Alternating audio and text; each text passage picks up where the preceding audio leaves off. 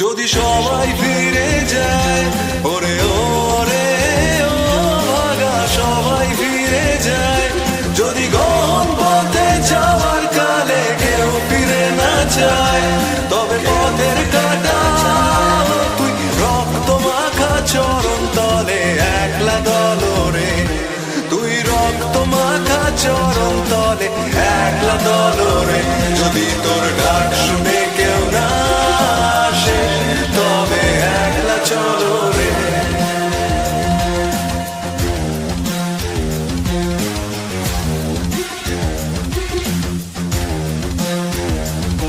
যদি আলো না ধরে, ওরে ওরে ও ভাগা আলো না ধরে, যদি ঝড় বাদলে আধার রাতে দুয়ার দেয় ঘরে, তবে বজ্রানলে আপন বুকের পাঁজর জ্বালিয়ে নিয়ে একলা জলরে, আপন বুকের পাঁজর জ্বালিয়ে নিয়ে একলা জলরে, যদি তোর ডাক শুনে কেউ না আসে তবে একলা চলো রে।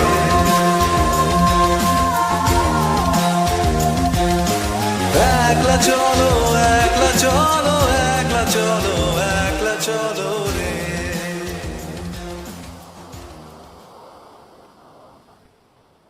Hi guys, thank you for joining the live stream. Academic Man is here with us in spirit. We will not be able to see his DP and face because of some screw up on my StreamYard's end. He is his DP, his logo is visible whenever he appears on NavaVimarsh, but not today. Today he will be with us in spirit. Because you are not deserving of my Yes. full presence. That is the thing. Yes, I must do more tapasya. So Yeah. Today our topic is, of course, we will review. We will hear Academic Man's review of Kantara Chapter 1. We will try to keep the counters to the Hindutva 1.0 reviewers of the movie to a bare minimum. And after Academic Man leaves at around 9 p.m., we will have an audience interaction with our paid members who want to also share their thoughts on the film. So first, Academic Man, as a sociologist, as a sociology PhD from an elite university in the whole world, what do you think of this movie? Pehle to this is going to have spoilers, so I think we should announce that.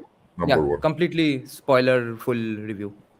Yeah, ekdam full on spoiler rahega, so please, if anyone still hasn't watched, don't judge us. Number one. Number two is I had my doubts because I have been following Pratik's channel for 4 years or something, and otherwise he is typically pretty adept at catching anti-Hindu propaganda and stuff. So I had a lot of faith in his review. So I actually, after his review came out, I decided, I made up my mind that I may not go and watch it. But then I watched your review and then Hindu Vichardhara Didi's review, and I realized that this was a complete misinterpretation, whether deliberate or not, I don't know, on his part. And when I personally watched the movie with my friends, I realized that it was a brilliant movie. I don't see any leftist points at all. Like, not even one. I can't think of even one point at which I can say that, okay, Marx was right about this or something. It completely undoes whatever the left says. So I don't think from any angle it is leftist, and or even it will help any Abrahamics in any way. I don't see it happening. Not from my understanding of what the movie was. And I saw what it. did you like about the movie? I'm not a huge Rishab Shetty fan like you all. I watched it with a fair degree of skepticism on my part. What did you like about the movie? So first off, I even like the first half. I mean, people are even, whoever are saying that the first half wasn't good. Yeah, except the typical that stupid comedy. I guess those are important sometimes. But what I really loved is they didn't go for the forest rights, tribal should be tribal thing. They showed tribals coming out and doing proper, business, trade, merchant.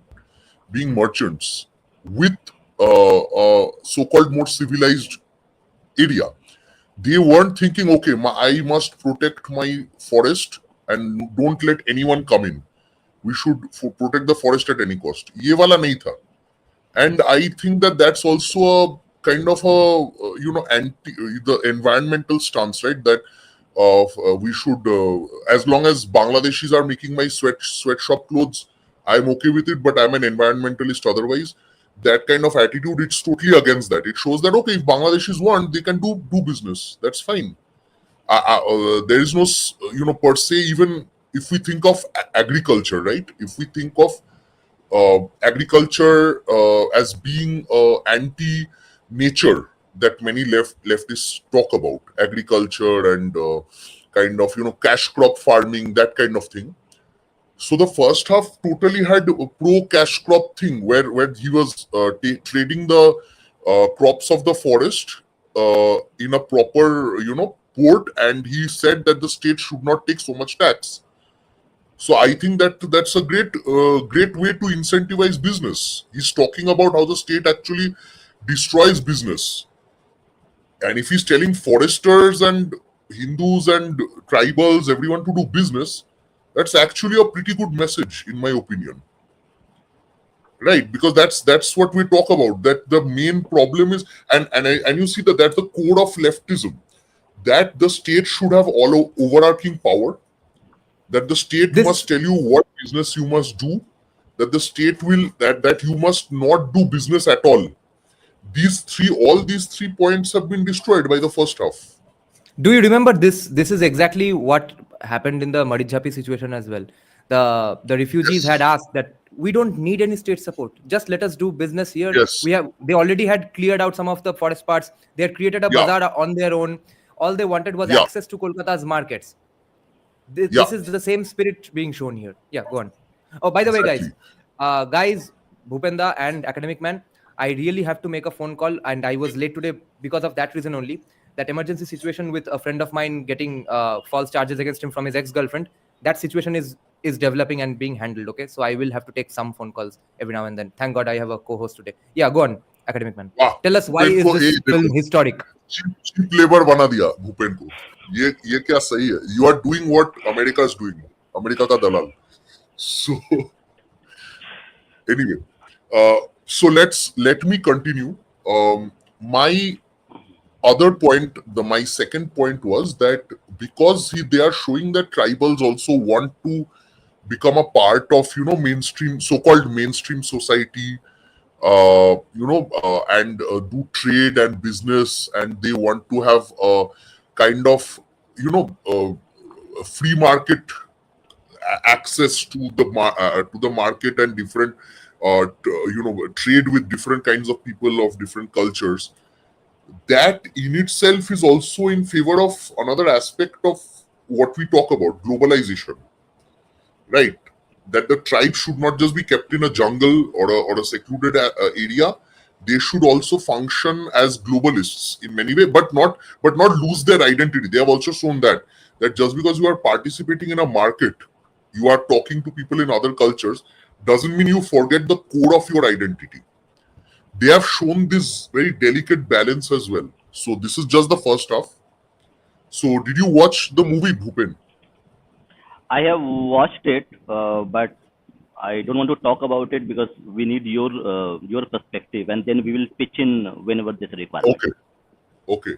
So now coming to the other aspect that I thought that was great, and that's why I told Neerajan to read yesterday's paper, which again some people misunderstood. There was always a in India, if we talk about Indian society, it wasn't always just an overarching force of Brahmanism and Hinduism that just came and took over every part of the country. Okay, that is the reality that we have to address. If people who are people like Pratik Borade and many others who are thinking that that's what they are showing in this movie, essentially, in my opinion, that's not true. And that's why also I gave that paper by a leftist historian yesterday, where Neerajan rightly pointed out, because I wanted him to point that out, that that the Brahmins were actually settled many times by local authorities, local tribal leaders themselves, and because this had a degree of they wanted that assimilation, that acculturation that they are talking about. This was not a forceful suppression of identity. Then you would not have any local gods in India. Then you would have only Brahmin gods, which are Indra, Varuna, and all these gods. You have every god that we pray to in India is basically a local god, almost exactly. And sometimes we say that this is an avatar of somebody or this is something like that. But this is not this is not an imposition as we have seen with other, big religions, that they impose one god or something or an idea, and they say that, okay, the rest of the gods in that, in that area are, defunct. They don't matter anymore. Right? So that aspect among Brahmins and the Hindu statehood, that was not there. And here as well, you will see that the tribals, they are not, of course, they have shown that some people are trying to oppress them, trying to take over their lands and whatever. But that's why it was important to show that there was also a period when these two groups, the established kingdom, let's say the Brahmanical kingdom, which was not fully Brahmanical, by the way, because the king was like, I am above Brahmins and gods and everybody else. So that king died. He died a very horrible death. When they came together after his death, that was the perfect example of how kind of these local traditions were united with the Brahmanical core, the Vedic core of Brahmanism. How these local deities and their followers, they coexisted with a larger and more diverse pantheon of gods and groups of people.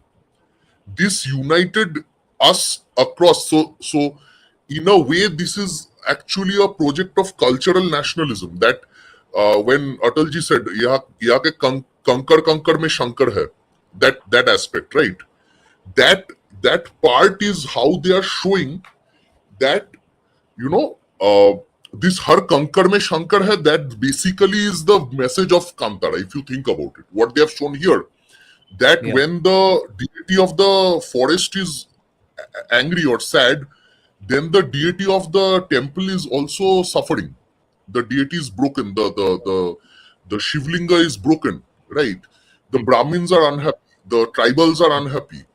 Everyone has a collective sorrow as well when they have a stupid war. But then the war is not stupid. That was necessary to show that, that period of reconciliation that they had. And if you see what they're talking about, slave labor. Now there are two ways to address slave labor, right? You can either do what they do in, like, let's say, Planet of the Apes, or movies like Ben-Hur, movies like the Ten Commandments, which are all mostly Christian, pro-Jewish movies, or pro-leftist movies, or even Underworld: Rise of the Lycans, where the werewolves took over the vampires. So in typically these Hollywood, these are some of the ideas that came to my mind, because they were all also about slave labor mostly. So typically what you will see, the slave took over the kingdom, and then they were like, okay, now let's redistribute resources. Okay, so once we redistribute resources because of the dictatorship of the proletariat, this is the Marxist term. Marxists never have a problem with dictatorship. That's what people don't get. Marxists want a dictatorship, but unka dictator hona chahiye. Right wing nahi hona chahiye. Right? So that's what they show always. The werewolves, when they take over in Rise of the Lycans, they show they took over the vampires. They are the lords. They will have a more equitable distribution. Lucian, who is the werewolf lord, he's a nice guy. Okay. Same with if you see 10 Commandments when Moses and all these people take over, they're like, okay, we are more equal, right? And the king who was there, the Pharaoh, the Roman Empire, Roman guys in Ben-Hur, these people are unequal people. We are more equal, and therefore we have the right to rule as well. We are more nice people to rule. But here's the difference between those movies and Kantara. Why I'm bringing this is where our great friend made a mistake in his review, in my opinion. So in Kantara, they do show slave labor, but they show that Berme, who's the leader, he takes a shivling in his hand and says that abhi dharma ka sthapan ho gaya hai, ab adharm nahi chalega.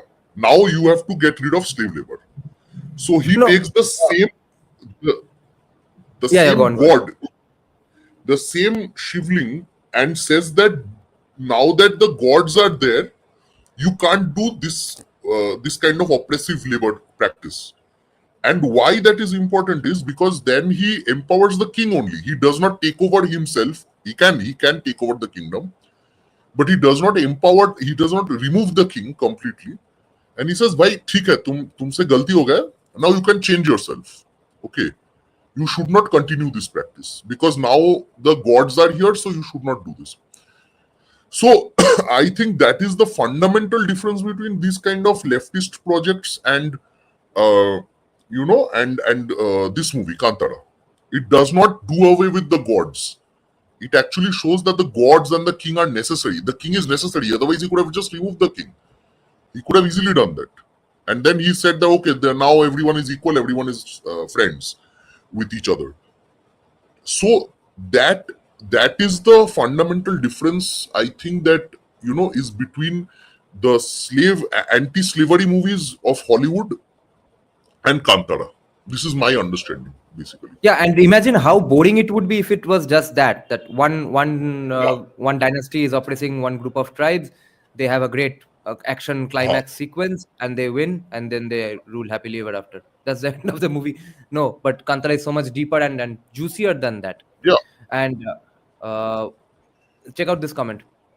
वो particular ruler का clan लोगों को slave बना रहा था. It does not mean that all kings did that, and which is why Nanda dynasty the mention of a Nanda dynasty cannot be called Marxist propaganda, etc., because such kings did exist. Otherwise, what is the difference between adharm and dharm? And remember, in the song, the Diljit song, the Hindi version of Rebel song, सदियों से धर्म ढाल है, ये सभी lyrics है.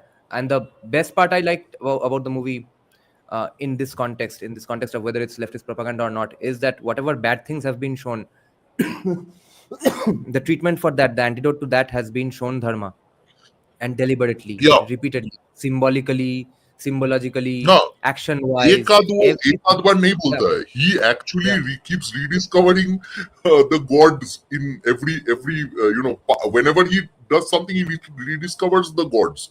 He does not or a shivling or something. He does not say that हाँ ठीक है एक अच्छा हुआ बस let's get rid of it. He does not do that. So it's a very, I would say it's totally against most leftist kind of narratives that they're talking about. I don't see how this is different. I mean, I don't see how what you and I are saying about it is wrong in this sense. Academic man, this comment is very fascinating. I think this makes sense. Are people in Rajasthan and Maharashtra extra likely to perceive a hint of anti-royalty as simply anti-Hindu because they do have some kings to be proud of, whereas we don't? We have to make up our kings and then call him Raja Dhiraja, Naya Pires, etc. 50 epithets for a king whom we have never heard of. That's that kind of thing in Bengal. But Rajasthan and Maharashtra is not like that. Is that why that guy thinks this is leftist propaganda? I mean, Ravan was a king as well, right? I mean, look at Ramayana. This kind of has a very similar narrative structure even to the Ramayana, where there was an evil king and there was another nice guy, good king, who came and destroyed that evil king. So this is not, I don't see it as anti-royalty either. In fact, they have kind of helped us understand that a royalty can have flaws and they have their own fears. They are human beings. They are not they're not some ekdam Bond villain type people who have no empathy, no whatever. Because see, when the Raja, when the king, he his dad died, right? I am giving full on. Actually, I've been giving spoilers for half an hour, Yeah, so I don't think anyone cares about all yeah. that right now. So the Raja, when he becomes very, he has a daughter who is weak, right? So they show that out of a moment of weakness, he surrendered to the powers, to the bad people, so called. Now that also shows that he wouldn't have done it otherwise. He was a okay king. He was a decent king. In fact, if you think about it, they actually showed the king to be a nice guy. The Gulshan Devaiya character, he was whatever. Yeah. I was thinking of somebody in West Bengal, but then I don't want to take his name. There is a prince also in West Bengal. Anyway, तो उसको वैसे देखा. But if you think about it, there was the grandfather was a kind of asshole. But okay, I don't know. Demonetize. Jalal. Okay, fine. So the grandfather was a problematic character. The father was like a Devendranath Thakur type character. He was a nice guy. He was a bit scared. वैसे था और उसका son तो full on कुछ और था. But in that sense, if we think about it, they have actually humanized the kings as well. Yeah, I like that most about this movie. Yeah, they have shown that these guys are like us. They have their fears. They can make a mistake, but the gods are allowing them a way to kind of rectify the mistake as well. Gods are not saying अभी तुमको एकदम पूरा punishment देके एकदम खत्म कर देंगे. ऐसा नहीं है. In fact, in both the Kantaras, there are two lines that I found very interesting. That सब आपको ठीक करना पड़ेगा. I think that was there in the first Kantara where the guy called and he tells the landlord, "आपको ठीक करना पड़ेगा." So there was a moment where the landlord, yes, the landlord could be a good guy or he could be a bad guy. You have the option. You choose. You choose the path of dharma or you don't. But you have to do it. मतलब landlord को एकदम super villain नहीं but Thanos नहीं बनाया. Thanos Exactly. Actually that's the whole thing. Thanos was also a kind of you can agree with some aspects of Thanos, but एकदम पूरा super villain जिसमें कोई humanity नहीं है, कोई morality नहीं है. They haven't shown that part, that side of the guys.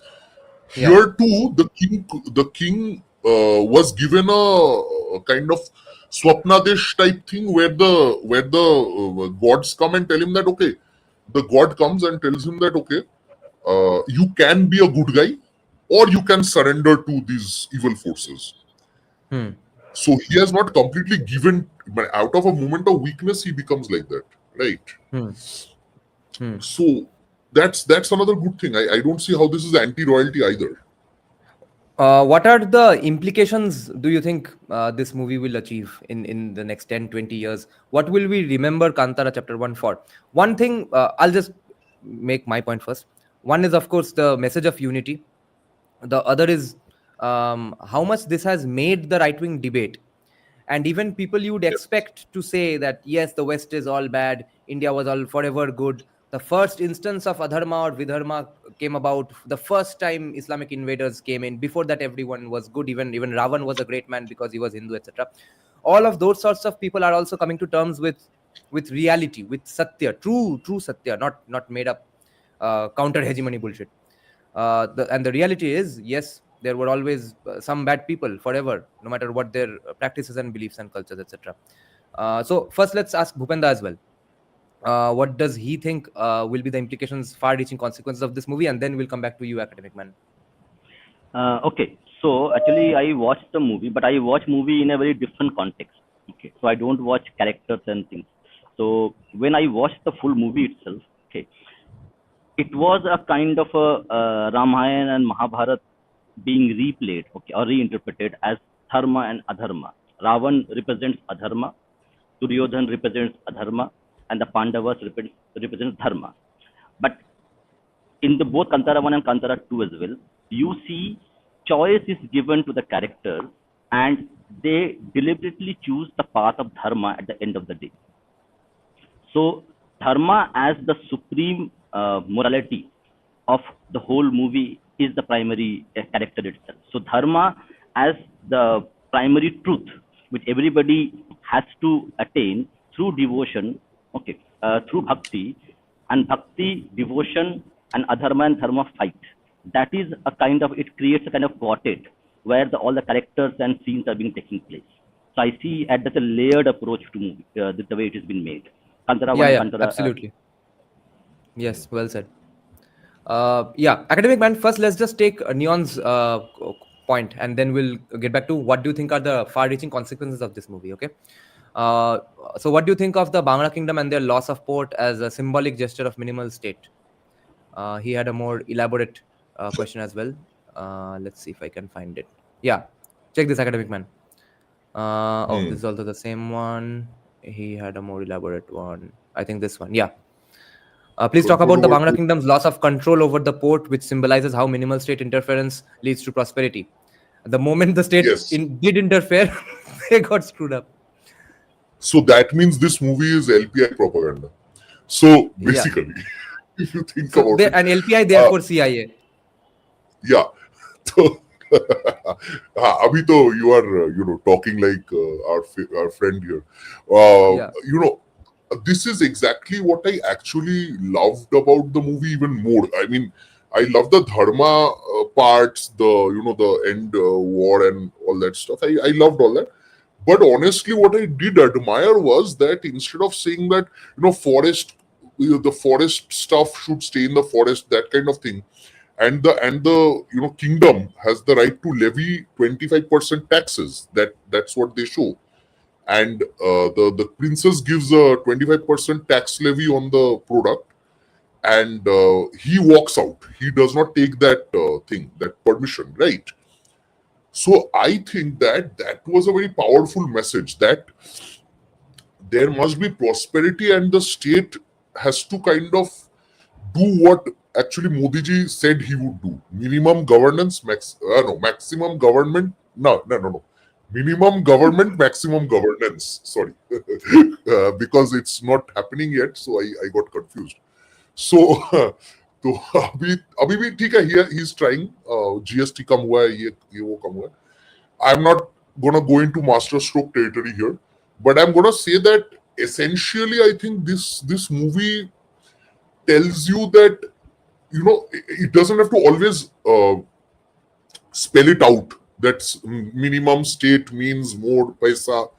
ये बोलना नहीं है, but they showed through different incidents and gestures and stuff like that, and I think it's beautiful, and it's not even like the state is the state has been shown to be somewhat like taking taxes. They were still tolerating the people were still tolerating these people, but they were taking high taxes. So even there, they have shown how eventually they have a workaround around that, and they ultimately do trade. And these guys actually leave that later. वो तो ठीक है, वो तो I mean that was a part of the deal between the foresters and the kingdom. But my point here is that they haven't even shown that the state is completely anti-business. The state is vampiric in its nature. Yeah, every state. Especially communist states are like that. The people who talk about, the fact that they want a strong state, that is what a strong state kind of achieves. That it's more like it feeds off the people and their labor, their hard-earned work, right? And I think that is how, this movie is able to establish the beauty of a more free market kind of situation. And that's why they've also shown some foreigners. They've also shown people from foreign lands and all coming and taking Indian spices. It's not always bad. It's a good thing, because that means that the locals are profiting and the foreigners are attracted to the products we have. There is also like soft power, kind of like soft power, if you think of it. There is one other dialogue here which should give you the hint that Rishab Shetty was probably trying to make this point very deliberately. Deliberately does not mean overtly. Deliberately can mean that I'll still show it subtly. Which was that the guy who used to run Bandargah, he actually warns Bhogendra that don't go around misbehaving with foreigners because they are Yeah, yeah, businessmen yeah, and you yeah. are harming our business by behaving badly with them. Yes, There's actually a yes, historical analogy for yes. this as well. The famous Chola dynasty went and did the war in Southeast Asia for this specific reason, because they were doing so much hafta vasuli in the Malacca Strait that business of entire China, India, Egypt, everything was getting choked up. So the Chola dynasty gave them multiple warnings, and then they went and invaded them and said, no, you'll have to let business and capitalism go on, bro. So that's the same dialogue being given here. So my question is India even ready for subtle messaging or not? But we'll get to that question later. First, tell us, what do you think are going to be the far reaching consequences for Indian society with the help of this film?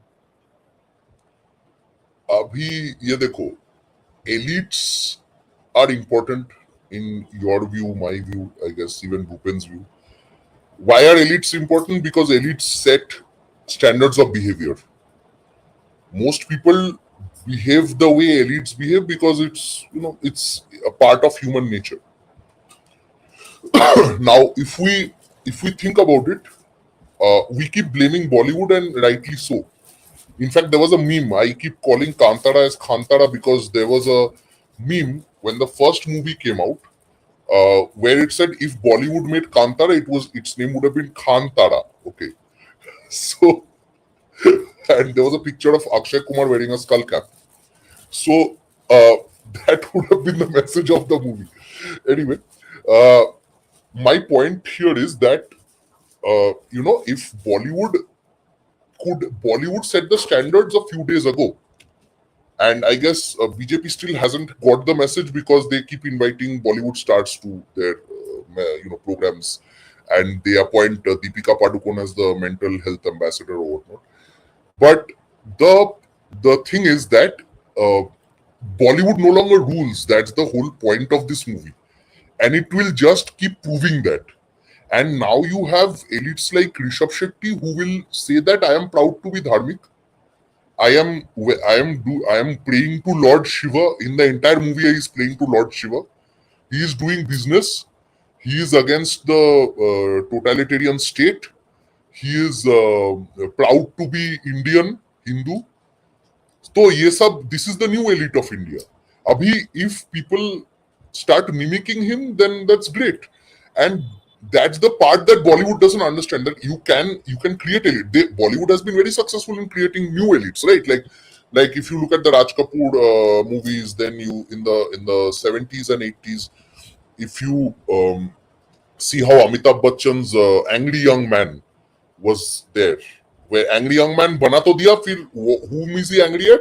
The same guys who give him the job, the industrialist, the whatever. Huh. And plus, subtle anti-Hindu messaging, utna bhi subtle nahi tha, where they made Amitabh Bachchan cut his choti and all that stuff. So you have complete anti-Hindu propaganda with a subtle messaging as well. So Bollywood did a bit of both, very successfully, I must add. Abhi, this is perhaps with Kantara, movies like Kantara, you have a complete demolition. I think even Kantara's a far superior product to that of KGF and all. Okay, where KGF Absolutely, is basically, absolutely. Yeah.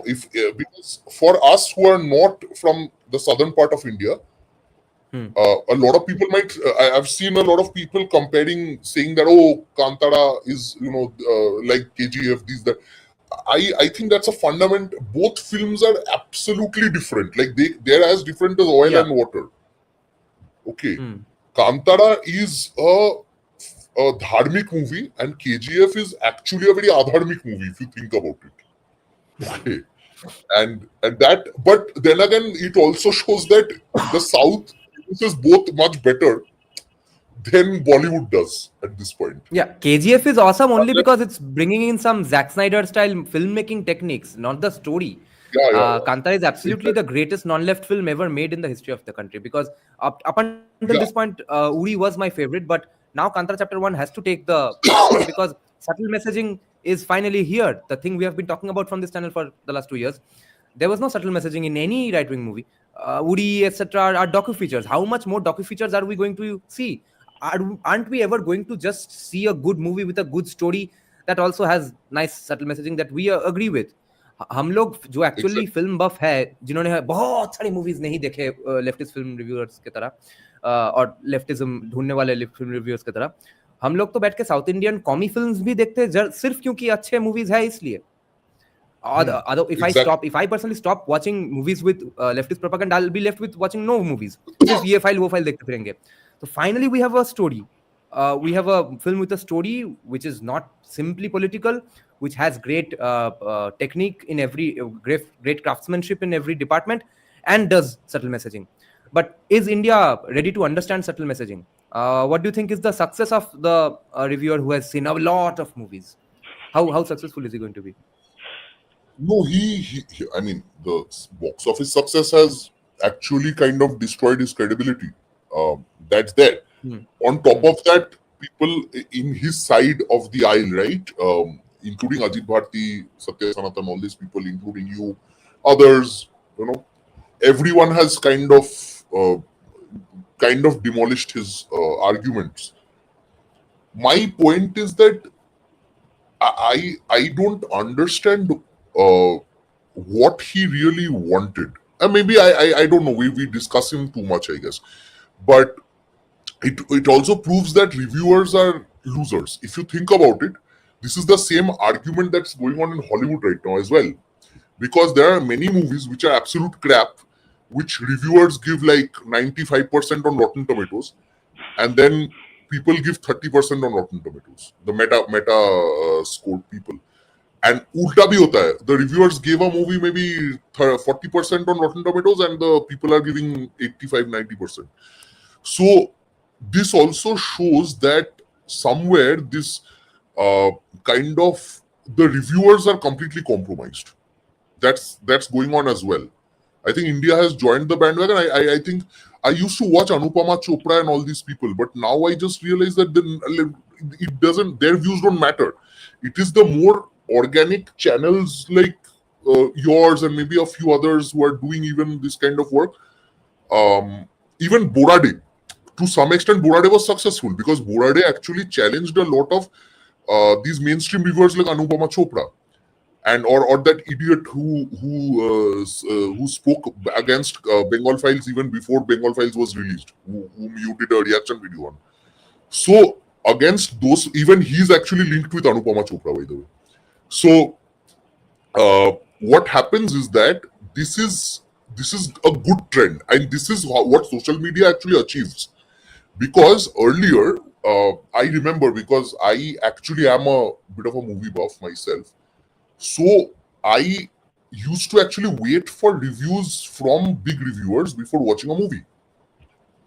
What used to be the difference is that earlier, and this is I'm saying till 2015 or so, their reviews made sense. Like I would see a bad review, not go for a movie, turned out it was bad. If it was a good movie, turned out it was good. That's why I had a faith in a lot of reviewers. From 15-16 onwards, something changed weirdly in Hollywood as well as here. It's become horribly twisted.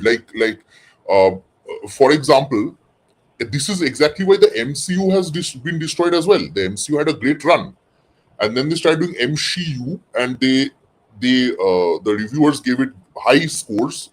Movies, absolute crap movies like Captain Marvel and all, and then the people started downgrading them, and people are not watching Marvel anymore. It's because of that. And even when they make a relatively decent movie like Fantastic Four, the recent one, nobody watched it because they've lost credibility. The reviewers and everyone has lost. Marvel has lost credibility. Yeah. So Disney, Marvel, everyone. That's the. It's too late this for is them. Exactly, and I guess this is the culmination of what social media can do to people. When media is decentralized, when knowledge is produced in a more decentralized manner, this is what it can do. It can uproot entire studios. It can uproot billion-dollar industries overnight. Look at Bollywood. like I said, except Nadda ji and BJP, everyone knows that Bollywood is over.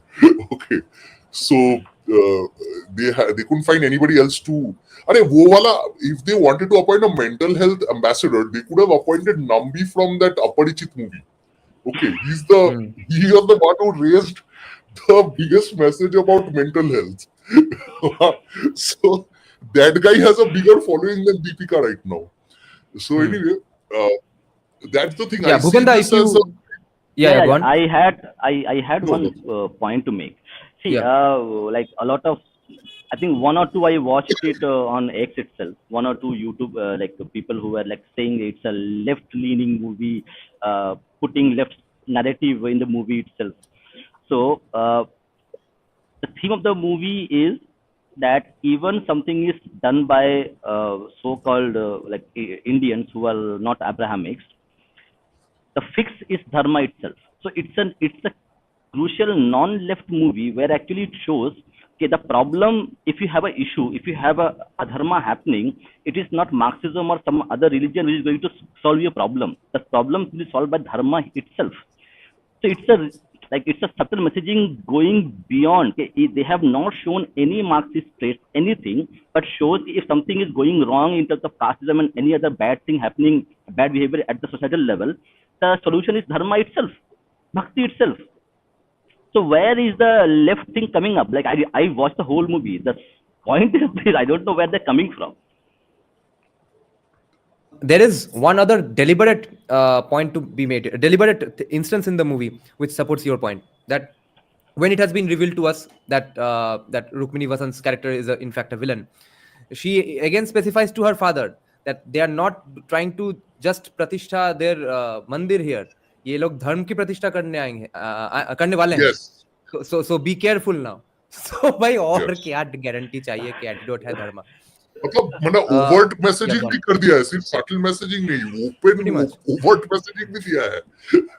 Yeah. I He was one I step don't know short of saying how they get Hindu. it. I don't know how they're getting this message that it's a leftist movie. No, like, कितना दिमाग छोटा है इनका? How small their brains are to understand that fact. Yeah. No, Now, like I said, like he was Rishab Shetty is yeah, go one on. step short of saying, "Bhai, Hindu ban ja, mandir ja, Hindu ban ja." I mean, he's one step short of saying that. Okay, at this point. Someone was saying that the Ali character was cringe. Yes, I find comedy cringe in these situations, and अरे this उसको is भी not तो the घर kind of वापसी करवा comedy I दिया. like. Ali का घर वापसी दिखाया गया है, वो बहुत दिखाया इम्पोर्टेंट गया. है. अब ऋषभ शेट्टी, मैंने ना ये कांतारा 1 में भी नोटिस किया था कि जिन चीजों के लिए ऋषभ शेट्टी को अप्रिसिएशन मिल रहा था, उससे बहुत बहुत ज्यादा चीजें थे लिस्ट में कांतारा 1 को अप्रिशिएट करने के लिए, जो कि ऋषभ शेट्टी तक पहुंचा भी नहीं, और वो हैप्पी. अब क्या वो बैठ के किसको समझाया कर, नहीं देख ये भी किया है मैंने, इसको भी अप्रिशिएट कर. तो अभी कांतारा चैप्टर 1 में भी ऐसा बहुत कुछ है जो बहुत लोगों के दिमाग में आया नहीं है. ठीक है, अच्छा लग गया है सबको. So a perfect segue now, because Bhupenda also brought up this point and I was about to ask this to Academic Man anyway. Okay, let's say we follow the standard of that reviewer. Then what kind of films will we have? Will we have entertaining movies? Is it let's take the best case scenario. Is it possible to make nice entertaining movies with good stories with the criteria that the kind of criteria that the DEI pushers had wanted, that no villain can be shown as a black man, the hero has to be non-colored, even if it is a white hero, he has to be a simp or a stupid guy. Any white man has to be a stupid guy or a villain. Any woman has to be a scientist or a very strong independent woman who beats the shit out of men with 5 minutes of martial arts training. And women all of a sudden cannot be great at English literature or something, they have to be science PhDs, etc. Everyone. And the villain definitely cannot be black. Hard science, Those are hard the- science. yeah, so those are the types of criterion you have to keep in mind if you want to make a movie in India. That's the demand of these reviewers.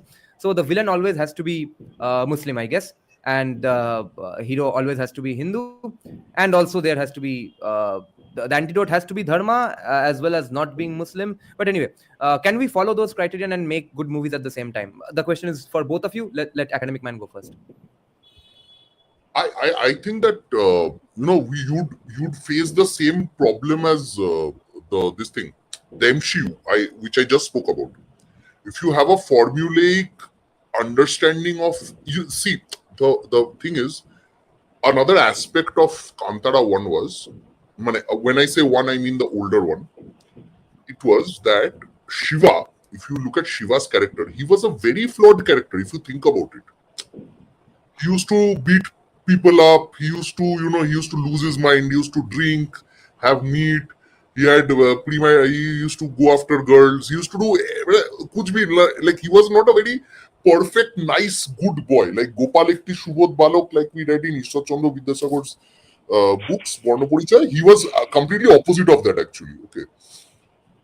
And yet that is what made it attractive, that this is the guy the gods chose as their vessel to protect the village. Right. It is the same dilemma that we have when we talk about, let's say, something like even if you see some of the classics, right? If you look at and I'll shift genres here. Like if you look at Sholay, if you look at Seven Samurai, if you look at the Magnificent Seven, if you look at most of the Dirty Harry movies by Clint Eastwood, if you look at all these movies, then what you have is essentially you have something like that.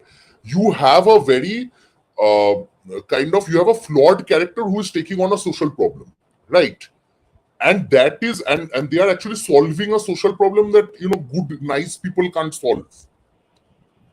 And that is why these movies are attractive. That's why Sholay is a super duper hit. That's why Seven Samurai is a classic and super hit. Exactly. And Dirty Harry is also a super duper hit of its time. Whatever. If you see that, then you will see that this nice guy, good person, persona thing, it doesn't work. If that was the case, then there would be movies on Gopal Ekti Shubodh Balok. There would be movies on Guruva, who was the Shiva's brother, who was a very nice guy, but he got killed. And usko मारने के लिए they needed a guy who was fundamentally very different from Guruva, but who respected Guruva, right? So otherwise the movie would have been on Guruva. Guruva's life is basically very boring. Like who would watch Guruva's life? He's a very nice guy. Right. So that's the thing.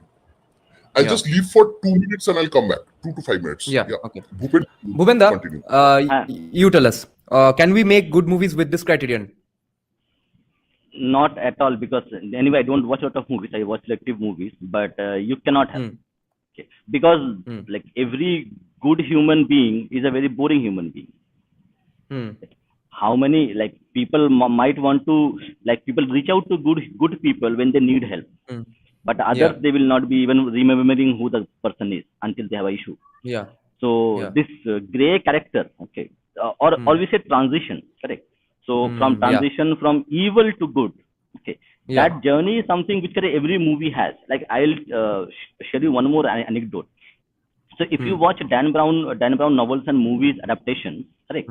So the subtle propaganda of Abrahamism as a kind of a epitome of good, honesty, okay, and that is and that is subtly shown, correct? There's one dialogue in one of the movies where do you believe in Jesus? And the main character Lang says that I haven't received the gift of faith. Correct. So that is correct. And I remember the dialogue even today. I watched the movie 10 years ago. I still remember that dialogue.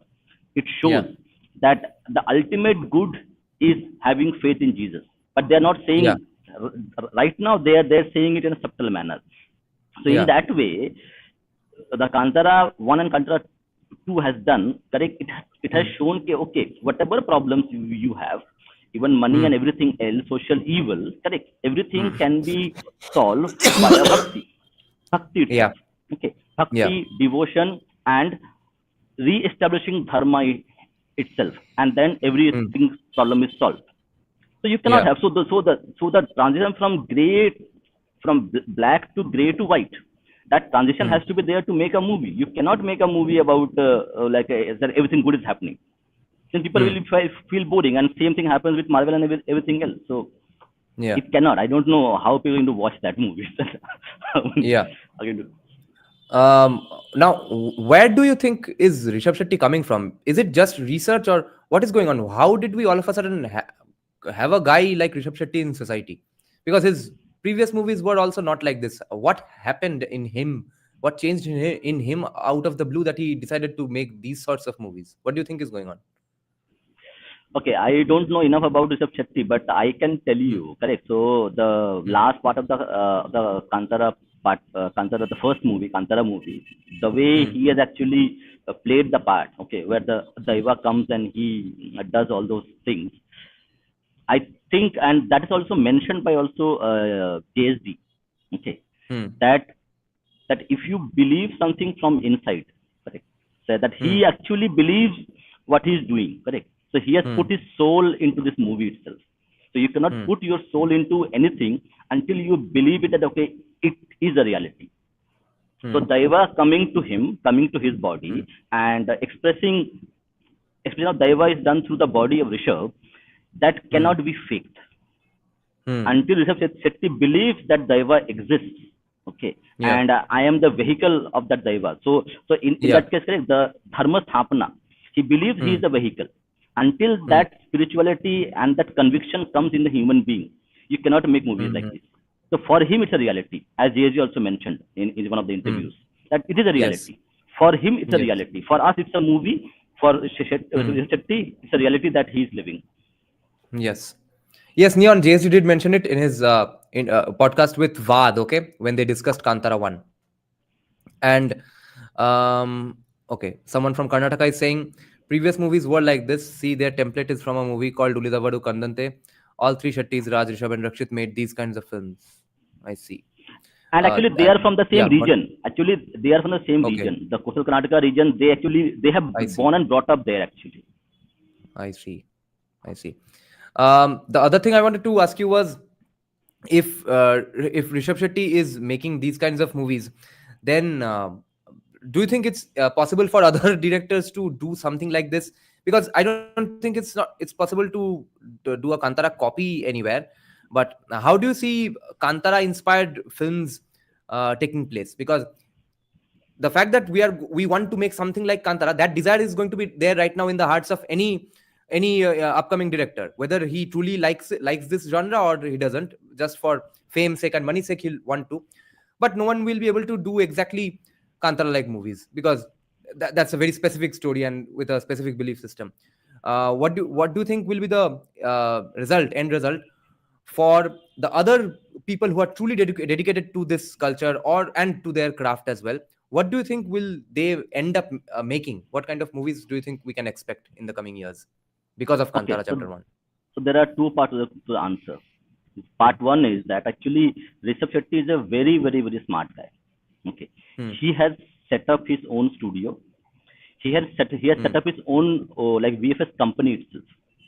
I think that famous company is there, Color Magic something is there. They have a collaboration with actually Technicolor. Technicolor has collaborated with the Indian firm, a venture capitalist firm, and Hombale Films has there's a tri-way feature happening. Like a company is formed. They are making a studio. They have made a studio. They're going to invest and they're going to train directors, actors, animators to actually what you are saying. They have created the backbone that there's going to be maybe, if I am right, hundreds of short movies, animation, everything will be produced by Hombale Films, one more finance company, and Technicolor, making sure that the people have the kind of resources to do this in, I think, Bengal itself. But I have tracked that thing very, very closely. And second part is regarding the religious themes movies or like this kind of movies. They have been part of Southern film industry for a long time. So Hanuman. Take example of Hanuman. Correct, very example. But now what has happened is that that specific genre, which was like maybe losing its steam due to a lot of Dravidian and other things happening, missionary funding, movies, a lot of things. They had lost its steam, but they were still there. Example is the Telugu industry. Telugu industry still produces these kind of movies. Kannada industry has taken it and they have put it one notch above in terms of Telugu industry. But now it is going to losing steam. Now it will become a kind of like a bread and butter for many people to produce this kind of movies. They were there. They had losing stream because of a lot of Dravidian funding, missionary funding, movies, other things. like anti-Hindu movies. Now those movies are going to get reduced, and stories based on local culture, local folk tales, they are going to come in, and like we might see a lot of other studios doing this. Like Hombale Films is a one part, but we might see other studios making deliberate efforts to have a division to make these movies. Yeah. Okay, now I'll ask you a very important question, which we will ask Academic Man as well once he returns. We have someone from Tulunadu, I think, who's expressing the concerns that some people from Tulunadu have expressed, especially on Twitter. We'll take some of his comments. The Kola performing community like Pambada, Nalike, and Padava are angry with Rishab. Some rituals are shown in mixed. Let's check out his comments. Okay. Yeah, A lot of people are talking in the live chat today. So yeah, mainly the point is that okay, they do not follow Brahminical patriarchy. Yeah, I get this. The main point is that should Rishab Shetty have shown those rituals on screen? What do you think? Should rituals of any kind be shown on screen, or specifically these rituals? They are supposed to be performed by people who are qualified for that. Should we or should we not depict them in a fictional way on screen? okay, first of all, like nobody has the like copyright to do, like, yeah, there can be, if it's done in a respectful manner. I don't think even, let's say somebody wants to make a movie on somebody else, correct? They cannot say you cannot make it. That's not how it works. Yeah, to counter to the point, correct, there is a movie being made and probably be released called Yakshagana. I think you know about it. Yeah. So the Yakshagana movie is about people performing Yakshagana. So are they going to say, okay, this is also bad? Where the celebration of Yakshagana tradition is going to be shown to millions of people across the globe. If that is acceptable and allowed, how this is not allowed? Where is the logic stand? So, if the person is watching it, correct, so then you're going to say to everyone that you cannot show anything regarding Yakshagana and other like again we see puja happening in movies, correct? Ganesh puja doing, correct? Which is being performed. Have you ever, like, I have you and you told, okay, no, it can't be done? The specific argument here in the case of this specific situation from the Tulunadu people, as far as I've understood, is that they are not bothered about whether other people have accepted showing of other rituals in other movies or not. They are specifically unhappy with their rituals being shown in Kantara. And that's, I don't think it's entirety of Tulunadu, because otherwise the movie would not be made, because they have obviously had training and collaboration with some people involved in those rituals. Academic Man, the question is, the criticism from some people in Tulunadu that these rituals should not have been depicted in the movies, and Rishab Shetty is disrespecting them by being a random artistic performer who's actually doing Nritya Pradarshan, like the king was mocking. But this is actually Nritya Pradarshan if it's done in a movie without any specific rituals and stuff, without the ritual, the setting the stage for the ritual. There's one cameraman, there's a sound guy, etc. That's not how you do these rituals, obviously. So what do we do about this criticism? This is exactly how some Kashmiri Pandits came out and said Kashmir Files ke baad unka koi matlab they didn't get any profits, they didn't get any help after Kashmir Files. There will always be because like I keep saying, we have 140, 150, 140 plus crore people, right, in India, and this is exactly the kind of butthurt. Again, I'm sorry. Again, the kind of, very opportunistic reaction, I must say, that people in India have. And it is what it is. It's just paid reactions, I believe. Because I remember that when Kashmir Files came out and people were praising it, suddenly in one of my groups, a professional group, there was a guy who claimed to be a patriot, who suddenly sent an article where Kashmiri Pandits were all sad about Kashmir Files. Okay. And then I had a nice chat with the guy. वो हम नहीं बोल सकते यहाँ पे. But what I'm saying is that essentially this is just what it is, and I think we have to slowly distance, these small acts from what is actually happening. By that logic, everything is perfect in West Bengal because West Bengal में जितना भी movies बनता है, everything shows West Bengal is the greatest place in the world. And even if there are सब problems, movies में waste Bengal में police hero है waste Bengal में इन मूवी hero आफ्टर है, movie. yeah. And that's why none of the movies work. The one movie that did work, Bohurupi recently, that did not show the police in a good light at all. Yeah. Wow. So anyway, Yeah. What I'm wondering is, since all your arguments, Bhupen Da's arguments, the comment section's arguments, seem to agree with the point that yes, the movie Rishab Shetty was right to show these rituals. The one guy from Tamil Nadu here is actually disagreeing with us, so I'm a little iffy to conclude on this anything completely. The only reason being that I guess they have some say over. Now, see, let's say, let me put myself in the shoes of a Tamil Nadu guy here, and therefore counter you by saying that you are being disrespectful when you say that these are paid reviews. On the other hand, I believe some might be, and especially if it's a pop, then no one should be asking for profits of that movie as well. But what I'm wondering is, Academic Man and Bhupenda, is it possible that they have that issue, that classic issue of losing their cool, exclusive, edgy group, and other people also ending up liking the same thing that up until this point was only their cool thing? That might be some of it, right? And the other part might be just simply that no, these are rituals, serious rituals regarding involving serious divers, and you are making a mockery of it by portraying it on screen. But it's not even mockery if your intention is not mockery. Intention is to show how serious this is. What do you think of both arguments? One is that the people are losing their exclusiveness in their cool edgy group. Other people are finding out too much about it, and the other part being it is in fact a mockery. And the third part is that it's not in fact a mockery even. What do you think of these three arguments?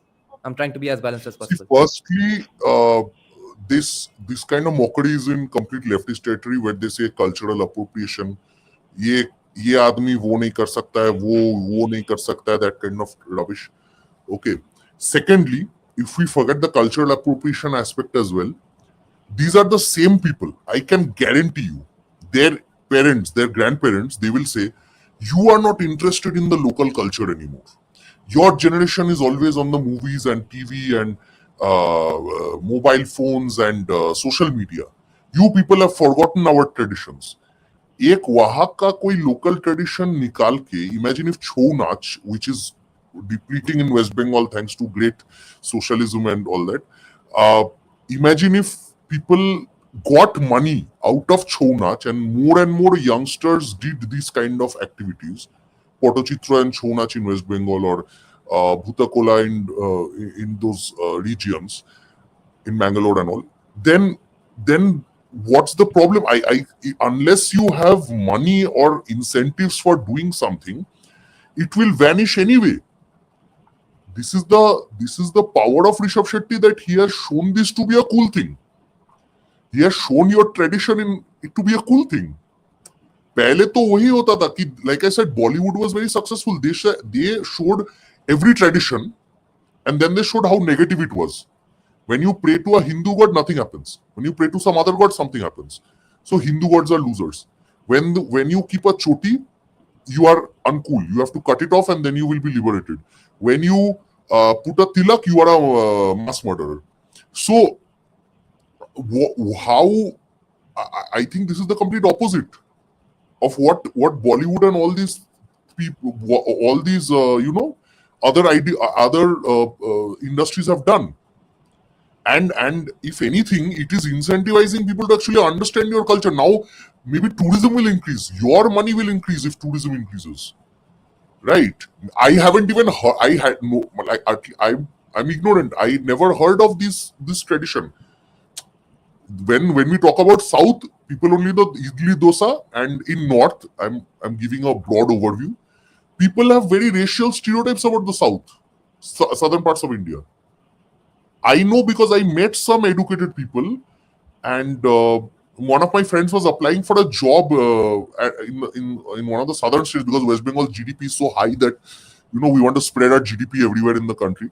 So to get a good job with a good salary, he was applying to a southern state, and one educated uska koi wo document ke liye he went to an ICS guy who was a Bengali, and he said, "Arey, why are you going to the southern states? They talk like Enda Menda and all that." Okay, he actually said that. So the dominant image of the southern part of India is a very racially stereotyped one. Okay. Think of South Indian music. It has always been used as a comedy relief background score in Bollywood. It's a comedy relief thing. You watch a movie like Parosan, right? Parosan, Yes. which is pretty funny, I would say. It's objectively funny. But the negative guy, Mehmood, he portrays a basically Brahmin from South India who is a absolute joke. Yeah. Or anytime Tavil and Nadaswaram plays, it's a comedy scene. So our brains have been wired to such an extent that today, if you are not even watching the movie, if I just play Tavil and Nadaswaram, you'll think that there's something hilarious going on around you. To that extent, our brains have been wired to hate the South.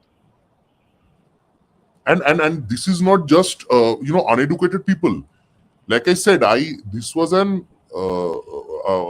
Babu who is a Bengali, who is educated, who is talking to educated people all the time. He said a very racist thing about a southern state in India. This is not even some North Indian guy I'm talking about. I mean, when I say North Indian, I mean UP Bihar wala people. Okay, I'm talking about a Bengali person. Okay, so this kind of racial stereotype was there. It was established by Bollywood. If anything, now maybe his son, his family is watching this movie, and they have aspirational elites from this kind of movie, from the South. So, if anything, people of the South should thank these kind of directors, and also think about it. Very, very interesting. This is where another kind of research comes around. Bengali, if you look at hegemonic masculinity, right? Like I'm using leftist terms, toxic masculinity, hegemonic masculinity, right? There was a deliberate image of making Bengali men effeminate for the longest time. Except some people like Uttam Kumar, if you see some other movies, most of the Bengali heroes kind of effeminate. Then Dev came, and Dev was a bit more, he was muscular, he was assertive, but Dev does not have the qualities to be a great actor. That's the other problem, right? And if you think about it, Southern, like I said, the same people, they will see a Mehmood in Parosan, they will see other kinds of, these South Indian stereotypes in different kinds of movies, especially in Bollywood movies, which we have all consumed. Then they will think of a South Indian man as a effeminate person. Okay. As a loser, as an effeminate person. Whereas this kind of movie, Kantara, is showing, or even let's say KGF, even though it's crap, but still, it does establish a kind of masculine, a masculine energy where we are seeing a man who is worthy of emulation by the entire country. Yeah. Okay. That this is what a real man looks like. This is what a real man acts like. Yeah. So, that's making. It is breaking all stereotypes about South India, which we have had for many years, thanks to Bollywood. Yes. Just for the record, KGF is not crap. Its ideology is left-leaning, which is crap. Otherwise, KGF is incredibly awesome. Salar had, of course, a little too much of slow motions. Otherwise, Salar is as awesome as KGF as well. One movie I saw, yeah. I was forced to Yeah. watch this movie by a friend of mine. Okay, Marco. Okay, Yeah, it of gave me course. nightmares. Why shouldn't you watch And Marco? I am a guy who watches Quentin Tarantino, a lot of every movie of Quentin Tarantino. Okay, and Marco was sick, right? Yeah. And this is the other problem, I guess, with southern movies. Sometimes I'm not a big fan of Marco type movies. Okay, and that's the other problem. Like KGF, Marco, especially. I mean, KGF was still somewhat better. Marco, I couldn't take it. And that's the other problem. That very interesting fact about Marco is there is no Hindu character in the entire movie. If you guys watch it, there is not one Hindu character in the entire movie, and I was shocked. I was like, "Is this a movie being made in India?" See, modern problems require modern solutions. तुमको hero Hindu चाहिए, मुस्लिम villain चाहिए, तो हिंदू रखते ही नहीं है. No, but Marco is absolute garbage. That is the thing. And then this is where we talk about South India as a whole, as if an undifferentiated mass. But look at Telugu movie industry, look at Kannada movie industry, and look at the difference between Tamil and Kerala Malayali movie industry, right? So that is where I was very confused when I saw Marco, and I was like, God. Yeah. Share, good question. KGF is not very leftist. It's not like it's complete SFI propaganda. ऐसा नहीं है कि देख के सब लोग immediately SFI join कर लेंगे. यह है कि riding on the general wave of socialist views of the country. Okay, कि industry owner default से शुरू से हरामी ही है. जो स्ट्रगलिंग फैक्ट्री वर्कर है उसके ऊपर कुछ ना कुछ अत्याचार हो रहा है. वो ट्रोप्स है. ये एग्जैक्टली स्टीरियोटाइप्स भी नहीं बोलते, ये ट्रोप्स बोलते हैं. So they banked on an easy trope to make a movie. That's all. It's not a significant argument or a criticism that it's a very leftist propaganda movie. Therefore, you must hate it. वैसा उतना significant नहीं है उसमें वो चीजें. I'll come back to you are here for another 10 minutes, right, academic man? Yeah, 10-15 minutes I'm there. Yeah, I wanted to ask Bhupenda about the intentions versus mockery thing. What are your thoughts on that? We know intentions of Rishab Shetty. Entire Tamil Nadu knows the intentions of Rishab Shetty. Even then, is it a mockery, or is it a mockery only for the people who are copying it outside the theaters and stuff, which is not part of our discussion, because we are discussing whether Kantara should have been made or should not have been made, and whether Rishab Shetty is to be blamed or not. Okay, Kantara should have been made. Okay, that is no question about it. Now when it comes to mockery, so when you are seeing mockery, so like if I'll put myself in the shoes of people living in that village. Okay. Now, you have two options.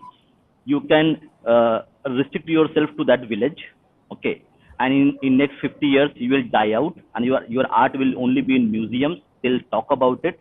They will never, and it will be a museum piece, and it will not be a living art.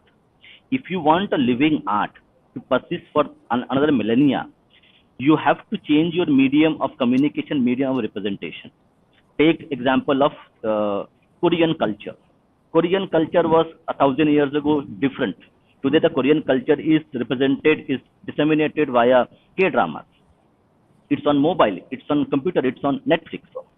Same way, if you want your culture to survive for another millennia, you have to adapt. Yes, you have to adapt, and you have to make sure that the purity is there, and you create frameworks around that. Nobody can do this. Then it will happen. It will die out and become a museum piece. People will buy of it. So, closing off your doors to modern dissemination of media is the worst thing you can ever do. Yes, there will be bad things happening. That's how open societies work, and it is the duty of the local people who are to preserve the tradition, create institutions, create framework, so that it is not depicted in a bad way. Create institutions, create frameworks, talk to the people, talk to the government, talk to everybody, and make sure it is not diluted. But you cannot say that, okay, nobody can do this.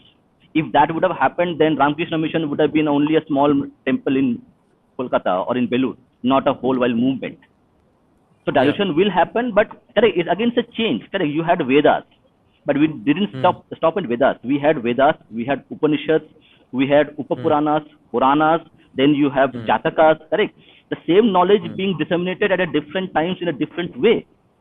That's how the knowledge survived, by a different means of communication. So if you're going to do that, you're going to do harm your own way. See, if I was a villager in Tulunadu, I would say as a opportunity to actually showcase my culture to across the globe. I'll quit my job and do that thing, and I will be flown to UK and some other places to do that dance. It opens up tourism. It opens up a lot of opportunities to actually showcase and earn a living out of this. And your art survives only if there's a cash flow there. It will die out itself. Okay, now I have a question for Academic Man because he'll leave soon, but I have a question for you as well. I had a point, I think. Okay, yeah, go on. Okay, no, I'll take your question. But I think that Bhupendra has raised a very important point. Okay. When he was talking about K-drama, I was actually reminded that Korean dramas are actually more Christianized nowadays. But it drew my memory back toward the work of a director that I absolutely admire.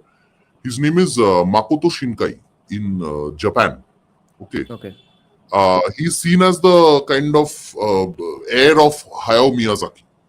Now, I am not a Miyazaki fan. I actually don't enjoy Miyazaki's movies because Miyazaki movies are all about anti-war and I can't take that leftist propaganda after a while. But Makoto Shinkai is very interesting. Makoto Shinkai has movies like Weathering with You, Suzume, and Your Name. These are the movies I have watched. And 5 centimeters, something like that. There was a movie like that. Makoto Shinkai actually shows in all these movies in a very, very beautiful way, in a very modern setting, by the way. All of these movies are in a very modern setting.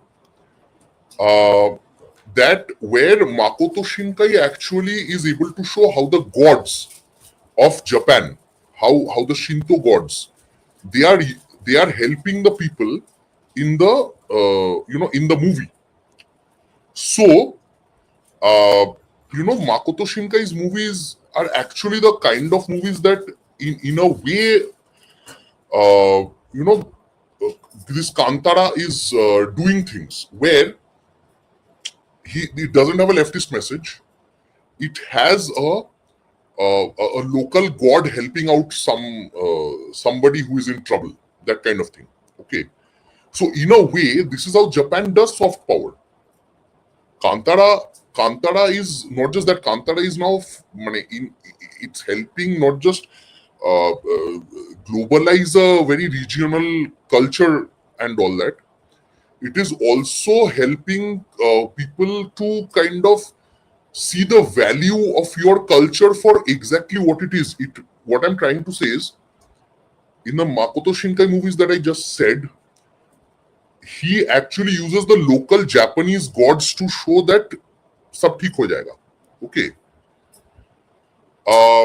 And that is why, his movies are appealing even more to me than a globalist message of Hayao Miyazaki. That is the same logic that I see, Kantara in, because he is using a local god and a local culture, but he is not following the, global trait ki, I hate war, I hate capitalists, I hate kings, I hate rich people. That kind of crap he's not doing.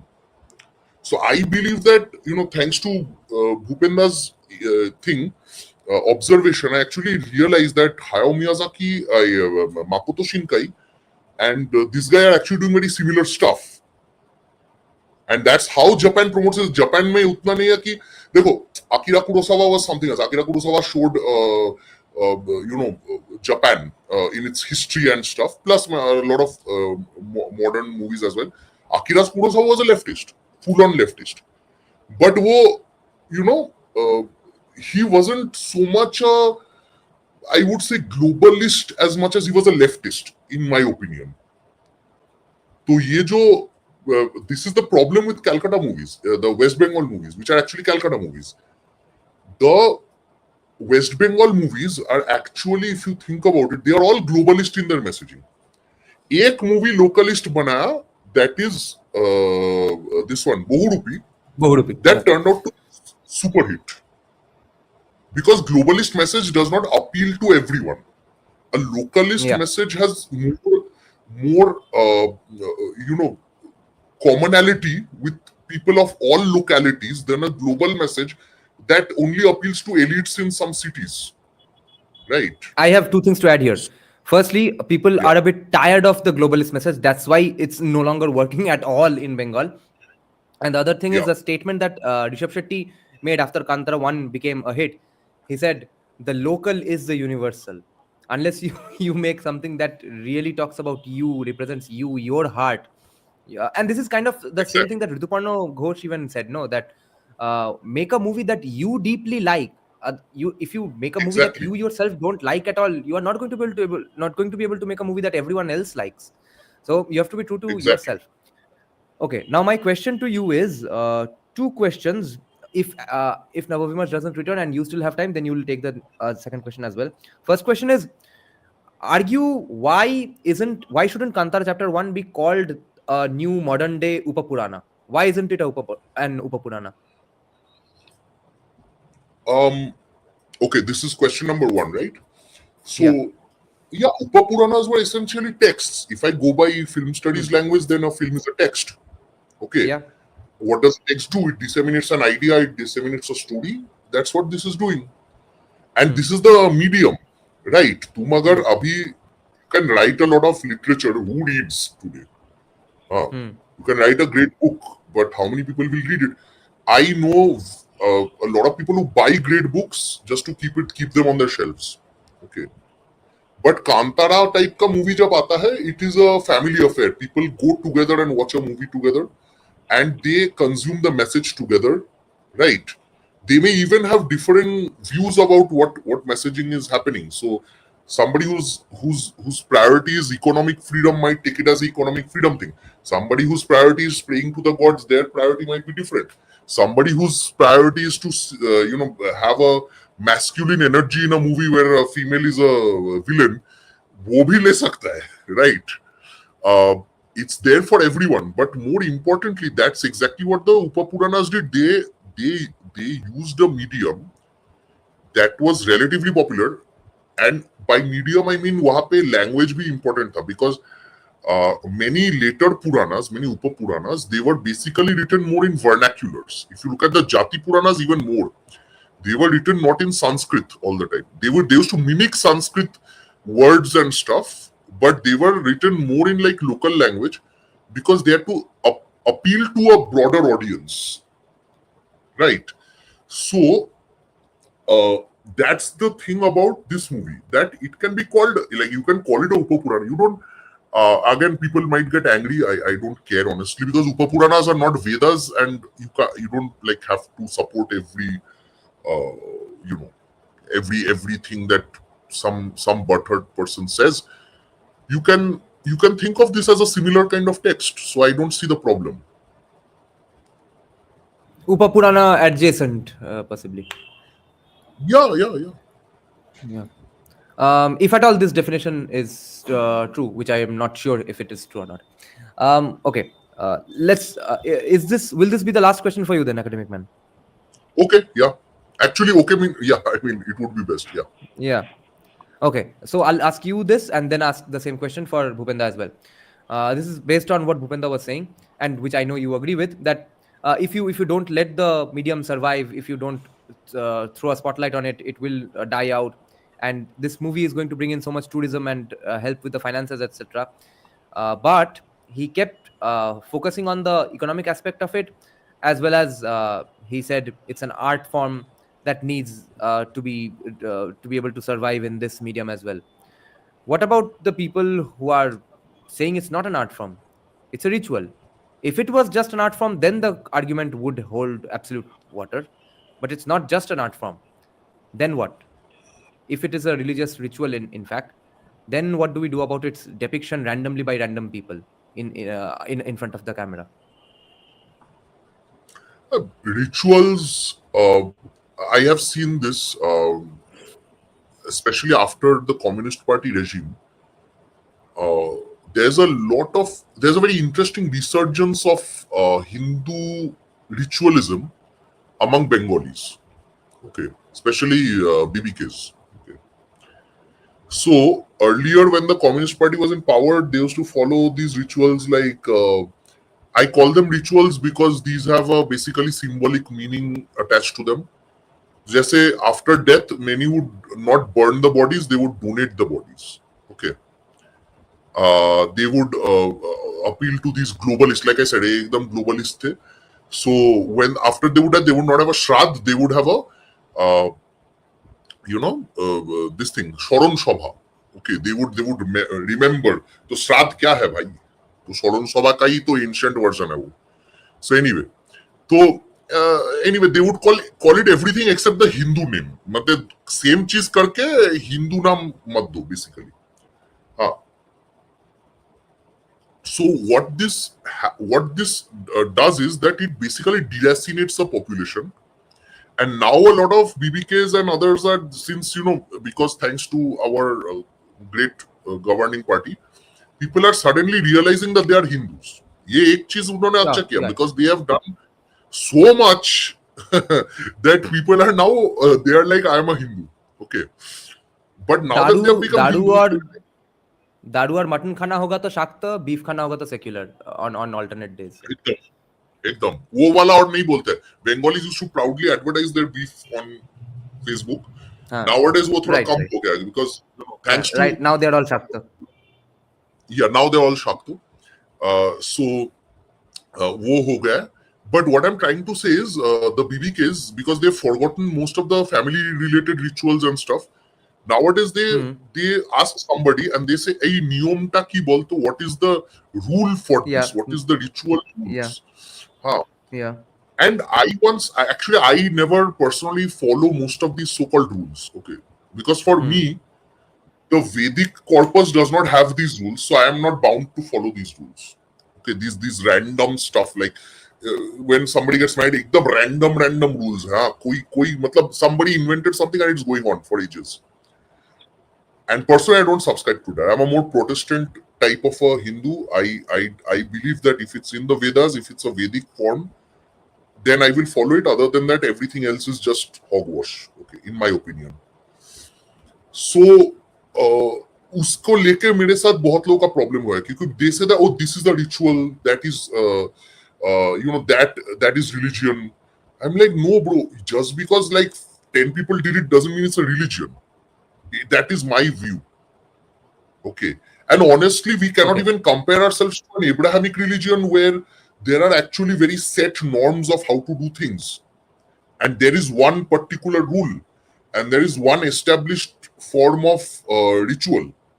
So in that sense, I believe that this ritual aspect जो बोल रहा है कि religion है, ritual है, जो भी है, this is the problem with using these terms with Hinduism, because Hinduism does not have those aspects that they are the logic or the framework they are using to judge these people. That framework never existed in Hinduism. So that's the other problem, that it does not apply to our practices. Pram's argument here is interesting. I have a small, a little counter. He's saying this is where essence goes down when dharmic things become an intellectual play without the practice. Pram, it's true that we are intellectualizing and kind of looking at Kantara and its rituals from a purely sociological aspect, POV. But how is the essence going down? Us discussing it from a scholarly perspective doesn't make the essence go down because the practitioners are not going to look at our channel maybe, and even if they do, are you saying they are going to be convinced by our arguments and therefore give up on their practice? How is the essence going down? The practitioner's perspective will be there, the scholarly perspective will be there. Think of us as tourists, think of us as foreigners, foreign anthropologists who have come here with a curious eye and who have found only interesting things so far and have only good things to say about it. Don't think of us as Indians or Hindus, okay? Now, academic man, what do you think of this argument? She has a comment where I think Barbara Smith is she, right? Yeah, you are saying hogwash. I'm not saying hogwash. I'm saying that the kind of weird, I'm not calling Kantara that, by the way. I am saying that if you if you attend a Bengali wedding, okay, there are so-called rules, okay, which seem to me to be completely like made up stuff. Even dowry was like, according to such people, even dowry was a rule, right? What I'm trying to say is that these like random rule. I don't know. Kantara ka jo, the ritual that I'm talking about in Kantara is something else, because that has been given meaning by the people, and it's not just it's because older or newer. I'm not even going to say that. I think it is a necessary aspect. Dekho, from where I'm coming from, I'll just explain that. Kola is a necessary aspect to sustain society in that area. Okay, I'm going into Durkheimian territory. Durkheim used to say that religion is basically a binding force. Okay. And that means that these rituals that they share when they're witnessing the Kola and all that, these were actually means of getting together people and disseminating the religion's ideology. Okay.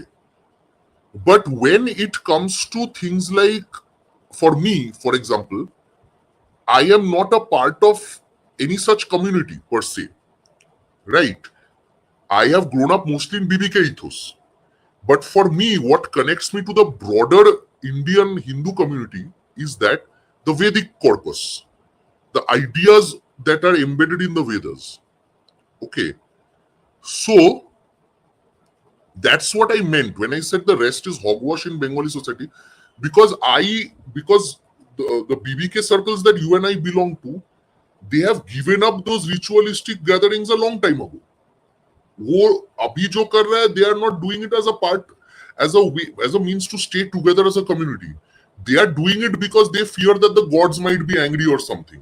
भगवान को ATM सोचते हैं ये लोग, right? So these weird rules that they make up every now and then, that is very different from what Kola is achieving. Okay, a Kola is a means to get hundreds and thousands of people together and not just enjoy it as an art, but to get into a collective, kind of frenzy, a kind of collective gathering. In that sense, it's almost like a namaz, if I am to say it, or a church congregation in that sense. Okay, but for a BBK influenced person like me, the wedding, if you go to a Bengali wedding, you will see that in a Bengali wedding, people just, the husband wife side mein, they keep marrying, they do the rules, the Panditji talks about it. Nobody pays attention to the mantras, nobody does anything. Puja bhi log waise hi karte hain, which is why Not one. you will see 99.99% of Bengali families don't give a shit about the mantras, which is why they keep, the moment they hire the Purohit, they keep telling him, do it short, do it fast. And exactly. even before hiring some Purohits, they say, can you do it fast? Can you do it in this time frame? Can you skip over some mantras? Bhai, puja lorde kar kis liye raha hai chutiya? How can I go through a live stream in Bengal without giving a gali? I don't get it. Anyway, carry on with your point. हो गया खत्म finish गया, to quote Rahul Gandhi. Anyway, so my point is this, that if we have made the practices devoid of the meaning, people of Tulunadu give that thing a meaning. So for them, it has an actual practical purpose. For me, these random rules that people are making up have no purpose. So I don't. For me, anything outside of that, the Havan and the other, the proper mantrocharan, I don't see any point in that. But for me, that has some meaning. The Havan, the proper mantrocharan, the kind of real rules, if I'm to call it that aspect has actual meaning, because it connects me to all of you, to all of the entire Hindu community in this world, right? So that has a meaning to me, at least. But more importantly, even if you're an atheist, you're allowed to be an atheist in Hinduism. You can say none of this has a meaning for me, But because you are born in a civilization which tolerates, which not just tolerates, which accepts differences, even then you are a Hindu. But that means that you should ideally, I believe, if a Hindu has a moral duty, it is to defend the differences that others have in this, uh, you know, in this society that we have. I'm not talking about radical differences whereby, somebody can say your religion sucks and my religion is the greatest. वो वाला नहीं. I am saying the kind of differences we have between, let's say, our culture and Chhat Puja, okay, or or even what we do and what people of Tamil Nadu are doing. Those differences are that is the moral duty of any Hindu. If there is any, if I am to say moral or ethical duty, if I am to call it that, okay. So that you'll is notice that historically this has happened in Hindu society, which is both the society lets the individual flourish, maybe reluctantly at different points in depending on the timeline. It will be different degrees of reluctancy, sometimes very encouragingly, and the individual will also take care, or at least if push comes to shove, the individual will stand up for the society, and when push comes to shove, the society will protect the individuality of that guy as well, again, which is my my observation from the fact that we have Anishta Devta depending on your personal characteristics, whereas you also have a Gram Devta and a Kula Devta. exactly. Why on earth would you have a Kula Devta if individuality has absolutely no place in Hindu society? No. So the unit contributes to the whole, and the whole also does contribute and save and protect the unit. We will take Pram's this point here.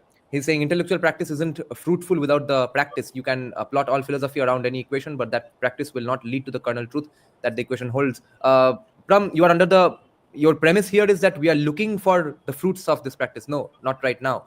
Right now, at this moment in this live stream, we are not looking for the fruits of Bhuta Cola, bro. So we are not diluting anything. So academic man, do you have any more time? ठीक है 5-10 minute I can't. चलो I can't in stand popular banana demand. chips of my... Yeah, अरे then we'll ये take some Bhupendra का some audience questions. favorite snack है. Bhupenda is advertising banana chips, a called local cultural relic that we have in the international market. We are promoting it, okay. And I have been crowned the man of culture in your. I was forcefully. Yeah. Since today you spoke of anime and stuff, yes, we are all victims of Japanese propaganda. बोल दिया बस अभी बच्चे लोग खुश एकदम Gen Z खुश. Yes. No protests. Therefore, so as a coping mechanism, I must say that who cares what happens in Japan? exactly. Except the Japan Foundation, because the Japan Foundation keeps funding all the research on Japan. The Japan Foundation spends crores of dollars on pro-Japanese stuff. Yeah. Okay. I'll actually have to ask Bhupenda now about the art versus ritual thing. All your arguments seem to bank upon the premise that they are just art forms, and art is works great when there is money, although dharmasya moolam also is artha. But if you say that, yeah, it's so good, tourism is happening and the art form is getting popularity, and in fact the performers are getting invited to those places, then you are talking like the villain in the movie, Bhupenda, who is saying, Nritya Pradarshan, Kalakar hai ye. So would you like to take back your words? Okay, no, I'm not going to take back my words, but I'm going to like quantify my words. Okay. So when we are, okay, so one part is the leftist trope. I will not say the leftist program, leftist trope is to actually show the dharmic rituals and other things into a bad light, okay, into a negative light, and the other Abrahamic thing into a positive light. If that is happening in the movie, then actually I would not like it. I would say I will protest. I will say this is bad. Now, the thing is, Rishab Shetty has shown his enough credentials actually, because he is from that region itself. He has learned that thing. Okay. It is not like somebody has come from Norway or some country and just doing it. He has put his heart and soul into this, okay, and then produced a movie about it. Okay. So in the first part is that he understands the culture, he understands the ethos, and he has tried to portray in a very good intentioned way. And the way it is being, the movie, the way it's being acknowledged, commercially and otherwise, shows that he has done like good, very good job in terms of portraying in its essence the way it can be over a movie screen. If there is a Bhutakola ritual happening with a lot of other things into for let's say 2 hours, you cannot show 2 hour ritual on a movie. That's not possible. The movie itself is 2.5 hours long. But we need to look from the perspective, okay, has done justice? Is his intention, is it showing the way it should be? It will be 15 minutes rather than 2.5 hours long, but the intention is there or not. That is, for me, is the most important part, where the movie wins actually. And the other part, correct, the ancient India was capitalist. So it shows courts, it shows business. So when we are saying rituals are there, again, the ritual, the samagri, everything is part of business. Correct. Somebody has got the ritual, they are buying those things, there's an economy going on. So with the way we see rituals as, yes, they are like, I believe in that specific thing, then I will be doing this. But we cannot separate the artha from the dharma. Okay. The puja samagri is the artha part, which actually runs that economy itself. So you cannot separate it. Yes, the person who is selling those samagri, he may not believe in that thing, but he is again contributing to the practice of the dharmic itself. So everybody doesn't have to believe in 100%. That is the problem we have. So that's something which is needs to be there. And again, I'll tell you, when it gets globalized, when more people are doing it, I'll give an example. Let's say take about Chhat Puja. Some a random lady or some family in Norway, okay, got so much impressed with the Chhat Puja that they are doing it in their place, the same with the same ritual, same vigor. Would you consider that blasphemy by somebody who's Bihar or UP? Now we have seen Kali Puja done by a lot of people who are not Bengalis. So as a Bengali, I'm going to tell them, no, you are outsider, you can't do Kali Puja because you are not native Bengali. The intentions, the way they are being performed, the way the you do it in a proper way, the way it is defined. If that is done without any ill intentions, it should be accepted, and change is part. Correct. You can't say that this ritual never has changed over a millennia. There would have been some changes here and there. That's how they evolve over time. Now, I just want to make a side point, by the way. A lot of reviewers are also going on saying it, calling it Bhuta Kola. It has, by the way, it's not Bhuta Kola, and it has nothing to do with Bhutas, by the way. Bhuta means like a son. It's a loving relationship that's being described, by the way. Academic man, I asked this question when you were off to your phone call with Max Weber. Sure. What do you think will be the far-reaching consequences of this movie in 20-30 years? In terms of other movies, okay? Not just society. No, What kind of movies will we now see because of Kantara? Dekho, one thing that happens is just like we see when there is a hit movie, like superhero movies were super hits with Iron Man and all that. Then everyone started making superhero movies, including in India. We even had Tiger Shroff make Flying Jat or something, which flopped, by the way. So everyone starts making cheaper copies of those. Okay, so there are a few hundred mafia movies after Godfather released, and उसपे भी थोड़ा model था हमारा Angry Young Man Vijay Dinanath Chauhan of Amitabh Bachchan. But I guess Kantara is too complex a movie to just do a cheap copy of,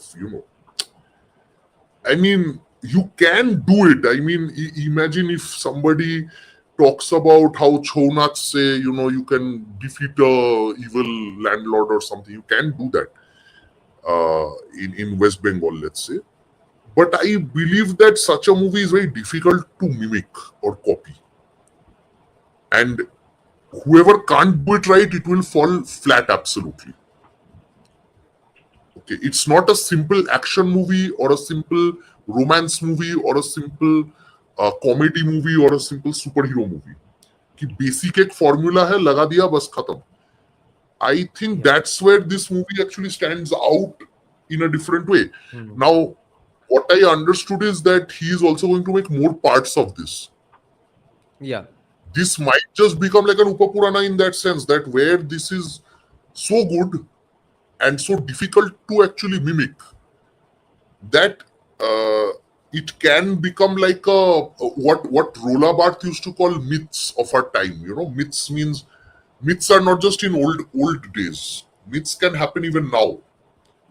And mythology means that something that repeats, like Mahabharata. What do we do? Like people who are like us who have grown up reading the Mahabharata, we can see an incident in our lives and we can relate ki, that is what Duryodhan did. Okay. Oh, or that is what Sri Krishna did. Right. We don't have to explain ki ye aisa kiya, A plus B is equal to C. Aisa nahi hona. We understand that basic underlying logic when we see a certain thing, right? So the same thing I think can happen because of the quality of Kantara, that they can make it so good that it can form kind of like a myth of our times for the next 10-15 years. Because I personally believe they can't copy it so easily, and if they do, it's gonna be horrible. Like it can be, unless they're doing it right, it's going to be one like the worst kind, like just a Superman का movie हुआ था वैसा type का हो जाएगा. It's going to be horrible, right? So it can be like that. Yeah, I think this is the single greatest franchise. Please remember your point, Bhupenda. I'll forget my point. This is the single greatest beginning of a franchise we are seeing right in front of our eyes. By the time we grew up, we only became fans of franchises in the world that already existed: Star Wars, Lord of the Rings, etc. Harry Potter to some extent happened in front of our eyes, but we were too much of a kid to see the full awesomeness of it, globally speaking. But this is one franchise that's now building up in front of our eyes, and it will be a long huge franchise. There are enough stories in Tulunadu to make movies on, and this is the first movie. This is the first movie franchise which is practically unplagiarizable. It cannot be plagiarized. That's the genius part of it. It's absolutely plagiarism proof, this story. And the other thing is, what an awesome time to live in, that we are going to be see. We know what's going to happen in 10-15 years, right? Some people are going to remake Kantara 1, Kantara chapter 1. It's going to be bad. People are going to talk about who's going to take over the role after Rishab Shetty stops acting, etc. Those are the stuff we are going to discuss when we are 60 years old and 70 years old. Yeah, Bhupenda, make your point. Yeah, so I wanted to, like what Amen has mentioned, that this Kantara movie has, correct, if I can count, let's say around 6 to 7 layers of narrative which is going in parallel. Okay. Capitalism, dharmic, adharma, right? Characters grey and they are going towards white, okay, becoming dharmic. Okay. All those things are going at the 6-7 layers of narrative which is going on at the same time, okay, which I have observed, okay, the way I watch movies. So if somebody wants to make that kind of remake it's next to impossible. And second is that he has created a kind of a high standard that somebody making even a like a little mistake instead of doing the same way is going to fall flat. He has created a so high standard to match that standard as a copy. It is next to impossible to do that. And if somebody is going to like keep the standard or go higher, is going to be Rishab Shetty only. No, nobody else can actually do that, in my opinion. The way he has made it with all the kind of narratives and storylines going parallel.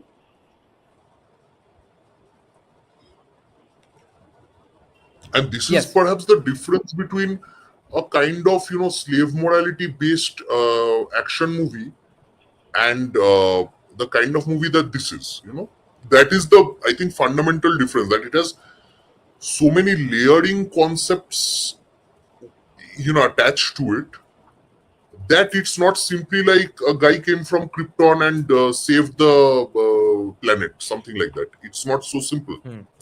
Or apes became clever, so they took over the world. It's not so simple, right?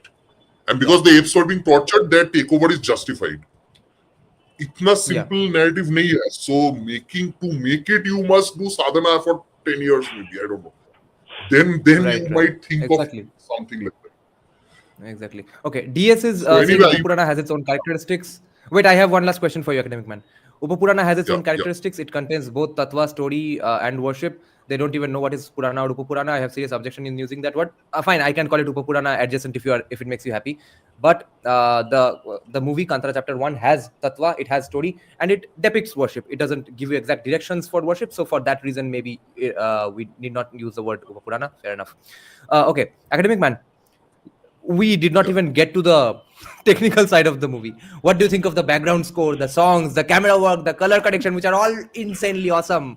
कब बात करेंगे उसके बारे में? उसके लिए एक और अलग लाइव स्ट्रीम चाहिए क्या? Just so उसके लिए कर quickly, सकते हैं, tell us but what do you think of those? can I be very honest with you? This is a movie that I've seen after a very long time, where I actually did not pay attention to the technical aspects. Because I watched it in a very big screen. Okay. And actually I was actually engrossed.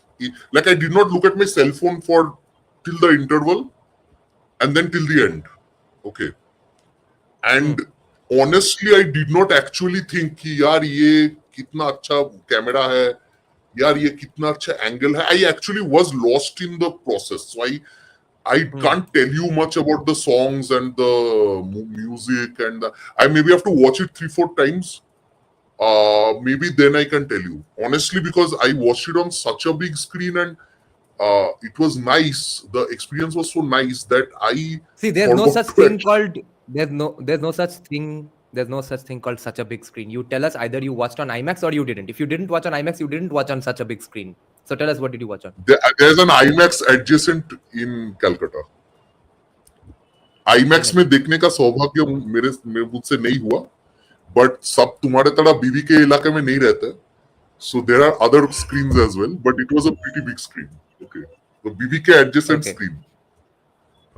I see. एक ही तो IMAX screen रखा है Calcutta. That's the worst part. Like that too in South City. Only South City. There is no other IMAX. Tainaki. Oh, I didn't know this. But there are some good theaters, some decently maintained theaters as well. Achha. And thanks to Kantara, actually, I have always feared after COVID, and because I love watching movies in theaters, I have always had this latent fear कि भाई आधे तो theater ऐसे ही बंद हो जाएंगे because of streaming and all that. But thanks to Kantara, when I went, I saw that it was almost full, like 80% full. Okay. And I was like, this is what we need. More of this. And the kind of response it's getting in Bengal is it's so sad that nobody is showing what exactly are the collections of Kantara Chapter 1 from Bengal. If they showed, it would be such a huge slap on so many people's faces.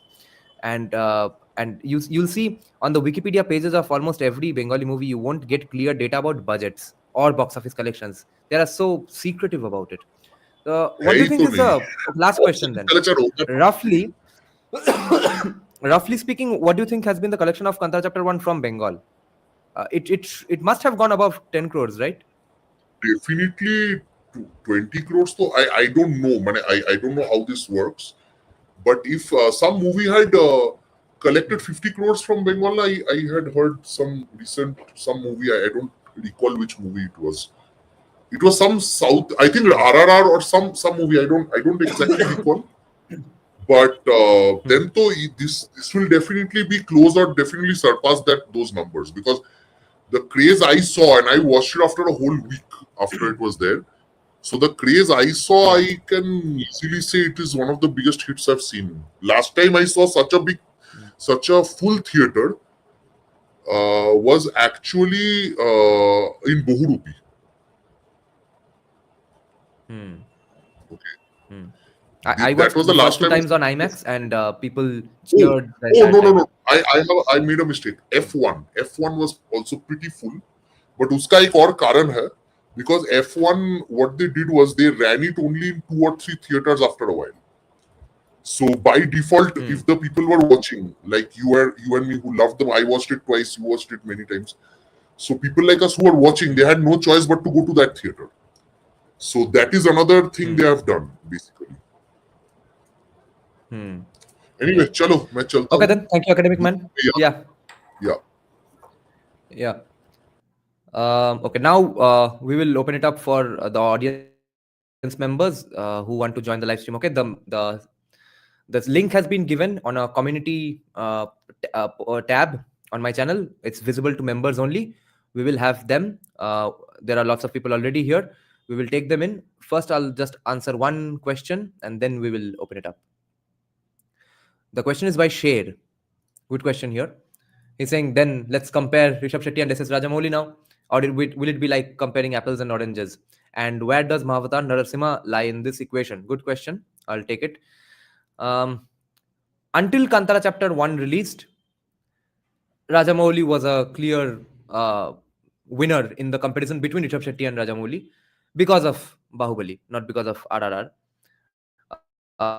Although my favorite non-left director has been Aditya Dhar, I don't think Dhurandhar can surpass Kantara Chapter 1 by any means. That would be comparing apples to a chicken.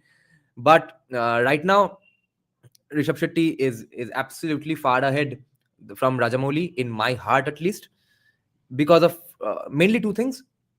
One reason is a little technical and a little petty reason, that I don't want to see the unrealistic gloriousness of kings all the time. Kings didn't only live in 10-story palaces all the time, and only every time they opened their mouth they gave some incredible dialogue, and it was only epic, large scale, grandeur. ऐसा नहीं होता था हर राजा के जीवन में. If we believe Abhijit Chavra, a historian most of you all like, कोई भी राजा के जीवन में इंडिया में एटलीस्ट ऐसा नहीं जीवन चलता था.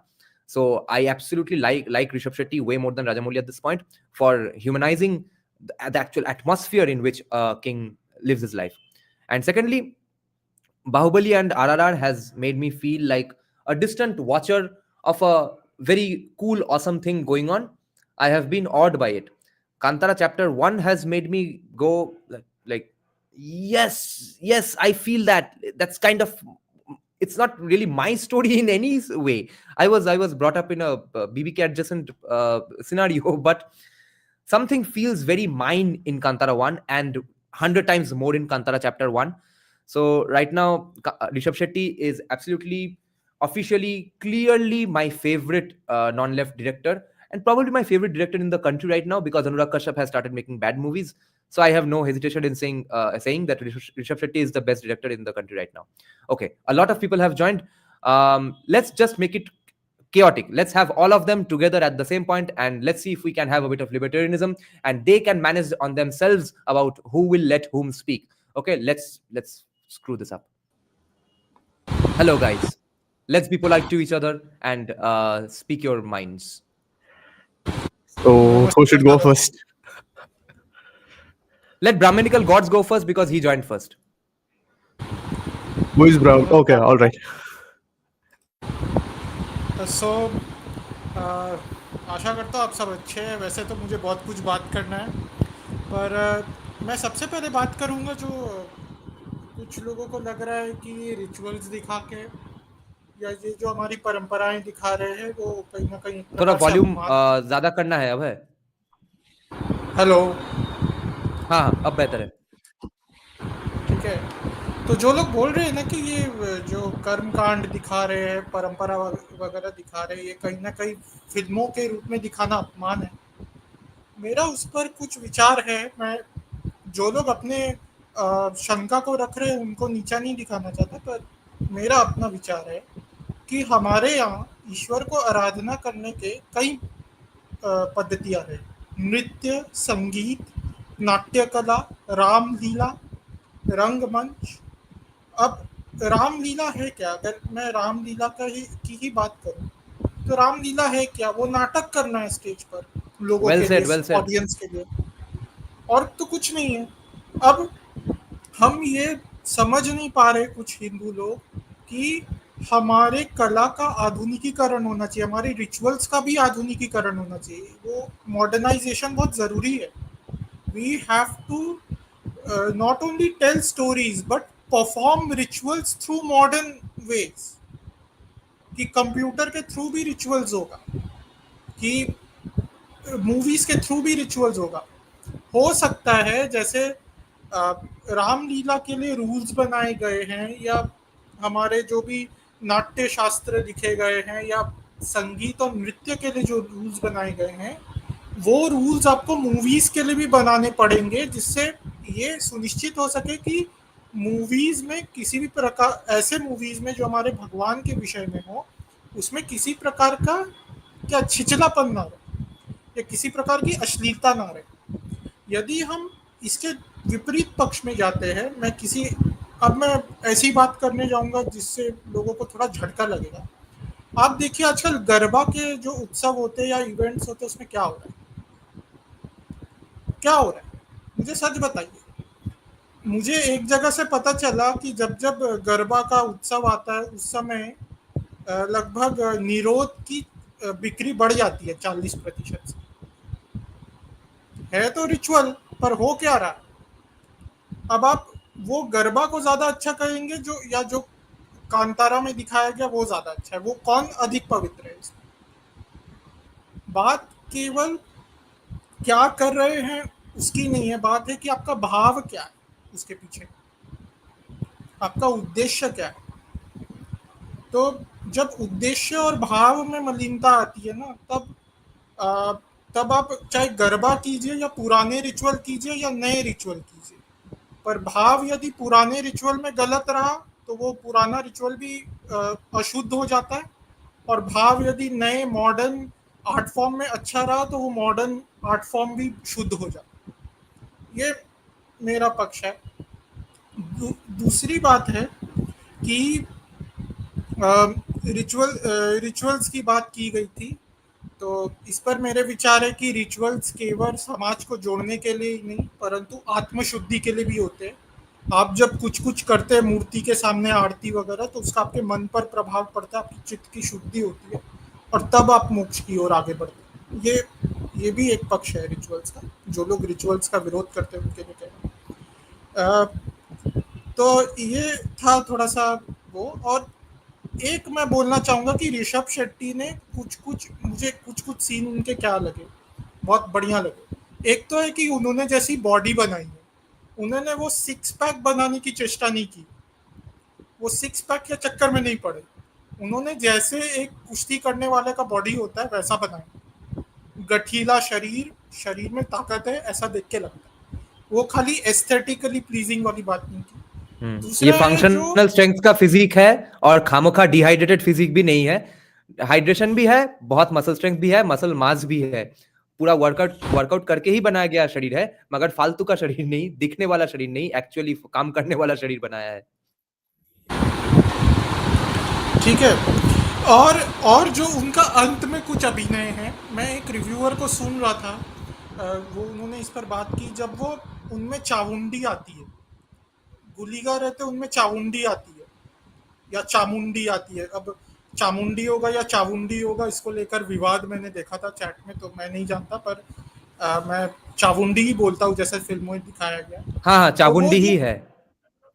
तो वो जब मेल से फीमेल के रूप में आते हैं, कि फीमेल का हाव भाव, उस प्रकार का अभिनय करना, तो एक रिव्यूअर ने बोला था कि उन्होंने इतनी सटल्टी से उसका एक्टिंग किया है कि उन्होंने ये भी दिखाया है कि मेल और फीमेल के ब्रीदिंग पैटर्न्स में अंतर होता है। तो ऋषभ शेट्टी ने वो ब्रीदिंग पैटर्न्स भी चेंज किया है जैसे ही वो फीमेल में आया। तो आप सोच सकते हो वो व्यक्ति कहाँ तक गया है इसको लेकर। ठीक है, तो ये एक बात है। और एक बात मैं ऐड कर देता हूँ, ऐसे बहुत बातें हैं, मैं बोलने जाऊंगा तो कोई नहीं बोल पाएगा, पर एक बात और ऐड कर देता हूँ। वो एक सीन था जहाँ पर ऋषभ शेट्टी को वो एक बूढ़े व्यक्ति कहते हैं कि जाओ अपना, तुम इस धरती पर क्यों आए हो उस उद्देश्य को पता करके आओ, गंगा मैया तुमको मार। वो पूरा दिखाया गया कि वो मोक्ष है, कि वो मोक्ष प्राप्ति अंत में आप शिव का रूप है, वही दिखाया गया। और वो देखकर एक बहुत बड़ी रिव्यूअर है, इनका नाम का अंत त्यागी से होता है, उनको चिढ़ मच गई कि हिंदू गॉड कैसे दिखा दिया, कि ये जो ट्राइबल गॉड है वो अंत में जाकर ये बेर में तो देवता जैसे है ना जिसको पूजते हैं, उनको अंत में शिव बनते हुए कैसे दिखा। तो उनको इस बात का बहुत चोट लगा था कि अंत में हिंदू गॉड कैसे दिखा। तो वो तो शिवा तो हिंदू गॉड नहीं है अकॉर्डिंग टू देम, तो अब यहाँ पे भी चिढ़ कैसा? नहीं नहीं नहीं, उस रिव्यूअर के लिए हिंदू गॉड था। तो तो वो देखकर मुझे बहुत ही अच्छा अनुभव हुआ, दानवीय सुख जिसको बोलते हैं, शार्डन फ्राइडे। वो देखकर मुझे मजा आया, सो आई वाज एंजॉयिंग इट। तो मेरे अभी तक तो मैं यही व्यक्त कर रहा हूँ। आगे भी बहुत सारे बिंदु हैं जिस पर जैसे आगे ये चर्चा बढ़ती है मैं भी अपने विचार रखूंगा। आगे आप दूसरों को अवसर दें। हाँ, next Navneet Kaushik. Hi all, it's my first time here joining you all. Yeah. So, talking about myself, मैं actually Kerala से हूँ. I was born and brought up here. So I know if मतलब जैसे मूवी में बोली है ना, परशुराम क्षेत्र है. So we consider Tulu Nadu and some parts of Kerala to be Parashurama Kshetra, the land which was formed by Parashurama. So the thing is that all of these rituals, like ये परशुराम क्षेत्र जो बोलते हैं ना, यहाँ पे we have similar rituals, like similar patterns of worship, but we have diversity in it. For example, from Madhya Kerala, I'm from Central Kerala, I'm from Cochin and Thrissur, that area. We used to have a tradition called Komram in every temple. Even in Vaishnava temples like Guruvayur, till date there is this person called Komram who comes from an ST community. तो जो लोग ये बोलते हैं ना कि ये ST community were not being allowed inside, ये लोग they usually used to stay inside temples. So उनके देह में आवाहन करके they will be communicating with the commoners. But what happened in our central Kerala is that this was actually termed as superstition and it was actually banned. So because of this, the many sections of the ST community got disconnected through generations. अब उनको जाके बोला जा रहा है कि आप लोगों को हिंदुइज्म के साथ और हमारे मंदिरों के साथ कुछ भी लेना देना नहीं है. So it is actually why I am saying this. This context is that this is actually very important, like to document Bhutakola in forms of movies, in forms of music, in whatever possible, in its true essence, जो ऋषभ शेट्टी अब कर रहे हैं. Because you cannot actually underestimate the left. क्योंकि like we have been under the rule of left, we know, like the Keralites know, me myself know, like how they can actually literally dismantle the Hindu society. Literally बांट सकते हैं ये लोग. So उस तरफ जो north Kerala और तुलुनाडु के साइड में है, still now they are still following all of these things very good, but future में कुछ भी हो सकता है. So it's very important for us to document it and keep it make it cool, if you want to say, in its true essence. Yeah, that's it. Okay, thanks Navneet. Stay on. If we keep on with the discussion, we'll come back to you again with other questions as well. Yeah, go ahead. Trivia. Yeah, actually, he might not know a person whom I'm going to interview very shortly is going to be Vishnu Narayan Nambudri. He might know him. I do know him. Oh, yeah, I do know him. I'm going to interview him very soon. Okay. So he's an acharya in Parshuram Tantra. So all the Kerala temples, most probably the Kerala temples rituals are actually defined as Parshuram Tantra. So in that ritual it happens. So he's one of the from the Brahmin acharyas of that. Yeah, to add on, if I just need to add one more point. So all the rituals which you see right now, be it tribal, be it from different sampradaya, it actually tracks its way back to a scripture called Parashurama Kalpa Sutra. I see. So everything, even the rituals which you see in Shabrimala, it has a separate agamic vidhana which is called Bhutanatha Upakyanam. But everything, the Velichapadu, the Bhutakola, the Tira which you see in the southern part of Kerala, and the Theyyam which you see in the northern part. Hmm. Everything is based on a text called Parashurama Kalpasutra. That's it. I see. Okay, next, Mushin. Mushin's face is also not going to be visible because his camera is off. Hello. Yeah. Good day to go you ahead, all. Mushin. Yeah, after watching Kantara for 3 times straight, I can conclude that Rishab Shetty is now my favorite actor in all of India.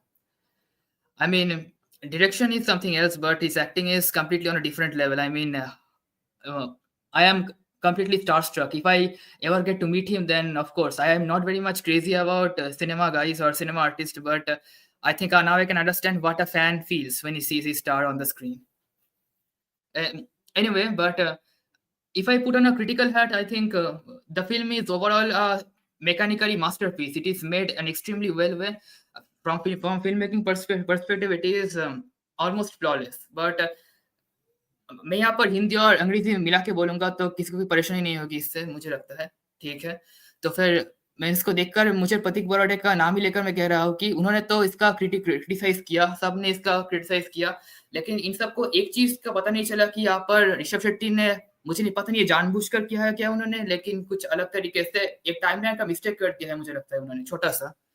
क्योंकि if you follow the film properly you can see the Kadamba dynasty, he has talked about the Kadamba dynasty here in northern coastal Karnataka. Kadamba dynasty actually flourished from 345 CE to around 500 CE. जैसे 200-250 साल का एक dynasty था वो, और last में empirical हो गया था, लेकिन मुझे पता नहीं चल रहा कि कदंबा डायनेस्टी जो कि 4वीं शताब्दी में सिचुएटेड है, वहां पर एक मुसलमान कैसे आ सकता है एक सेट के अंदर। वहां पर छोटा सा मुसलमान का कैरेक्टर था, वहां पर वो कह रहा था कि मैं तो अरबी हूँ। He said that he's Arabian, so his father came from Arabia for trade, and he was born here because of an intermarriage. So this can be one of a defense, because वो तो कह रहा है कि वो अरबी है, वो तो मुसलमान नहीं कह रहा खुद को। लेकिन फिर भी अगर मुसलमान नहीं है तो फिर दाढ़ी है, मूंछ क्यों नहीं है? क्योंकि ऐसा हेयर स्टाइल, ऐसा फेशियल हेयर तो मुसलमान के होता है, पहले अरबियों का ऐसा फेशियल हेयर नहीं होता था। ये सुनना जब प्रॉफिट ने सिचुएट किया था, उसके बाद उन्होंने ये फतवा जारी किया था कि मुसलमान ऐसे दाढ़ी रखेंगे। This one thing, and another thing is that जब जो बंदरगाह का जो गार्ड था ना, नाम भूल गया मैं, बंदरगाह का गार्ड जब भोगेंद्र जब बंदरगाह में जाता है, तब वो एक पुर्तगाली आदमी से मिलता है। पुर्तगाल का कोई देश भी नहीं था 340 CE में।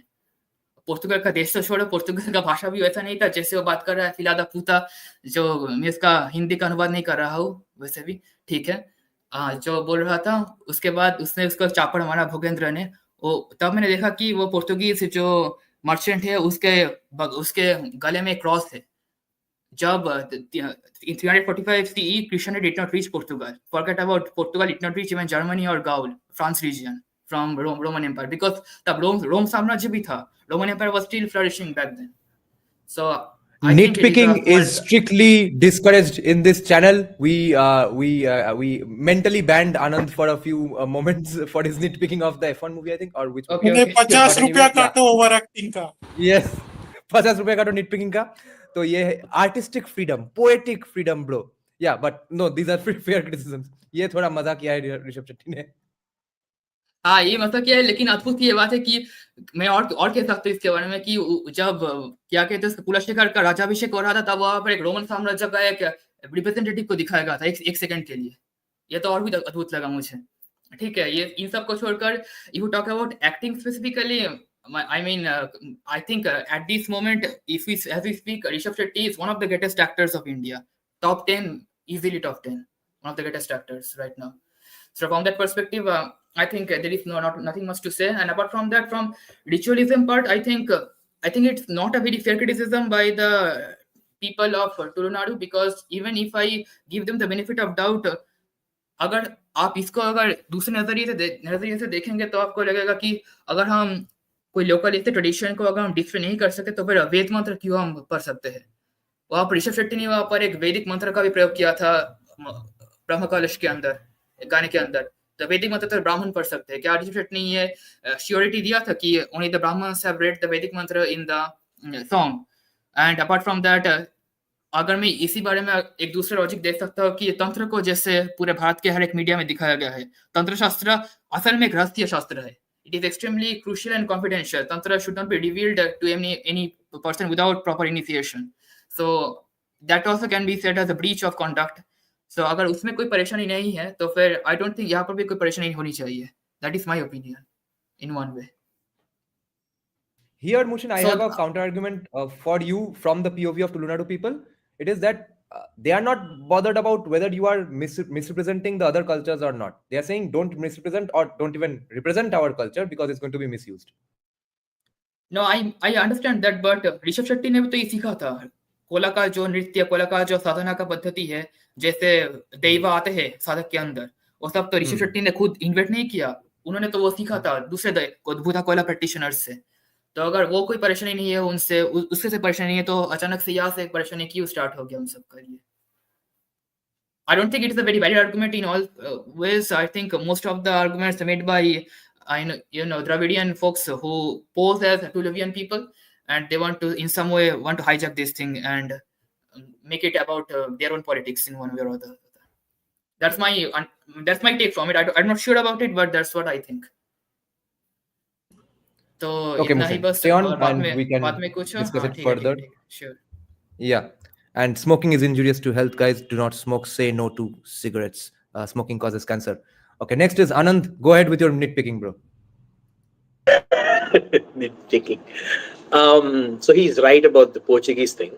So there was technically, I mean, I let it go because you fundamentally understand they were trying to create a show, multicultural society, where so Rishab has very clearly said in one interview that this is not about a specific period or a very specific kingdom. It's about multiple traditions, folk myths, all put together in a cohesive narrative story. So when he says that, you have to understand, you can't look for historical accuracy here. Your focus should be, what is the aim of the movie? What is the aim of the story? How it represents the fundamental aspects of the story, and have they achieved their aims? So it's very clear. The reason I think I mentioned this in the chat also. It's a very anti-colonial, anti-conversion movie. And I'll explain to you why. First thing, it is framed very clearly that just because a powerful person can tell you how to run your traditions, doesn't mean you just accept it, right? So, for example, when this Raja, who is basically telling, he's not listening to the clergy. He's just telling this should be done, this should be done, this should be done. It's like he's ordering everyone to do a certain way. Like he's not involving the community. So what's happening? He keeps failing. His construction is failing, right? And it shows that even a small amount of chaos. And one more thing, this narrative that only slaves are used to build a temple also is false. If you observe very carefully through the movie, there are a lot of independent, free people building the temple. There are a lot of them. Literally, the guy he goes first to meet. He first meets a guy who's doing he's working on his blacksmithing and stuff. He says the head is put in the jail. Not everyone. All the workers are free. It's a couple of certain people who they've enslaved. So clearly, it's some kind of economic enslavement, and this is common during olden eras because people went into debt, and when they went into debt, they basically like I will submit myself. It happened in Egypt, happened in Rome, happened in Mesopotamia, happened in northern India. There's a lot of historical accounts that people went to economic slavery. It's unfortunately the reality of the human condition. When you don't have money to pay back, and you're indebted to someone, you literally say, "I'm indebted to you. I will do whatever you want until I pay my debt." हाँ भाई, महाजन तो यही करते थे. एक बार किसी family में एक बार लोन ले लिया तो अब 16 जनरेशन तक उसका लोन वापस करते रहेंगे, क्योंकि कुछ भी रैंडम इंटरेस्ट रेट बनाते रहेंगे महाजन, और वापस करते रहो. तो वो स्लेवरी नहीं हुआ तो क्या हुआ एक तरह से? Also, we forget there is also willing slavery. So, for example, a lot of people were like, I commit myself permanently to this family or this temple or this thing. You're like, my whole 10 generations will look after this temple. Like the next generations didn't say, I didn't agree to this contract. But through your commitment to this temple, you're saying all my generations will look after this temple. That doesn't become slavery in the sense that the way Westerners frame it, right? Any minute that person, the next generation, like, I'm going to walk off from me, I'm going to go off.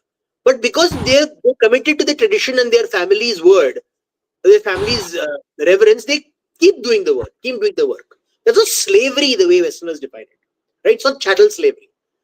Second thing is, so I was talking about the colonial, anti-colonial thing. Second thing is, if you observe very interestingly, इस पर बात add करनी है आनंद, आप slavery के बारे में बोल रहे हैं, मुझे बात ऐड करनी है।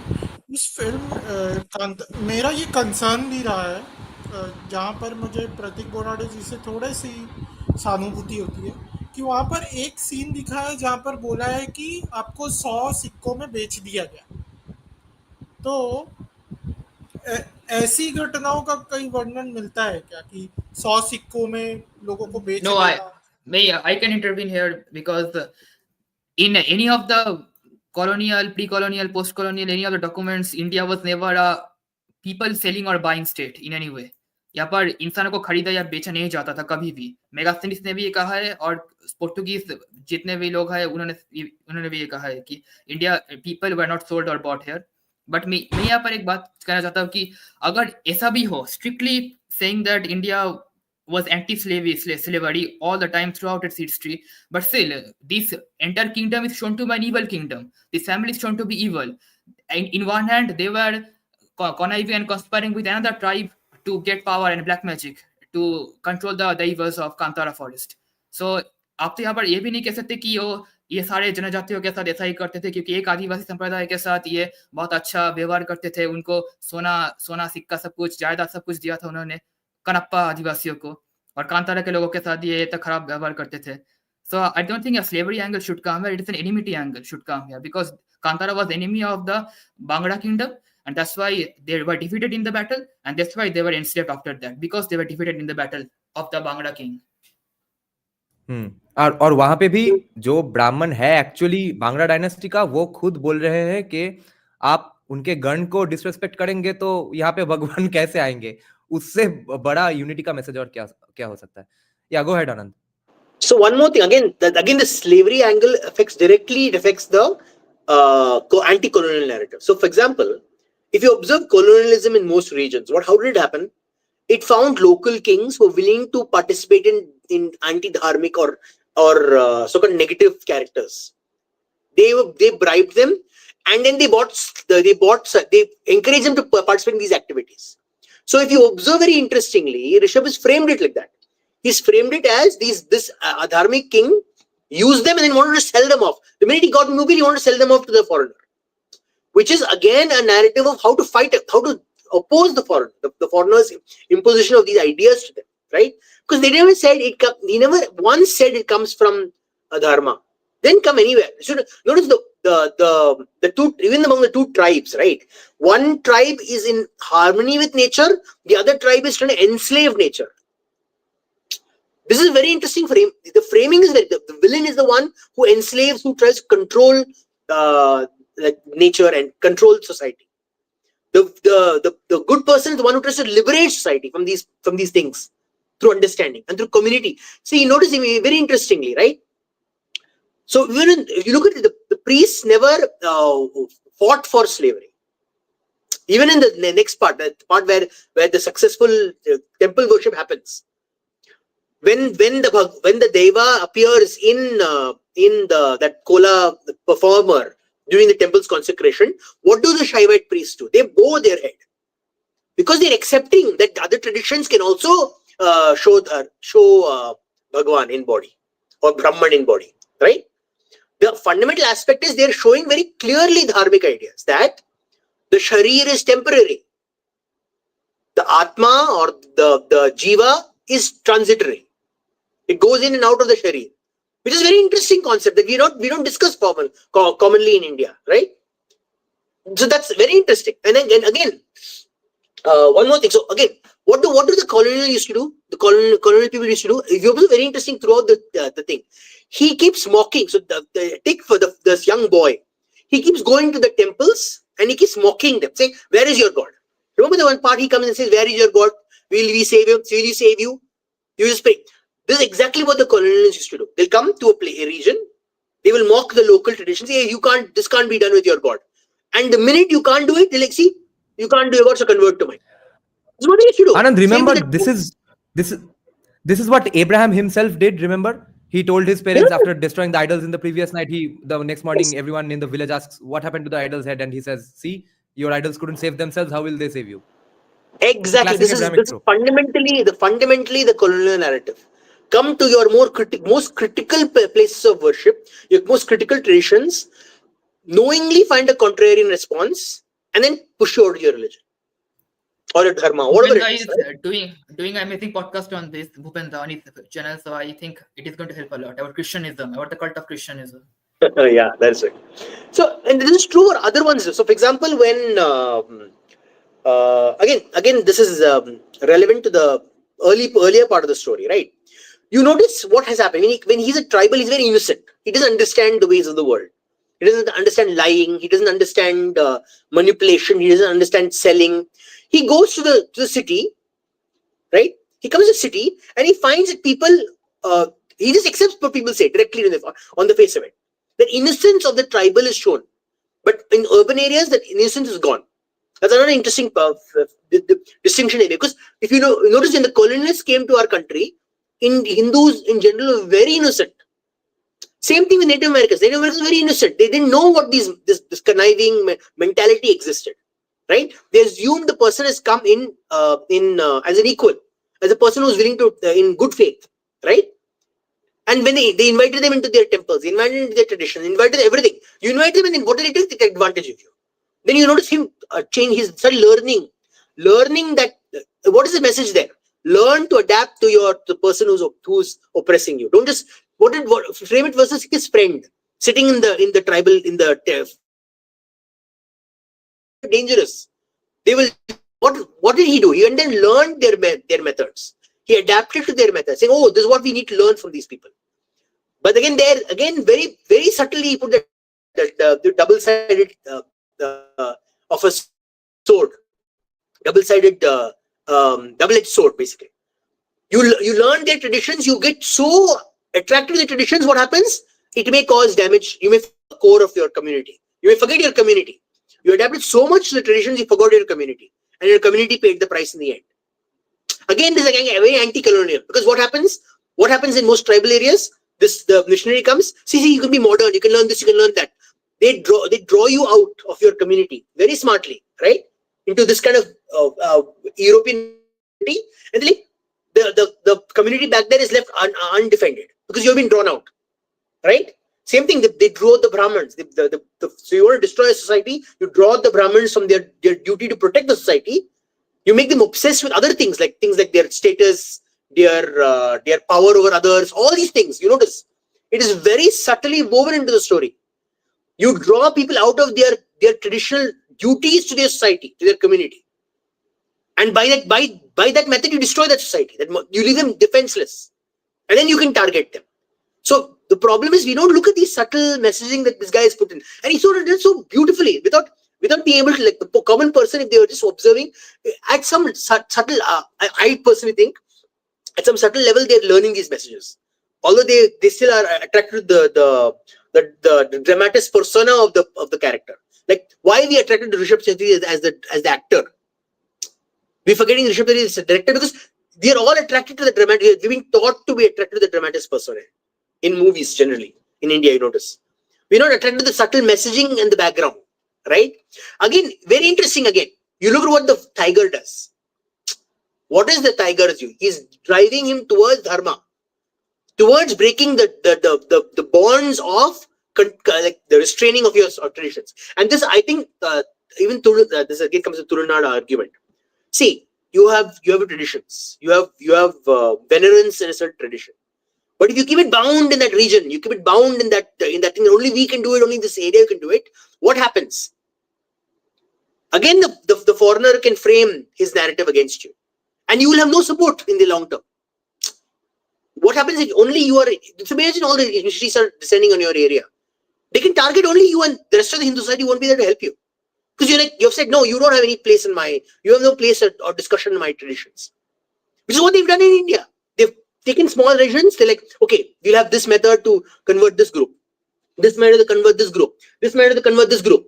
And because no one's connected together to share information, they were converting everyone individually, right? To me, I reject this framing that, oh, you cannot portray the traditions of Tulu. If the Daiva is an avatar of a Panjurli comes in, or so Guliga comes into your body, you're accepting the framing that Bhagwan is coming, right? So why can't Bhagwan come somewhere else as well?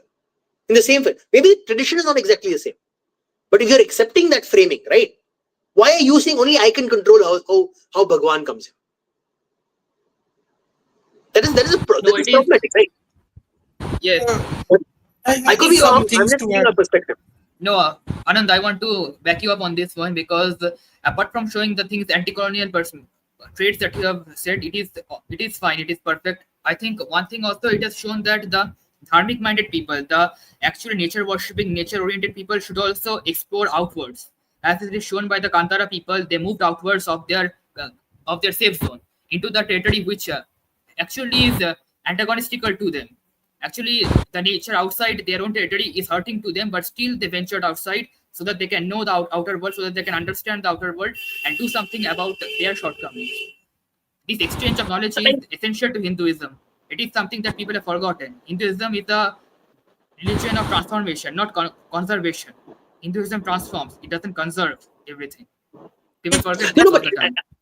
Another interesting thing, specifically related to tribals. Again, Rishab he's wormed a little, very small, interesting thing into the framing. You stay stuck in your forest. What happens? Who comes and takes over? The Naxal, the colonialist. Everyone, they come and take over your framing, and you're not able. You lose your own tradition. Long term, you lose it. Right. So when you lose it, you lose it. It's never going to come back. That is framing, I think. यदि इस पर मुझे कुछ जोड़ना हो तो देखिए, ऋषभ शेट्टी ने जो सबको दिखाया है तुलुनाड की संस्कृति, वैसे तो वो केवल कर्नाटका लोगों के लिए बनाना चाह रहे थे, वो तो पूरे भारत में चल गया, वो एक अलग विषय है। पर आप देखिए अच्छी बात, मेरा मानना है कि कोई अच्छी बात है आपके कल्चर की तो आपको सबको बताना चाहिए, अपने तक क्यों रखना। ये इनसिक्योर माइंडसेट कब से होने लग गया हमारा कि अपना अच्छा नॉलेज को अपने पास ही रखो, दूसरों को मत दो। ये मुझे ठीक नहीं लगता। ये स्कैरसिटी माइंडसेट से आता है कि ये केवल हमारा है, हमारे पास ही रखेंगे, अपने आप को बचाना है, दूसरों को नहीं बताना है। ठीक है। दूसरा पॉइंट है, लोग सोचते ऐसी संस्कृति केवल तुलुनाड में है, देव और भगत या देव और गणों की संस्कृति। आप राजस्थान में जाएंगे तो वहां के गांवों में भी ये पाएंगे, आप उत्तराखंड के बंगाल में भी है, पर्वतीय क्षेत्रों में जाएंगे बंगाल में भी है, पाएंगे। हाँ, बंगाल में बांकुड़ा, पुरुलिया में है, सब जानते हैं ये। फिर भारत के कण कण में ये संस्कृति है, आप जिस स्टेट में जाएंगे आपको मिलेगा। तो कहीं ना कहीं ऋषभ शेट्टी ने ये संस्कृति को दिखा के केवल तुलुनाड के लोगों का सर ऊंचा नहीं किया।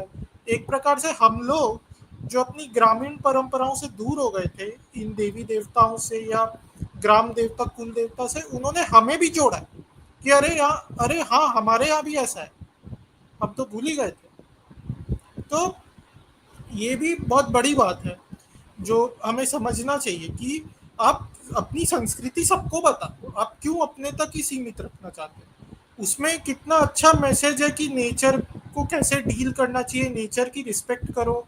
आप नेचर का, यदि आप प्रकृति का सम्मान नहीं करेंगे तो प्रकृति का अनादर ईश्वर का अनादर स्पष्ट दिखाया गया कि आप वहां पर जब प्रकृति का अपमान किया गया, देवों का अपमान किया गया, तो जो ईश्वर थे वो रूठ गए।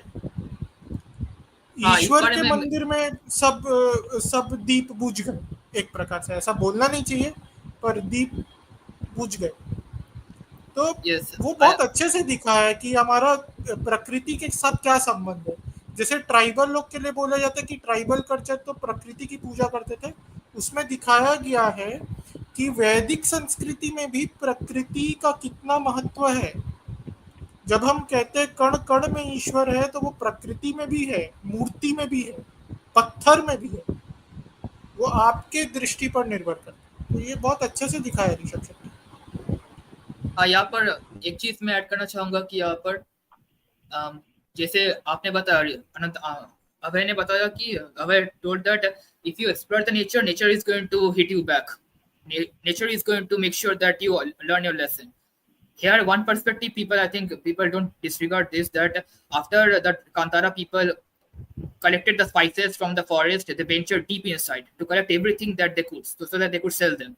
And right then and there, they got a lesson from the nature, from Mother Earth and from the tiger, that you should not be mingling with the nature in any way that exploits the nature in any way whatsoever. Because if you do that, you will attract trouble towards you. क्योंकि जब उन्होंने दूसरी बार जंगल के भीतर उन्होंने जाने की कोशिश की, तभी उन्होंने कडप्पा आदिवासियों के साथ उनको सामना करना पड़ा। अब तक अगर जो बाघ देवता थी वो नहीं होता तो फिर ऋषभ का बैरमे का वहीं पर मृत्यु हो जाता उसके हाथ में। इसलिए वो एक महत्वपूर्ण बात है जो मुझे यहाँ पर लगा कि अच्छा होगा। Yes. So another thing. Now go on. So another thing interesting, I don't know if anyone noticed this, but when Kulasekara comes down to the tribal areas, he sees that Vishwakarma, the guy who built that water thing. He says, my Sanskrit or my science. He didn't acknowledge the fact that architect built all this stuff, both in his kingdom and here, which shows not only it is anti-tribal, it is also anti your own people. You take appropriate the work that your own people do. You don't give them credit for the hard work that they do. And it shows that what did Berme do? Berme gave him credit, gave him the ability to and what did it work? It worked. They all worked together. Again, it's very interesting. Same with Bahubali. Bahubali observed the same thing. The Dharmic king is the one who basically, even if he has the ideas, he shares with the public, with this community, to build a larger, successful community. Here is the same thing again. The Dharmic person is one who shares his knowledge with their community to build a stronger community. The Adharmic one is the one who says, it's mine. It's not yours. It's not ours together. It's mine. Even though he didn't build that. Someone else built that. Clearly, he didn't build that, right? Another interesting thing. See what happened in Northeast. Northeast, what they still call them tribal. But is there anything tribal about them? No. It's all their costume. It's a costume. It's a costume drama. Same with in America, right? The Native Americans, where are they tribal anymore? They all are Christians now. Right? All the things they've left to them is their costumes, their external vision, like the drama they perform for other people. There's Christian haka right now in New Zealand. Christians are appropriating haka now. The tradition that basically protected their people. I mean, they were violent. Christian yoga. Yeah, I'm just saying that even tribals, just because they call them a tribal, if you abandon your actual traditions and you change your tradition, you're no longer tribal. You've lost the tribal tradition. You're abandoning your daiva for something else. You say, I'm still tribal. Then you're wearing costume on yourself, right? So it's a very subtle narrative message again. Anand, Yeah. I have another different take here. Is that what is even the word tribal Wait, actually Mushin. mean? Because okay, sure. Mushin, hold on to your thoughts because we'll have Skanda now, who's actually from Karnataka. Skanda, you are still here, right? His camera is also deactivated, so we'll only hear his voice. He'll be with us in spirit. Hello, Skanda. Okay, maybe he'll join. I have a point to make anyway, which is that Anand was talking about adaptation, and since we have a guy from Kerala here, I wanted to bring your attention to a hilarious story I read in Sanjeev Sanyal's book, Land of Seven Rivers, and Ocean of Churn. In both the books, I think the story was there that Vasco da Gama, when he came to India, was one of those people who believed that inherently Indians used to be Christians. Then some Aryans came, or somebody came and turned them Hindu. Okay, indigenous Indians were Christian to begin with, and then. So that's why when the Portuguese first came, they did a lot of atrocities on the Marthoma Christians of Kerala, who were here since the Roman times. The Romans first kicked them out, and they came here in around, I think, 80 AD or 90 AD. So they burned the books of, or the religious books of Marthoma Christians as well in Kerala, because their argument was, what? Who are you guys? We've never seen you. We are the real Christians. Tum kahan se aa gaye? Because Marthoma Christians were wiped out everywhere else in the world. Their cross is also different. Okay, they have as far as I remember, it's a lotus beneath the cross. Okay, the Marthoma Christian cross. So they burned. The Portuguese came and burned their stuff. They forced them to convert to Catholicism and stuff. And then hilariously, Vasco da Gama one day entered a temple with full devotion because in his heart he believed this used to be a church. इसको तोड़ के मंदिर बनाया गया है, इसलिए हम यहाँ पे प्रे भी कर लेंगे. क्या है इसमें? He was reclaiming temples. Okay, so hi Skanda, go ahead. Hi guys. So mostly I want to discuss about the things that you are talking about, mainly regarding the objections from Tamil Nadu. The one is the whether we should show our ritual or not. Absolutely we should show, but again, like, it's also our responsibility, I think, to educate people that it's a ritual, it's not a dance form. Like, there was a person who was saying, right, I'm sorry, I forgot his name. He was equating it to garba. See, his intentions are correct, but garba is like everyone can dance. There is a rule for it. You have to do it in a specific space that is called as Daiva Mane or Daiva Gardi, something like that. So only in that place we Tamil Nadu people celebrate it, and that is also done with the people who have lineage. Even in Kantara 2022, they mention it. His father Anna Padnappa, sorry, he is from same lineage. Since this guy is not doing, they have given the task to Gurva. So basically, even when we visit there, we are instructed to not to do anything apart from fold our hands and just stand there. Don't fall to the feet of the what to say, Daiva Nartakas also. That's the instruction given to us. It's such, what to say, an important part of our culture. And the second part where the objection is coming from is, in some theaters, some people are dressing up like daivas, and they're some YouTubers are claiming that they are possessed by daivas, and they're doing some objectionable actions in front of the camera. I think that is for only fame. That's the other objection. Even but one thing needs to be understand is, some of the videos which are going viral, I know one guy personally. He's also from Tamil Nadu region. His family is like also from that region, so I know him. I knew him personally. Now I don't. Even he did that. So it is the main argument that these are done by people outside of the Tamil Nadu is not actually 100% accurate. Mostly it is done by them, but few people from Tamil Nadu are also doing it. So it is obviously hurting the sentiments. But when we showcase something like this is bound to happen in any country, in any civilization. It's going to happen, and in India with 140 crore people, you cannot control this kind of thing. That is also a harsh reality. So apart from raising objections and trying to educate them, as of now I'm not seeing any other way. I have a point two make, क्योंकि मेरे प्रश्न पर उत्तर दिया गया था. गरबा केवल नृत्य नहीं है, वो भी रिचुअल है. वो भी आरती करके देवी माँ के चारों इर्द गिर्द आप नृत्य करते हैं, वो भी बहुत रिचुअलिस्टिक वे में किया जाता है.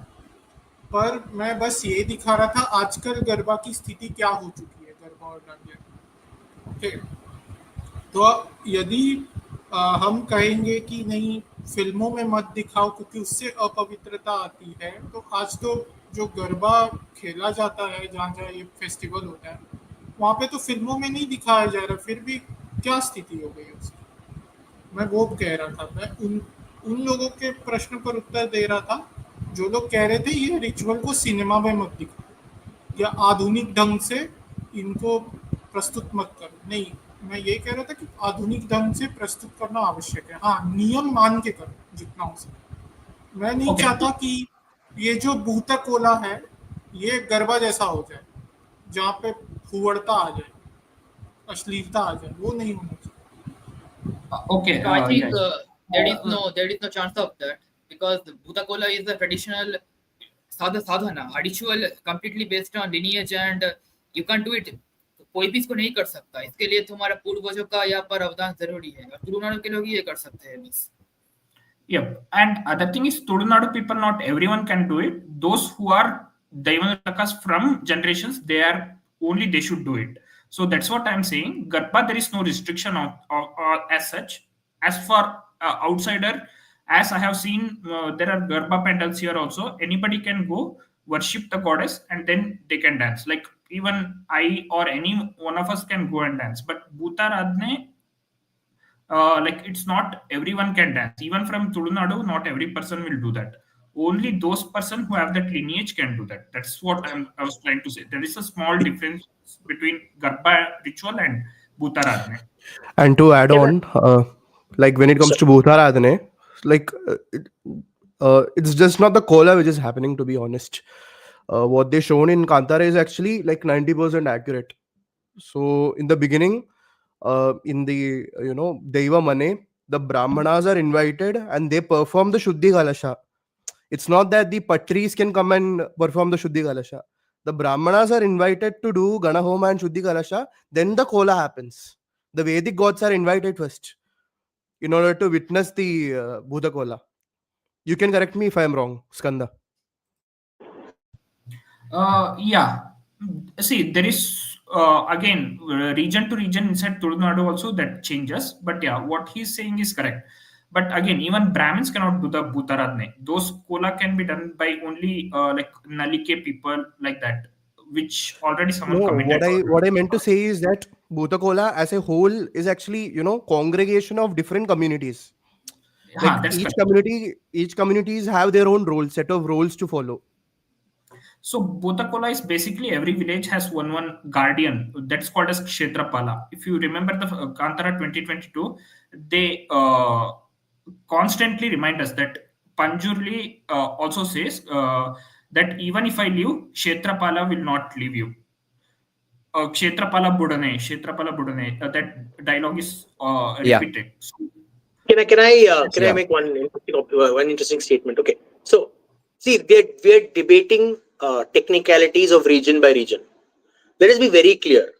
If you have bhakti in your tradition and you perform, and see, so imagine if I dress up in Bhutakola. No matter what I do, dress up, I cannot bring the daiva into my body because I'm not following the methods that are clearly laid out by the daivas themselves. Correct? Right? Whatever the tradition is laid out, no matter what the person is imitating you. Clearly, you must first of all you must acknowledge that no matter what the imitation is done, without the correct method, without the correct reverence, none of this can happen. It is fundamentally a fake performance. But the only sanctity that is there is when you do it correctly. Same thing with Garba. Just because someone is dancing around the Garba doesn't mean you're invoking the deity. Only when someone does it bhakti, someone does it properly, does the Garba actually become sanctified. So Hindus must understand, just because someone is performing your thing, don't accept that it's the same. We are also following the trap. Because what happens? What are Christians and Christians doing? They are making their churches like a temple. Does it become a temple, Hindu temple, because they made it like a temple? No, this is imitation. So you must not fall into the trap that just because someone is performing a certain way means they're actually doing the Bhutakola. No, they're not. They're not doing the Bhutakola. You reject it. It's not doing Bhutakola. The actual Bhutakola only can be done in the conditions that we have laid out. You must be strong in your belief and your bhakti in the tradition. Then automatically imitation will so what? They're imitating fools. Like that. That's all you must be like that. The strength of one's bhakti is more important than what the person's imitation is going on. That automatically deflates any foreigner or any other person trying to appropriate your tradition. Now my point is there. Start from yourself. The minute you get triggered by someone else's performance, you're saying my bhakti is not strong enough to say they can do whatever they want, our things get affected. No, our purity still remains. In our what do we call it? Money, something he mentioned, right? The Bhutakola, the place. Only when we do these things will it be sanctified, and it'll be complete. That's all. So he's doing the theater. He's wearing a costume. Again, remember, he's just wearing a costume. He's not Deva. He's not doing Aradhana. And since now this is a completely different point, the Kshetrapala aspect of the Daivas was for this reasons the Ashtabhairavas plus Mahakal Bhairava mentioned in the Brahmakalash song, because he's also Bhairav Baba is also a Kshetrapala. Why do you think out of the blue in a Brahmakalasha song mainly about Lord Shiva, why specifically that fascinating chants about the 9 Bhairavas? Mushin, you are planning to answer, right? Go ahead. Yeah. Brahma Kalasha, if you begin that, you can see clear Vedic imagery is used in Brahma Kalasha, from the cows, from the cow and calves, from the Havan Yagnyas. The imagery starts with the Rigvedic chanting about Ganapati, of Om Gananang Tvam Ganapati Gom Havamahe Kavin Kavinanubodh Shravastamam, etc. I'm not doing the complete verse here. So, yes, it is a completely Vedic oriented. It is actually making sure the gods, the Vedic gods, the Trimurti, and the Divine Mother come in spirit to witness the Bhutakola, so that they can witness the magic of the Bhutakola happening. And Kshetrapala is important because actually the 9 Bhairavas you mentioned along with Mahakal, they guard the 10 directions. They are also Dikpalas in one way. Astangaru Chanda Krodhanmukta Kapala Bhishna Samhara, Mahakal along with them. Actually, Mahakal becomes together when the 8 Bhairavas come together, they togetherly become Mahakal Bhairavas. So they become Kshetrapala of Mahadev, so that any kind of bad things, of course, nothing can happen. Evil forces cannot even touch there because the Bhairavas are there. So that's why Bhairavas are also requested to come here, so that they can observe the entire Anushthan, and so that they can bless the Anushthan. That's why it happens. It is the basic thing. It happens in Bengali also. You can, any Bengali puja, you can see you have to Shuddhikaran of the things, have to do Shuddhikaran, and you have to summon the Bhairavas, summon the Dikpalas, do puja of the Dasamavi, the yoginis also. Everywhere it happens. Yeah, it's pretty obvious to people, but I think I must mention it, that we are having a fantastic discussion, and I think it's more fruitful and constructive than any discussion of Kantara has happened on entire YouTube. Okay, now let's get to some controversial questions. Firstly, I have been wondering about one more thing. One more thing before you go to question. Another interesting thing is, the intermittent tribes of again, these are again tribal communities only. Remember, of Rajasthan and of I think Punjab, not Gujarat. These tribes basically were transported all over Arabia and Europe. They became what? They became the my brain is freezing right now. Roma, right? The Roma people, if you interestingly see, they worship Kali Sara, which is Kali Devi. Why did they accept the transformation of their Kali Devi? Because they had to adapt to survive. Remember, if they had not adapted to survive, what would have happened? The Kali Devi would have been wiped out permanently from their tradition. Their language, their tradition, everything, even the aspects of the thing would have been permanently wiped out by the invader. Remember, very importantly, if you want to survive, you have to adapt. And today it is coming back. So now they're seeing Kali Sara as Kali Devi, because they maintain the tradition through family and through telling, right? Other communities have died out because they held on to purity. Remember, they all have died out because they held on to purity. Sorry, yeah. And my take is that the Romani people actually were enslaved Indians who were forced out of India by the Muslim invaders. Actually, I think a very simple explanation lies there. Some went willingly also. Some went willingly also. Differentiated because they did not know better. Actually, they forgot. Through generations of trauma, they forgot the rituals, half of them. And that's why they had to transform, because otherwise they wouldn't be able to worship properly because of the lack of knowledge. Correct, but if you interestingly see, they are also still horse breeders, which is an ancient ancient people who should breed horses, you should breed camels. Yes, that was it. They still are horse breeders, still breed the best horses all over Europe and in Middle East and Central Asia. So the best horse breeders are in that community. People forget that the animal itself originated in India subcontinent. So all this Aryan invasion theory goes out of the window anyway, because horses as an animal from evolutionary perspective came from India. So are you saying Charlie Chaplin used to breed great horses? Charlie Chaplin was a Romani. No, metaphorically. you look at flamenco. Look at the dance and music traditions that the Roma have created throughout the region. Yeah. Right? Why do so many people, Spanish people, when they listen to some of their old, more Romani-inspired beats, like, hey, this sounds like Indian music? Because their clothes are almost entirely, they adapted it. almost 100% Gujarati. Their clothes. Yes. Actually, Romani people are Rajasthani people. Rajasthani Mewar, Marwar people. Actually, those were enslaved and forcefully moved out of India. Ghagra choli mainly is what Romanis traditionally wear. Yes. But people are still so my question extremely is towards the gypsies, by the way. Yeah. I think they were mainly from 3 regions: Sindh, Rajasthan, and Gujarat. And it is visible in their languages also. So Oh my you God, will their find a language lot is of so Indian. Gujarati So words. You will Yeah. find a lot of Marwadi and Sindhi words also. In Peaky Yeah, their Blinders, national you can anthem is see called that. Peaky Gelem Blinders Gelem. says that. The problem Right, here right. is that we are being like, we Indians, Hindus are being too honest intellectually. If we were like the other Yeah, side, pretty no, much. we would have made some, European invasion theory out of this. Because our people have gone there, no, we have genetic data. ये दिखा के बोल सकते हैं ना, आप लोगों का religion, हाँ. it's fake. We actually civilized you. हाँ. No, but interestingly, this is again a cultural We actually problem. civilized them, by the way. No, it's a Out of it's a India, cultural I believe problem. out of India theory. No, but there's a cultural problem. There's a cultural problem of इसको use नहीं करते ना. Even if we have out of India theory, we can actually no, use no, it. no, no, no. You're missing the ये point. ज़्यादा You're हो missing the point. जाएगा because ये Middle Ages No, में no. हुआ था ना. No, I don't blame it, man. I'm telling you, it's also a function of geography. If you interestingly observe those communities that were on the coast, they've exported their culture, or they framed the narrative of exporting one's culture. But the communities is not on the coast. You notice they've been the ones who are basically taking from other communities.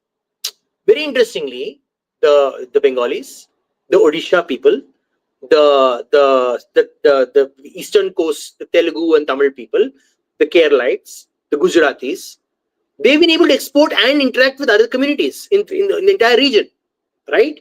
But the so-called landlocked regions have not been able to export them. They've only been invaded, or they've only been like the foreign countries been invaded. So it's also a function of geography. I won't completely blame the locals, unfortunately, right? Actually, funny thing is that Yeah, of course.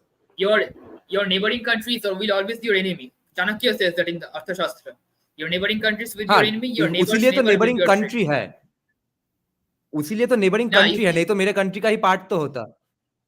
और That's fundamentally fundamental reason why Ashura and Deva are neighbors, but at loggerheads each other. Yes. Yeah. The Sinhalese people are not indigenous to Sri Lanka. You all know this, right? The Sinhalese people are essentially descendants of Bengali and Odia merchants. Odia people. Yes. And वो लोग ना खुद को आर्यन बोल के इनको Tamilians को पेलते थे. And one more thing, there are actually Bengali letters in Vietnam inscriptions. Yes. Actual Bengali words are there in Vietnam inscriptions. So the Bengali words are actually spread across Southeast Asia, including Thailand, Cambodia, Vietnam, all those areas. CSK, Laos, even in Laos. The city of Singapore actually is founded by a Bengali merchant called Buddhagupta. It is said that in 5th century. Oh, Buddhadev Bhattacharya का descendant. I don't know. I don't think so. See, Singapore was originally just an empty island that some of the Orang Luat or ocean people used to use as a stopover. It was initially a complete like forested island. There's no one there. Or when the British arrived. Sorry. बोलने दे बस. हाँ. Nitpicking का 50 रुपए काटो भोसड़ी के. I follow exact history. I'm obsessed with correcting people's history. I'm sorry. I apologize. I didn't know the narrative was being pushed. Every Bengali in the world can read this coin on the right side, which is a coin from the Chola dynasty. It's written Uttam Chol. That's Cho. Yes. Okay, it's Chol because Chola, the letter I's are pronounced in Bengali. Yeah, because most of the trading the dowries, I think the ships, right, were built and then run by Bengali sailors. No. Coin was found in Sri Lanka. Bengali sailors. Yes. Sailors. A lot of Bengali sailors used to run those trade routes. So what would have happened? Yeah. They would be a primary people you pay. So you'd pay someone, right? You want to pay them in currency that they can acknowledge. So you'd stamp it in their local language, which shows that we are polyglots. Remember, very interestingly. Yes. So if this has been stamped with Chol, means the Cholas would have had also to learn Bengali to trade with them. Yeah. So the narrative of one language for everyone is nonsense. Anand, I have a Just question.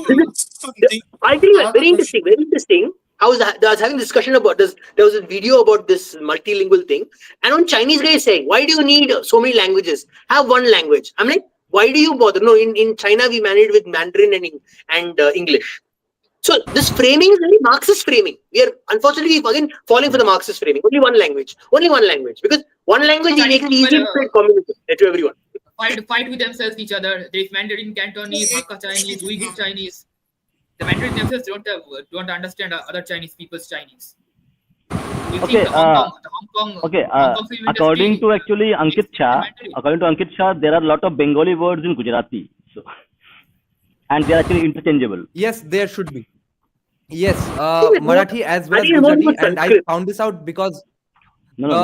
Marathi does have a lot not of only because of Bengali words. Anand, Sanskrit, Anand.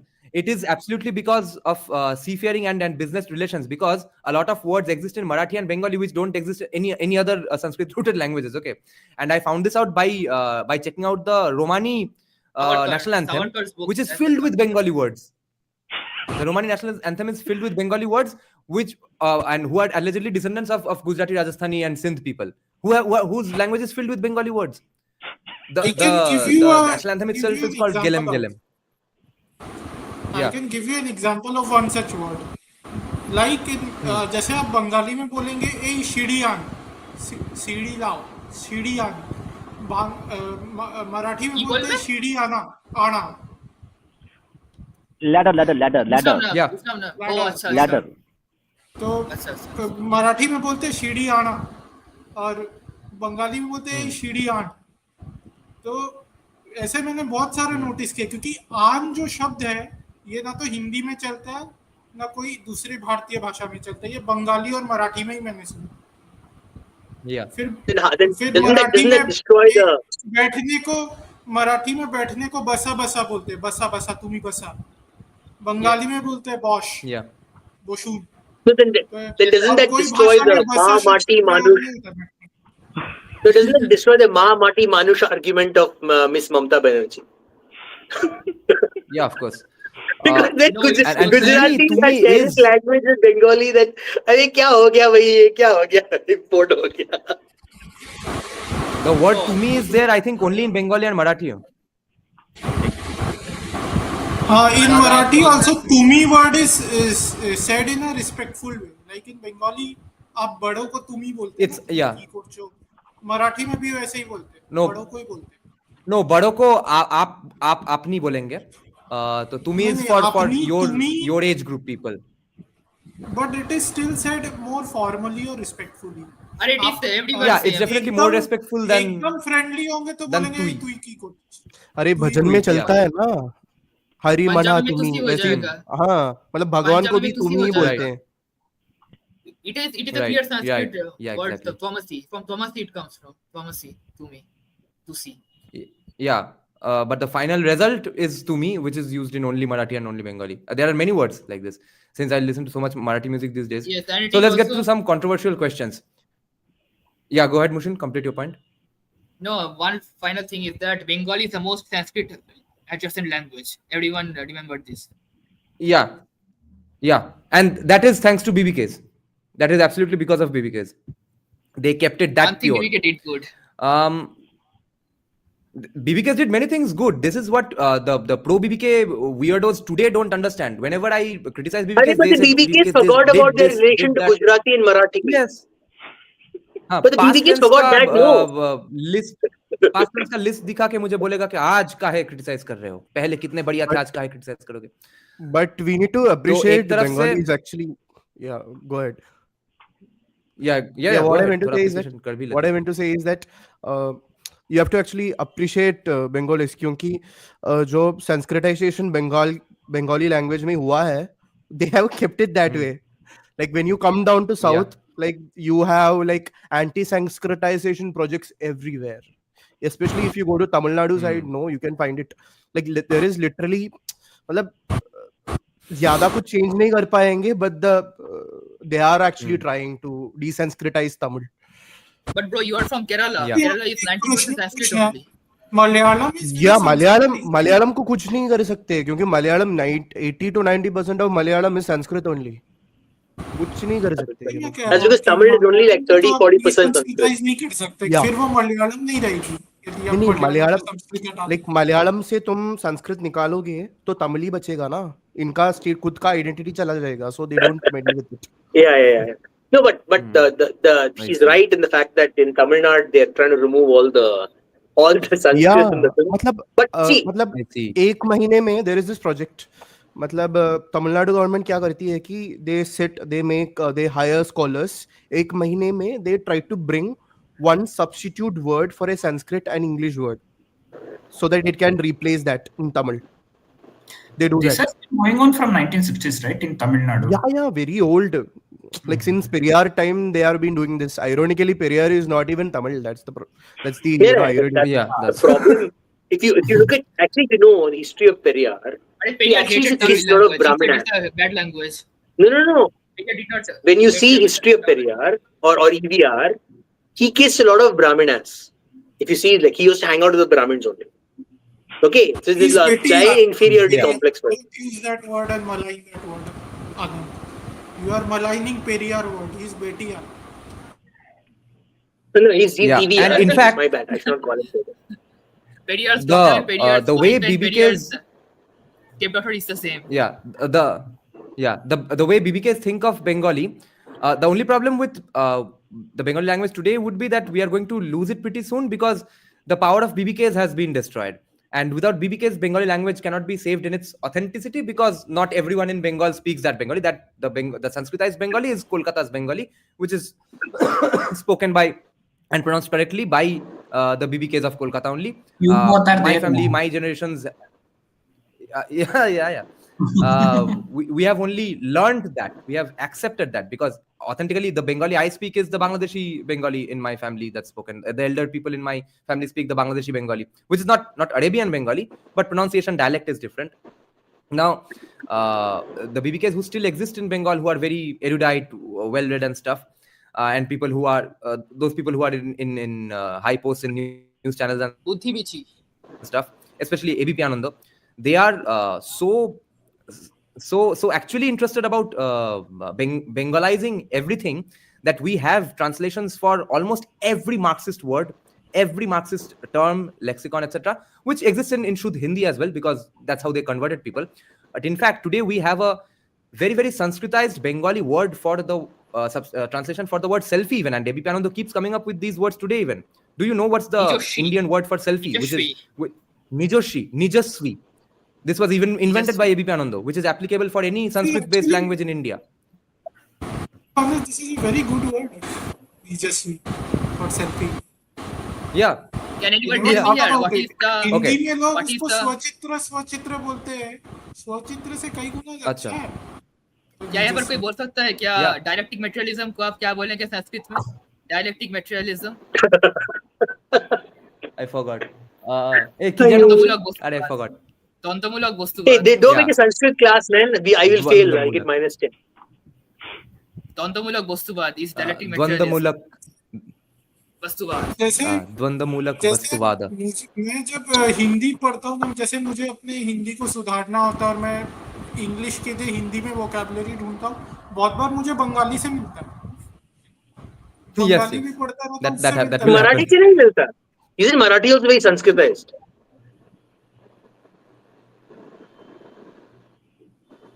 Marathi बात आता वही है swag. ना, क्योंकि मैंने मराठी पढ़ी नहीं है तो मैं मराठी से नहीं ले सकता. Oh, okay. बंगाली से लेता हूँ. Anand, I think the distance from Sanskrit to Bengali is much lesser than the distance between Marathi and Sanskrit, because if you listen to any well-written Bengali song, if there's a sentence with 10 words, you will understand probably 8 words. In Marathi, you won't understand 8 words if you don't know Marathi. Because you know Sanskrit, you'll understand most of the words in Bengali. Bengali is Sanskrit adjacent. That's why our national anthem is easily sung by everyone in India. Yeah. Because it is a Sanskrit Yeah, adjacent. it's a Bengali song only. It's 100% Yes, a it's a Bengali song, Bengali which is song. applicable to any Sanskrit or Hindi speaking Proper person. sadhu. Vande Mataram also. Yes. Just don't make Bengali national language, please. Just don't make Bengali national language very, It is a very, Bengali very tiring language. in the mouth. It's very tiring in the mouth. No, You go to no. like, आज If आज someday- Bangla Very book exhausting. नाचेगा, आज नाचेगा Bangla book वाला लोग। If Bangla someday book very we have exhausting, a man. national language, आज ये लोग सब कपड़ा फाड़ के if someday we नाचेगा। have a national language, it will be Bengali because it's the closest to Sanskrit. अरे but it's Now very let me tiring ask on the some mouth. controversial हम question. हम पे रहम करो. तुलू बनाओ भाई, तुलू बनाओ, Workout सबको ही कर लो। बेवकूफ कर दो. वो वर्कआउट कर लो. तो बहुत दर्द the होता है. controversial question is, do you see? I thought this criticism would come up against Kantara 1 as well, but I guess the commies have become too lazy, or they are busy discussing finding fascism in Narendra Modi's policies, and they are failing. Therefore, they could not make actual criticisms that could have been interesting. And I thought that, wait, this criticism might come up because Kantara 1 has released. I'm going to be ready to counter it.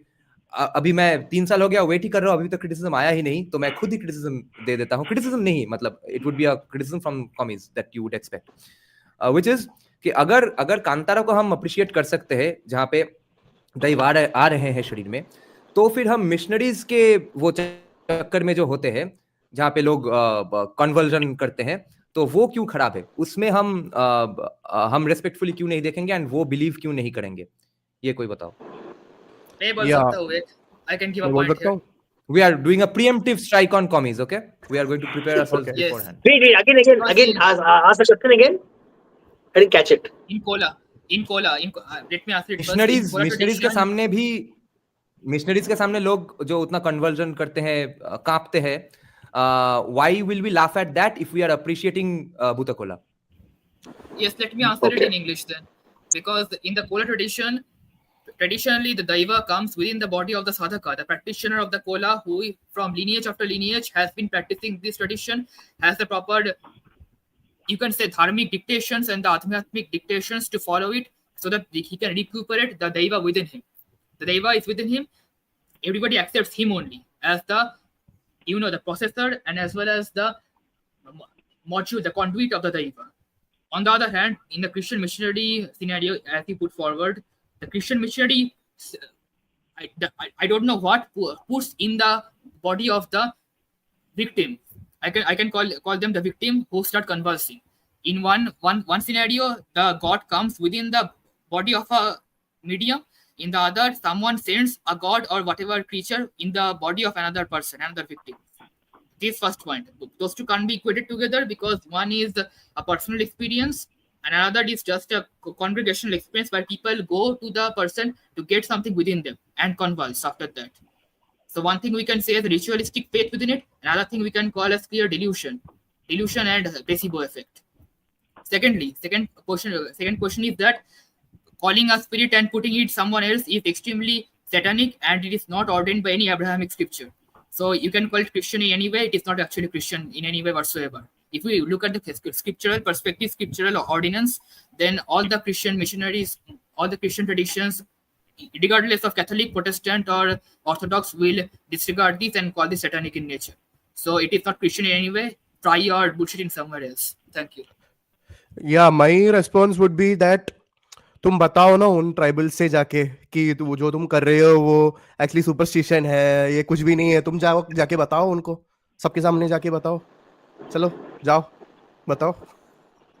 ये नहीं बताएंगे.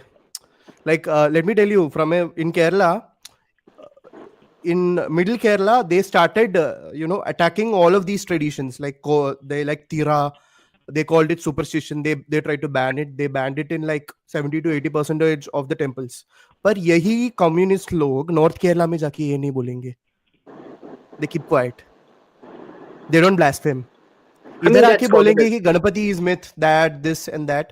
जब उनके जो like Kannur is like the क्या बोलते हैं उसको, birth place of communism in Kerala, okay?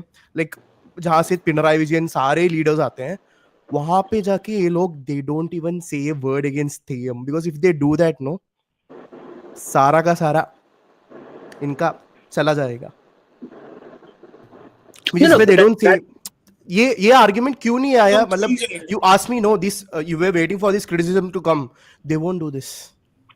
No, you're They won't do expecting this. intellectual honesty from communists. It's never going to happen. It's not First of all, about intellectual honesty. They are scared. उनका जो narrative है ना, like the Hindus, the Brahmins are actually oppressing the tribals, और उनका जो culture है उसको ध्वस्त कर रहे हैं. If the commies themselves go and say that it's superstition, that and this, then उनका पूरा का पूरा argument खलास हो जाएगा ना, कुछ भी no, नहीं रहेगा. this is in every geography. Forget about India. Wherever they go, if there's a dominant narrative that they want to appropriate, they will not criticize it. Then they'll be subservient. Intellectual honesty from communists is impossible, because the foundation of their thing is based on this class war. So they'll find the class they do, this class warfare. They'll pick the class that they choose and they'll go after that. Let's not expect communists. Let's talk about this particular question you asked, right? About the Christian missionary. Yeah. And specifically these things. You understand the intellectual debunking is that it is fundamentally mass delusion and basically based in psychology. The fact that you're looking for approval from your pastor, from your congregation. It is not, the Daiva Kola is not about approval. No one gives you approval there. You just do it because you have to do it. Your duty, it comes from duty. Here it is different. Here it is, you're expecting approval from your fellow congregants. So you are part of mass delusion and the past, and often these are fake people, not even real. So because, and this is a psychological concept where there are 10 people sitting in a room and you give them all like tall sticks, and one person you give them a short stick, and everyone says my stick is a tall stick. Even the one with the small stick will say my stick is a tall stick, because there is this concept in psychology where you will participate in the group because you have to. You want to be part of the group. So in Christian, when this Christian shit is happening, it's because they want to be part of the group that they perform here. It's nothing to do with your devotion in God or the fact that you're possessed. Because any external tester will be able to say these people are not possessed. It's basically just a delusion. That's the argument you would. Okay. Wait. One more thing. So the question is very important. See, in the Christian way, the way they do conversions, they have two methods: one appropriation, one vilification. So something they can't appropriate, they will say it's Satan. Something they they will say, okay, this is bad. So if that doesn't work, they will appropriate it. So all the churches in Tamil Nadu and even Kerala, you will see that by the what's called the temple we have. Gopuram. Gopuram. Yeah. Gopuram. That Gopuram is there in every church, because that is part of the local tradition. So they cannot forego it. So they It's not Gopuram, sorry. It is Dvajastamba. Yeah. So that would be there in every church. So like if you see from outside, you'll say, okay, it's a temple, but no, it's a church. So it's it's pure how to say, like appropriation and vilification. So it's a very simple thing. Like how I don't know how the communists see at it, but how they will justify both of them. If the missionaries are trying to say, okay, Hinduism is bad, then why you are appropriating their own traditions? At one place it is good, and one place it is bad. Then it's pure dishonesty, opportunism. Because they are framing it as the Gopuram is not a Hindu tradition. It is a local indigenous tradition that Christians are reclaiming. This is the problem. You cannot expect. No, it's not just. I'm talking about the front face, the steps. That's not the Dvajastamba. The front faces, the steps is not the. Can you please pick up the image I put there? What do you say about this? Oh my God! ISKCON ने बनाया है क्या ये? The South Indian people are completely bonkers. They call the Bible the Vedam. They call Jehovah the Ishwaram. They call Jesus the Rishi. Not South Indian people. South Indian Christians. Please don't say all Christians. I'm sorry. Christians. And can you guess what Tamil Christians used to call their churches? Kovil? The Temple of Vedas, Veda Kovil. Veda Kovil, the Temple of Vedas. Yes. What they used to do is that, let me explain. थोड़ा सा historical perspective दे देता हूँ. There was this Catholic priest, क्या बोलते हैं उसको, evangelist who came down to South India in the 14th century or 15th century, if I'm not wrong. He was called Robert de Nobili. Actually, the church was actually against him. क्योंकि वो क्या करता था कि he used to wear saffron clothes, walk into villages in Tamil Nadu, है, and It he happened in used to Japan sing. too, by the way. Yeah, he started singing bhajans with like Carnatic music with Christ, apparently. So people, and he used to like fool like local Tamilians saying that this is the fifth Veda, the Bible. Like the first generation would think that this is the first Veda, and we are just keeping another god with our Kuladevams. Yeah.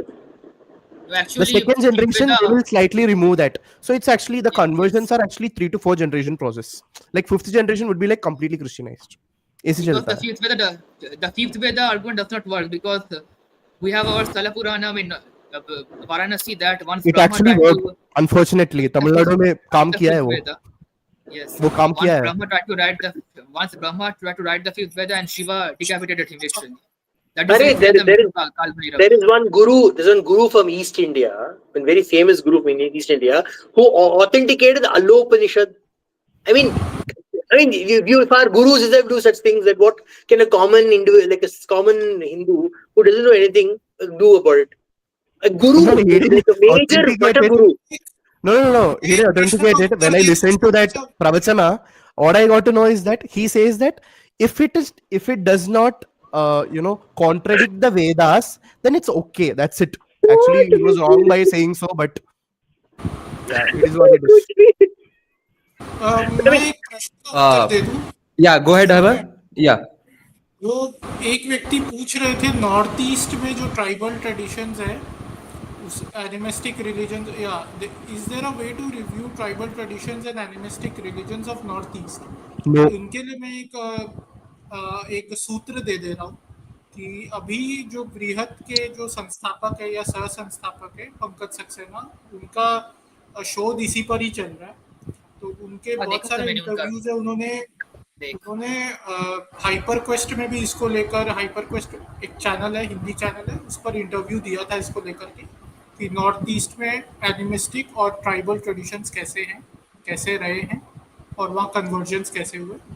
तो आप उनको follow कर सकते हैं ये जानने के लिए.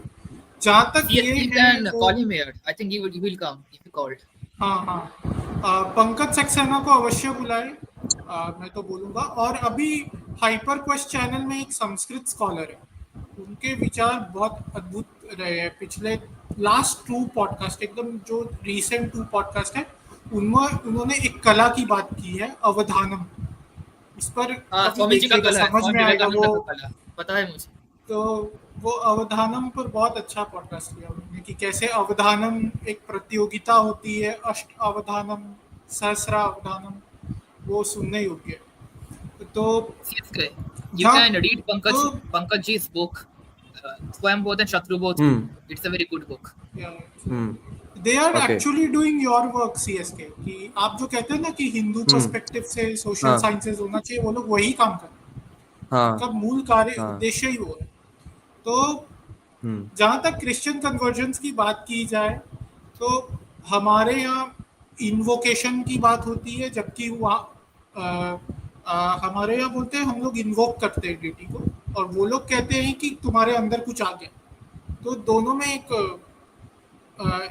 कॉन्सेप्ट का डिफरेंस मुझे तो दिखता है कि इन्वोक करना अलग बात है, कि आप अपने कॉन्शियसनेस को ऊपर लाते हैं. ईसाई के अंदर ये सब नहीं चलता, वो लोग ये नहीं कर सकते. और उनके religious Wait, Mushin, let Abhay finish his point. Yeah. हाँ, तो उनके रिलीजियस स्क्रिप्चर्स के विरुद्ध भी है कि आपके भीतर ईश्वर नहीं आ सकता, आप किसको ला रहे हैं. तो वो बात भी है. और हमारे कल्चर में हम लोग इन्वोक कर सकते हम लोग इन्वोक कर सकते.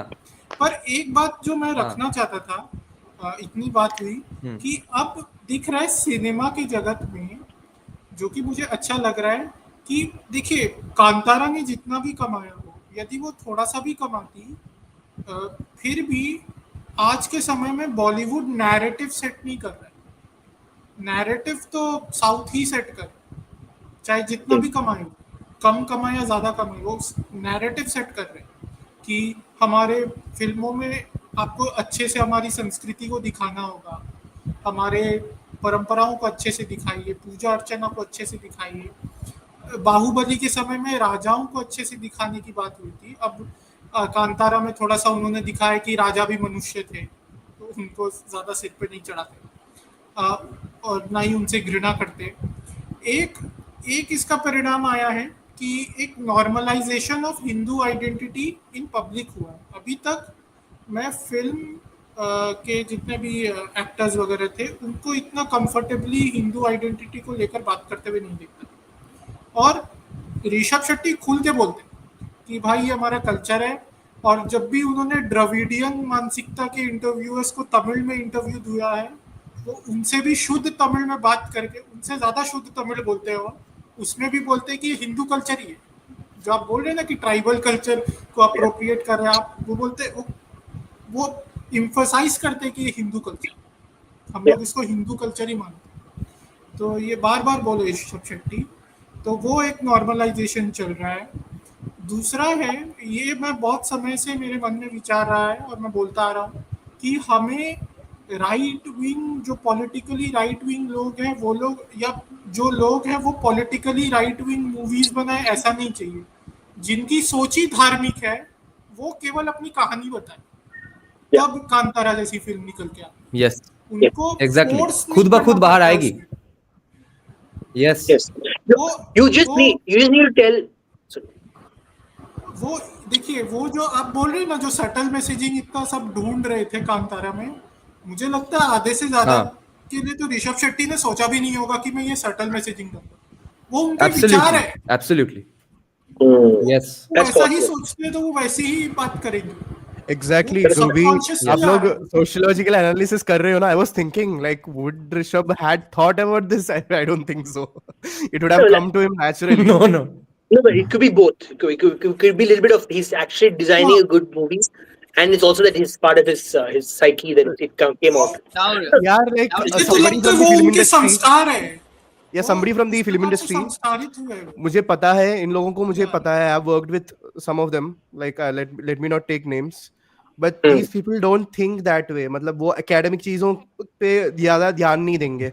Like when Kantara 1 came out, one of the co-writers of Tumbad started, dissecting it. वो ऐसे वैसे वैसे है. It was misogynistic. ये है वो है, वो सब करने लग गए.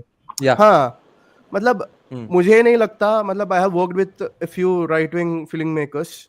वो लोग ऐसे नहीं सोचते. They don't even think that way. मतलब जैसे कि ये लेफ्टिस्ट लोग सोचते हैं ना, लाइक हमारे फिल्म मेकर्स में और उनके फिल्म मेकर्स में बहुत अंतर है, बहुत।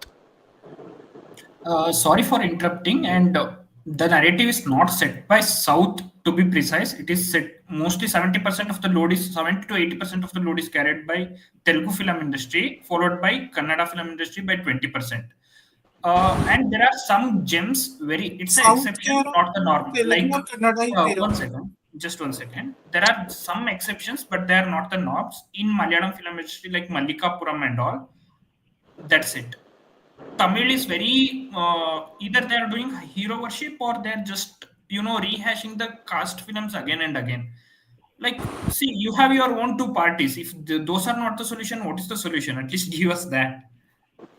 No, मतलब उनको करना चाहिए भाई, करने दो, let them overdo it. So even I don't like their propaganda. They make very good movies. I love Malayalam movies for their craft. But वो जहाँ तक आइडियोलॉजी की बात है तो हर मलयालम मूवी में ही वो सब रहता है। जैसे अभी लोका आई थी और कौन सी तो फिल्म आई थी जिसको लेके बहुत बवाल हुआ, ARM का मैंने सुना था, लोका का सुना था। अरे लोका से you have to learn, no? तो मतलब the way in which they have actually orchestrated and planned out a narrative, मतलब तुम सोचोगे भी नहीं, but that narrative sits in your head. मतलब हमको समझ में आ जाता है. You have to learn from them, learn the craft, be like them. So I would like to add a little thing about the southern film industry thing. You understand, first of all, Tamil film industry is driven by politics, not by filmmaking. You understand, it is adapted to politics of the time. It is not about, they're not telling the story of people, they're telling the story of the politics of the time. You look at historically, all of Tamil film is driven by the political situation. Malayalam film is not like that. Malayalam film is about the local, like the local sensibilities and what the filmmaker wants to talk about. No, right? No, I disagree. I disagree. Really? It's not about local communist आने के बाद वो list of movies, मतलब just see, मतलब just No, take the list I of understand. movies which were made under the communist regimes and take the list of movies which were made under the Congress regimes. No, I get that. I'm saying if you observe the filmmaker, he does it based on what he's interested in. Like the Bangalore days, all those Malayalam movies that tend to be Congress about what they're Congress के interested. time आई थी भाई वो. मतलब after the That's communists fine. have come, like again the movies are like CIA, Sakhav, everything else have Correct. started flowing out. I understand. Like, I understand ये that. सारी जगह यही है यार. मतलब बॉलीवुड को ही देख लो. बीजेपी आने के बाद they started following the right wing trend.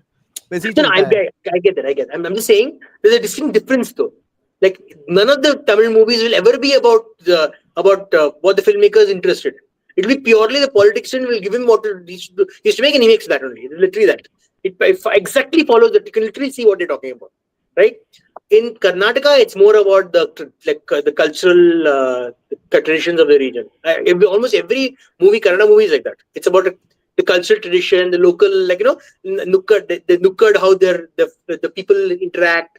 All these very small things. And Telugu movies are the big action movies. Like they need to get a lot of star power. Very unique generally. See, I am also a consumer of Kannada film industry.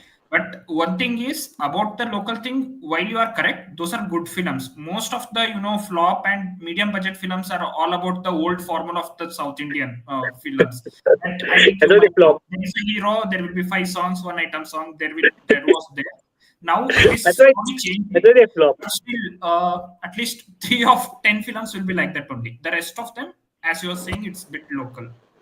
It's very. I observe all Kannada films tend to be about the local region, about the how people interact on a daily basis. Like it's very like that. Just one point. Wait, I have another controversial question to ask. Before that, we will just go through this post that just now Professor Shubhajit Noshkar has made, who had asked for reservation in the Indian cricket team. He's saying chronology of how BJP is Dalit Virodhi. BJP never made Dalit CM. BJP-led center never made Dalit cabinet secretary. BJP-led center never made Dalit NSA or principal secretary to PM. BJP-led government has never made Dalit IPS DGP. BJP-led governments never made Dalit chief secretary. So you see, the only guy not anti-Dalit is me, because my co-host today is Dalit, as far as I know. Are you, Bhupenda? Yeah, Aren't you officially. Dalit? Officially. Yeah, thank God. I am. अरे मोदी जी बना देंगे. So ये my- सब देख के बना देंगे Modi ji. Let me tell you, he will do it. All this identity is transitory. The body is a shell. The soul is the only ultimate. Reservation देने की राह पर है, वो दे देंगे सब. वो Anand, I have a question to you. तिलांजलि देगा. तो मुझे एक Malayalam Mushin, film for who? करनी थी. Yes, Anand. Wait. How come is that? Grammatical gods. Mushin. No. Yeah. I'm going to cancel out both of your questions because I have one important controversial question to get to. I am not sure if Acharya Prashant has woken up about Kantara chapter 1 this time, but he had criticized Kantara 1 heavily. So we are going to take that point now. कि आज हमने सब criticisms address करने का सोच लिया है कि लेफ्टिस्ट ने जो क्रिटिसिज्म किया भी नहीं है वो मैंने एंटिसिपेट करके भी हम लोगों ने आंसर दे दिया है. टुलुनाडो वासियों का क्रिटिसिज्म हमने लिया है. बहुत फिल्में देखे हुए एक रिव्यूअर का Before we move on, ये आचार्य उसका नाम है क्या?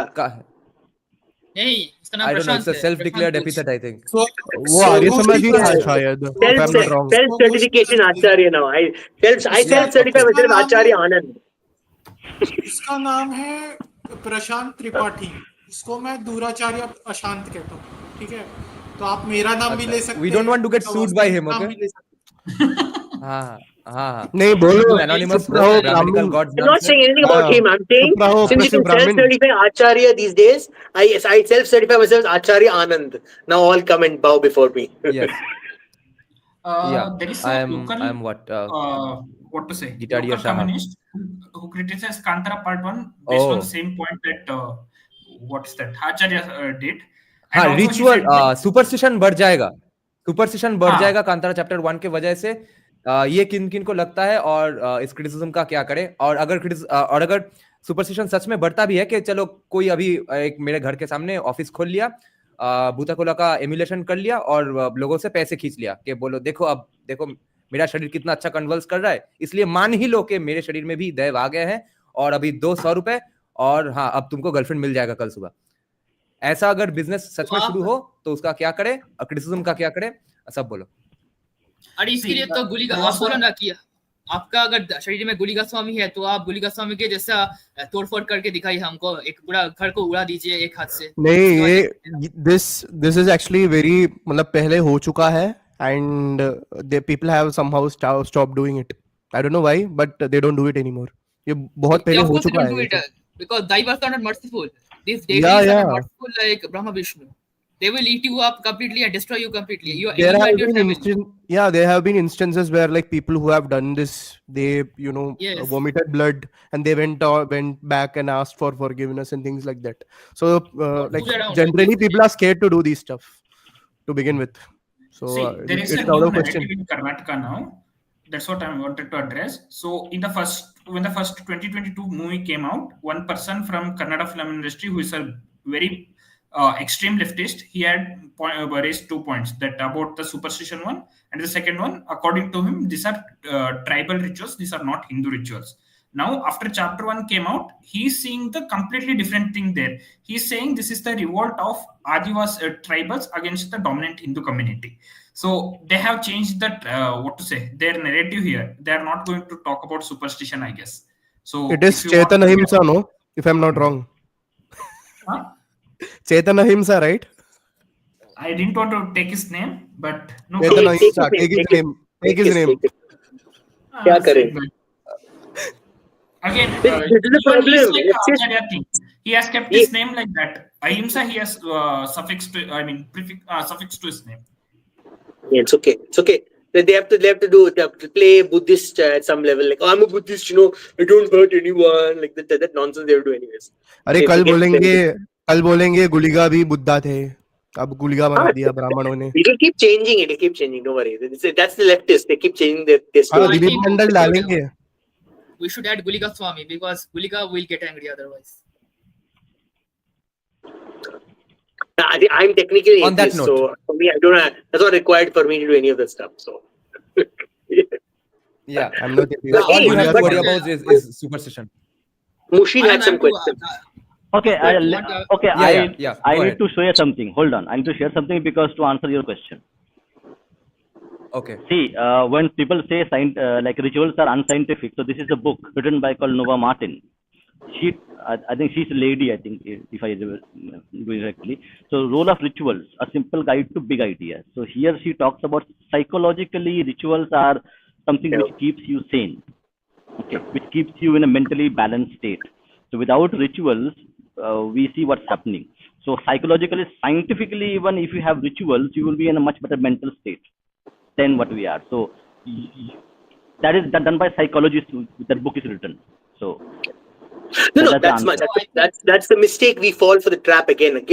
We fall for the trap that rituals are only religious. Ritual is a behavior you do repeatedly to give one's mind calm. When your ritual is rooted in bhakti, your calmness comes from bhakti, comes from the divine.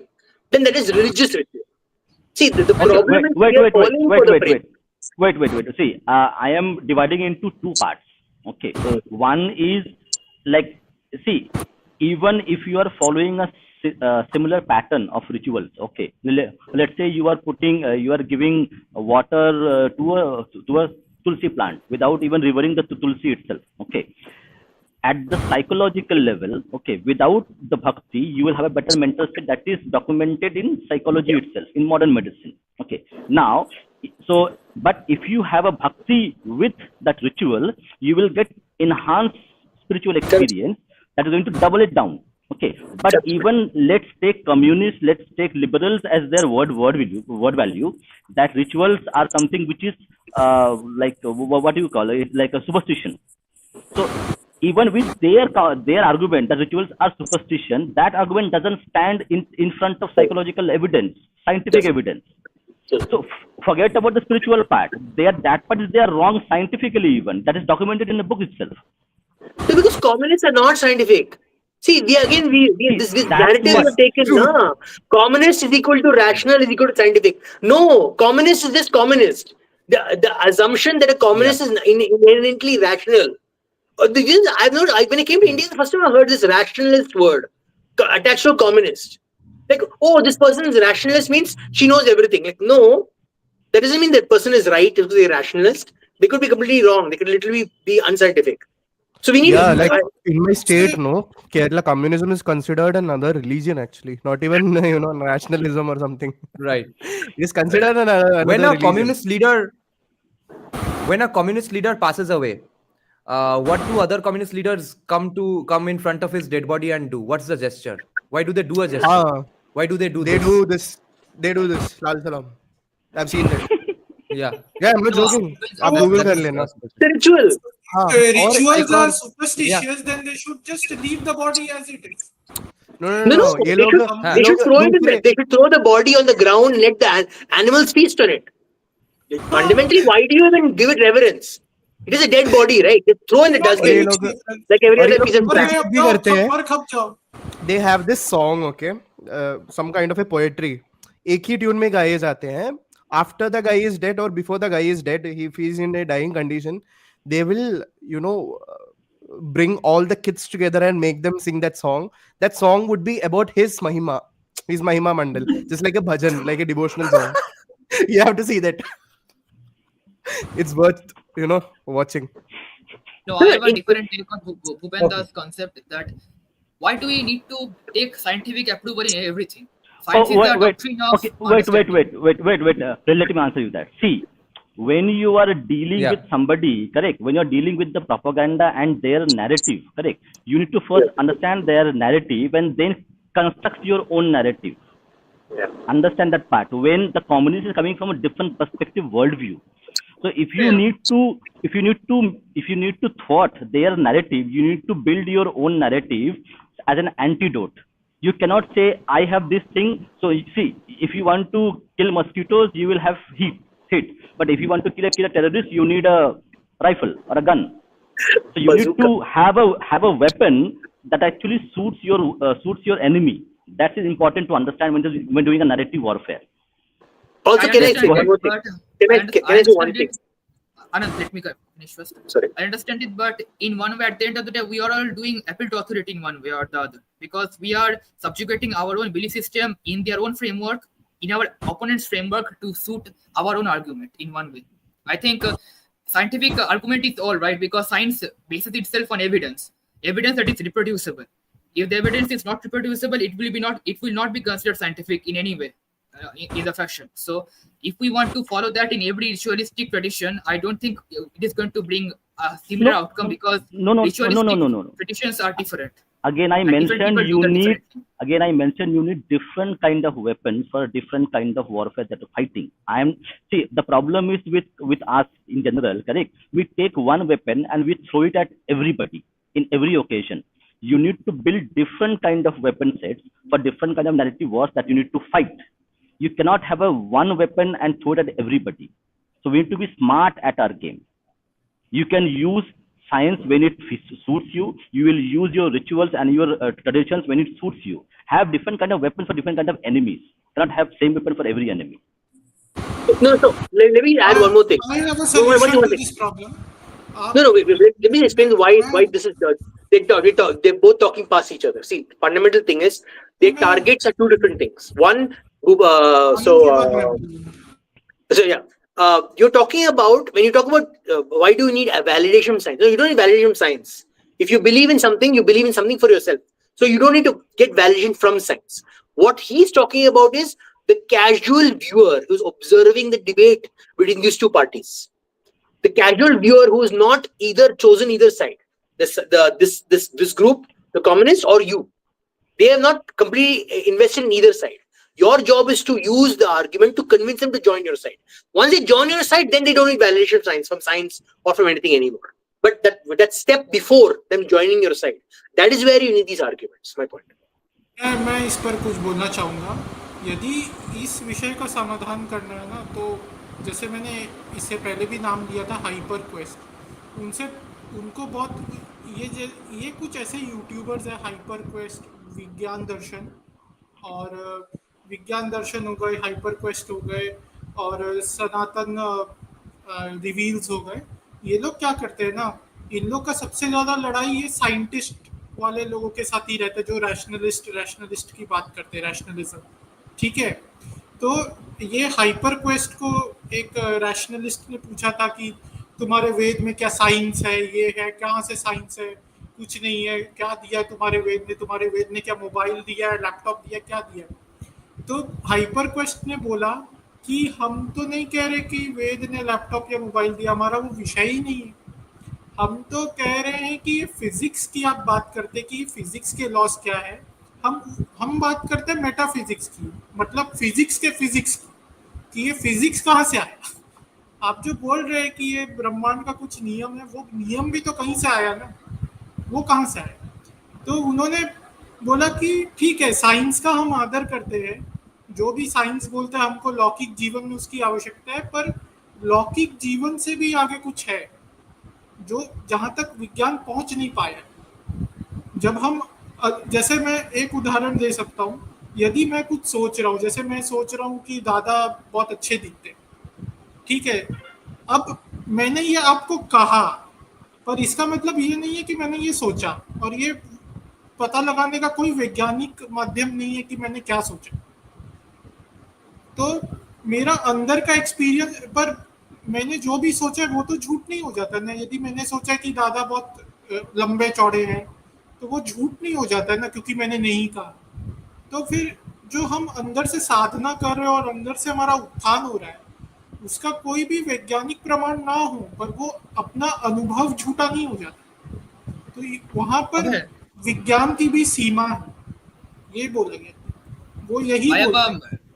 I have an argument in this. You are talking about dealing with the scientific community, how to answer their questions. In my opinion, before you answer their question, I think learning the language is going to help a lot. क्योंकि आप अगर उनको उनके भाषा में आप उनका उत्तर दोगे, तो आपको और ज्यादा सुविधा होगा। क्योंकि अगर वो आपसे पूछेगा कि वेद में क्या एरोप्लेन्स का बात किया गया है, क्या भूत प्रेत सच में होता है, क्या माँ काली को पूछने से आपका भला होगा, ये सब अगर पूछेंगे, तो उनको आपसे पूछना कि क्या ग्रेविटी का क्वांटाइजेशन किया जा सकता है, कैन ग्रेविटी बी क्वांटाइज्ड।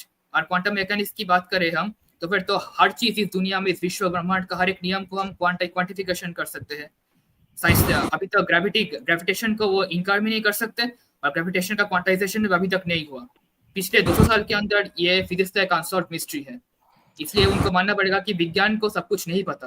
अगर विज्ञान को सब कुछ नहीं पता, इसलिए जिसको प्रमाण नहीं कर सकते, प्रमाण करने से भी नहीं चलेगा। वो प्रमाण करने के साथ उसको रिप्रोड्यूस भी करना होगा, एक्सपेरिमेंटली प्रूफ करना पड़ेगा। मैथमेटिकली सिलेबस को प्रूफ करने से नहीं होगा। जब तक वो नहीं होगा, तब तक you can't call something scientifically sound. So actually, from a Vedic point of view, like Vedon का काम ही नहीं है. Like Vedas were not made for it to give you car or some kind of technology. Like why are you even having that discussion? Arey, Vedas are for yajna, not to invent something out of thin air. इसका कारण इसलिए कि रामायण में लोग ने पुष्पक विमान देख लिया, उसके बाद सबको पता चलेगा कि विमान वेदों में था, इसलिए लोग उठते फिरते थे। इसका मेटाफिजिक्स का कोई अर्थ ही उसका समझ नहीं आया सब। See, while you are right in the thrust of your argument, you're missing the point. The thing is that you don't be anti-science to be pro-Hinduism. That's again a early European puritanical framing. They say this is the same thing that happened. You have to be anti-science to be pro-Christianity. That many fall in, that to prove themselves as Astic Hindus, they start saying that science is science kuch nahi hai, ya start opposing science. No, let me give it. I'm not saying that. No, I get it. Anand, let me finish that. I'm saying that science is a branch of philosophy, just like every other philosophy, and it should be taken like that. Science is not every philosophy combined. So that's why we do not have to encompass our all understanding of philosophy on science. That's what I agree. But my point is, let me give from an example, right? Okay, Agama Shastra is written for building of temples, correct? Through just by existing, those temples have proven that architecture has lasted for almost 2,000, 3,000 years. Many of the things are built that long. Okay, 2,000 years. Let's take it. So for that, not only would they would understand physics, they would understand mechanics, they would understand chemistry, they would understand all multiple things. They have to understand geometry. They understand weather patterns, right? They understand geography. And clearly, you cannot go to the last stage, like building a temple, without going through fundamentals first. You don't jump to put this rock in this place without understanding the makeup of those rocks. So someone in Hindu society was researching these things. Yes, there was philosophical people who looked at the universe as a larger construct and discussed them. But there are also Hindus who are discussing these things. What about the weapons, the metal that they created, the rivets, the fittings, everything? So many things Hindus have created. How is it possible they're not scientific? No, why do we Exactly, accept that is my point. Just because Rigveda में nuclear bomb हो या नहीं हो, मगर ऋग्वेद पढ़ने वालों ने ही तो इतना सारा सोसाइटी चलाया, इन्वेंशंस भी किया, वो कैसे हुआ? उन लोगों को क्या ऋग्वेद कुछ मतलब रथ कैसे गलत लगता था? रथ According to these people, Rigveda में रथ लिखा है, ऋग्वेद में. How do they build the rath? Magically, they created this. They did like that. They created the rath. According to these people, they actually built the axle. They the built Vedikas are like the apes, cavemen who ran naked in the forests and started invading people. ये सब फालतू है. ये सब Agni Homa mein, to keep a Homa running, you must understand chemistry. How do we know if this is the one that keep the Homa running for how much long they're going on? You have to understand basic chemistry. Even if they didn't write it down and saying this is the way you do it in steps. I proved this through the mixing this chemical in this mixing. No, at some level they understood the society, the environment, and they said I've experimented and this is what successfully works. The problem is we jump the gun and say no, we don't. Our science is contrary to Hinduism. No, you should not accept that framing. And any Hindu argument of बहुत अच्छी बात की थी. इसरो के former chief थे S Somnath, वो भी केरला के ही है. Exactly. वो इसरो में जब सफल उड़ान भरी थी और चांद पर लैंड हो गया था उनका जो भी सैटेलाइट है, उसके बाद वो भद्रकाली मंदिर गए थे केरला. ठीक है, तो उनसे रिपोर्टर्स ने पूछा था कि आप तो साइंटिस्ट हैं, आप मंदिर क्यों आ रहे हो? तो उन्होंने बहुत सरल सा उत्तर दिया. उन्होंने बोला था जब बाहर के लिए मैं साइंस करता हूँ तो इसरो में जाता हूँ, और जब भीतर में साइंस करता हूँ अपने मन के भीतर तो मैं मंदिर जाता हूँ, भीतर के इंजीनियरिंग के लिए मंदिर जाता हूँ. तो yeah, I want to add to that, like maybe you guys are not accessible to the क्या बोलते हैं Malayalam content, what goes on in Malayalam media. मतलब बहुत छुपाई दी जाती है ये सब बातें. Like literally after he went to this temple, every single media channels who interviewed him didn't ask him a single question about Chandrayaan, his mission, his future projects, what collaboration he's going to do. Everybody, every journalist, every comment section which I was seeing was actually trying to scrutinize him and trying to prove him wrong, saying that he's unscientific. This is the social discourse in Kerala. Let me tell you, let me be very honest with you. Kerala is literally 30 to 40 years behind in every socio-political discourse. आज हम ये सब discuss कर रहे हैं ना, ये लोग इनके मीडिया में ये सब बातें जो हम डिस्कस कर रहे हैं, they would be discussing this after 60 years. अब जो भी let me complete. What we are like, what the the जो mainstream जो भी बोलते हैं ना, North Indian mainstream, what you guys used to discuss 30 to 40 years back, like 50 to 60 years back, they are discussing it now. That is the problem. Like these people are not sorted in their heads. इसलिए मतलब you can't even have a conversation with them because they are literally like socio-politically so the discourse is so backward that you have to like they are not exposed to a lot of concepts. See, the fundamental problem. 100% literacy का क्या हुआ, bro? No. Literacy नहीं है. It is a sham. Like listen to Suhail Seth. I agree with him 110%. किसी को English नहीं आती इधर. It is very hard to find. Suhail Seth also is a bit too much. No. What he said is actually correct. Okay. Like literacy means like you just have to sign in your language, and these people like इधर तो employment है नहीं. Like back in the 90s and 80s, people had to go out. तो वहां से पैसे भेजने होते हैं, and people like learn to sign. So they were considered literate. No, हाँ the वो is- साइंस से ही तो लिटरेसी होता है इंडिया का, बहुत बड़ा प्रॉब्लम है. no, what? हाँ, No, एक It's minute. actually- Let us. No, I want to break apart this fundamental problem, fallacy that when we talk about science. Science, what we are understanding is empiricism. Empiricism is a very specific and very ideological way of dealing with the natural world. Empiricism states very simply that you take a hypothesis, you test the hypothesis versus using experiments, and then conclude that based on the experiments, this hypothesis is true. Then it becomes a theory, right? It is nothing to do with science in general. For example, when Einstein did his thought experiments, there was no empiricism in that. You understand? When he started postulating gravity, sitting in his Yeah. room, there was no Yeah. empiricism. It is only later, many years later, when they had the tools to test his postulates, were they able to use empiricism Yes. to prove his hypothesis. Same thing with quantum mechanics. Quantum mechanics could not be proved for a long time. Initially, what was it? What was it? Newtonian mechanics was the initial. Sorry. Let me speak. Wait, hold on, guys. We'll keep on. Yeah. Go on, Anand. I want to understand this particular thing. Newtonian mechanics was initially the original, all-encompassing, theory of everything for the universe.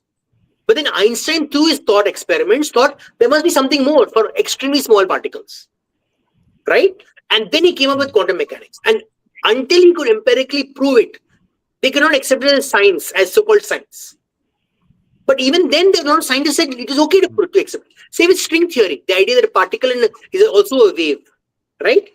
For a long time, it's still not been proven empirically. But a lot of scientists accept the thing that you can discuss it at least. Anand is exactly right. Yeah. See, the word science translates to Vigyan. The word Vigyan actually means empiricism. If you go to Bhagavad Gita, you have Jnana Yoga, you have Vigyan. Vijnana Yoga literally is the yoga through empiricism. So anything that is predicated on a systematic empiricism ideally should be considered science.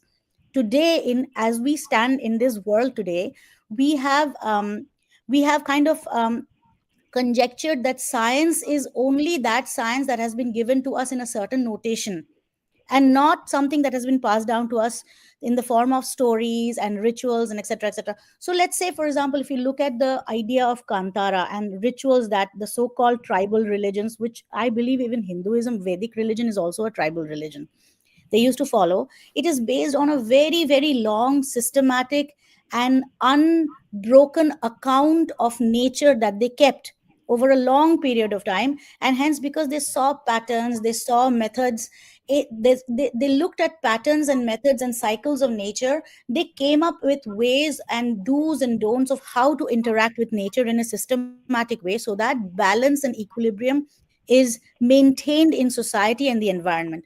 So if you look at what Kantara essentially tries to tell you, is basically to try and preserve, stay in consonance with the forests, to preserve forests in a way that it does not afflict you 100 years down the line. And a very good example of this, a counter example of this, is the Sundarbans.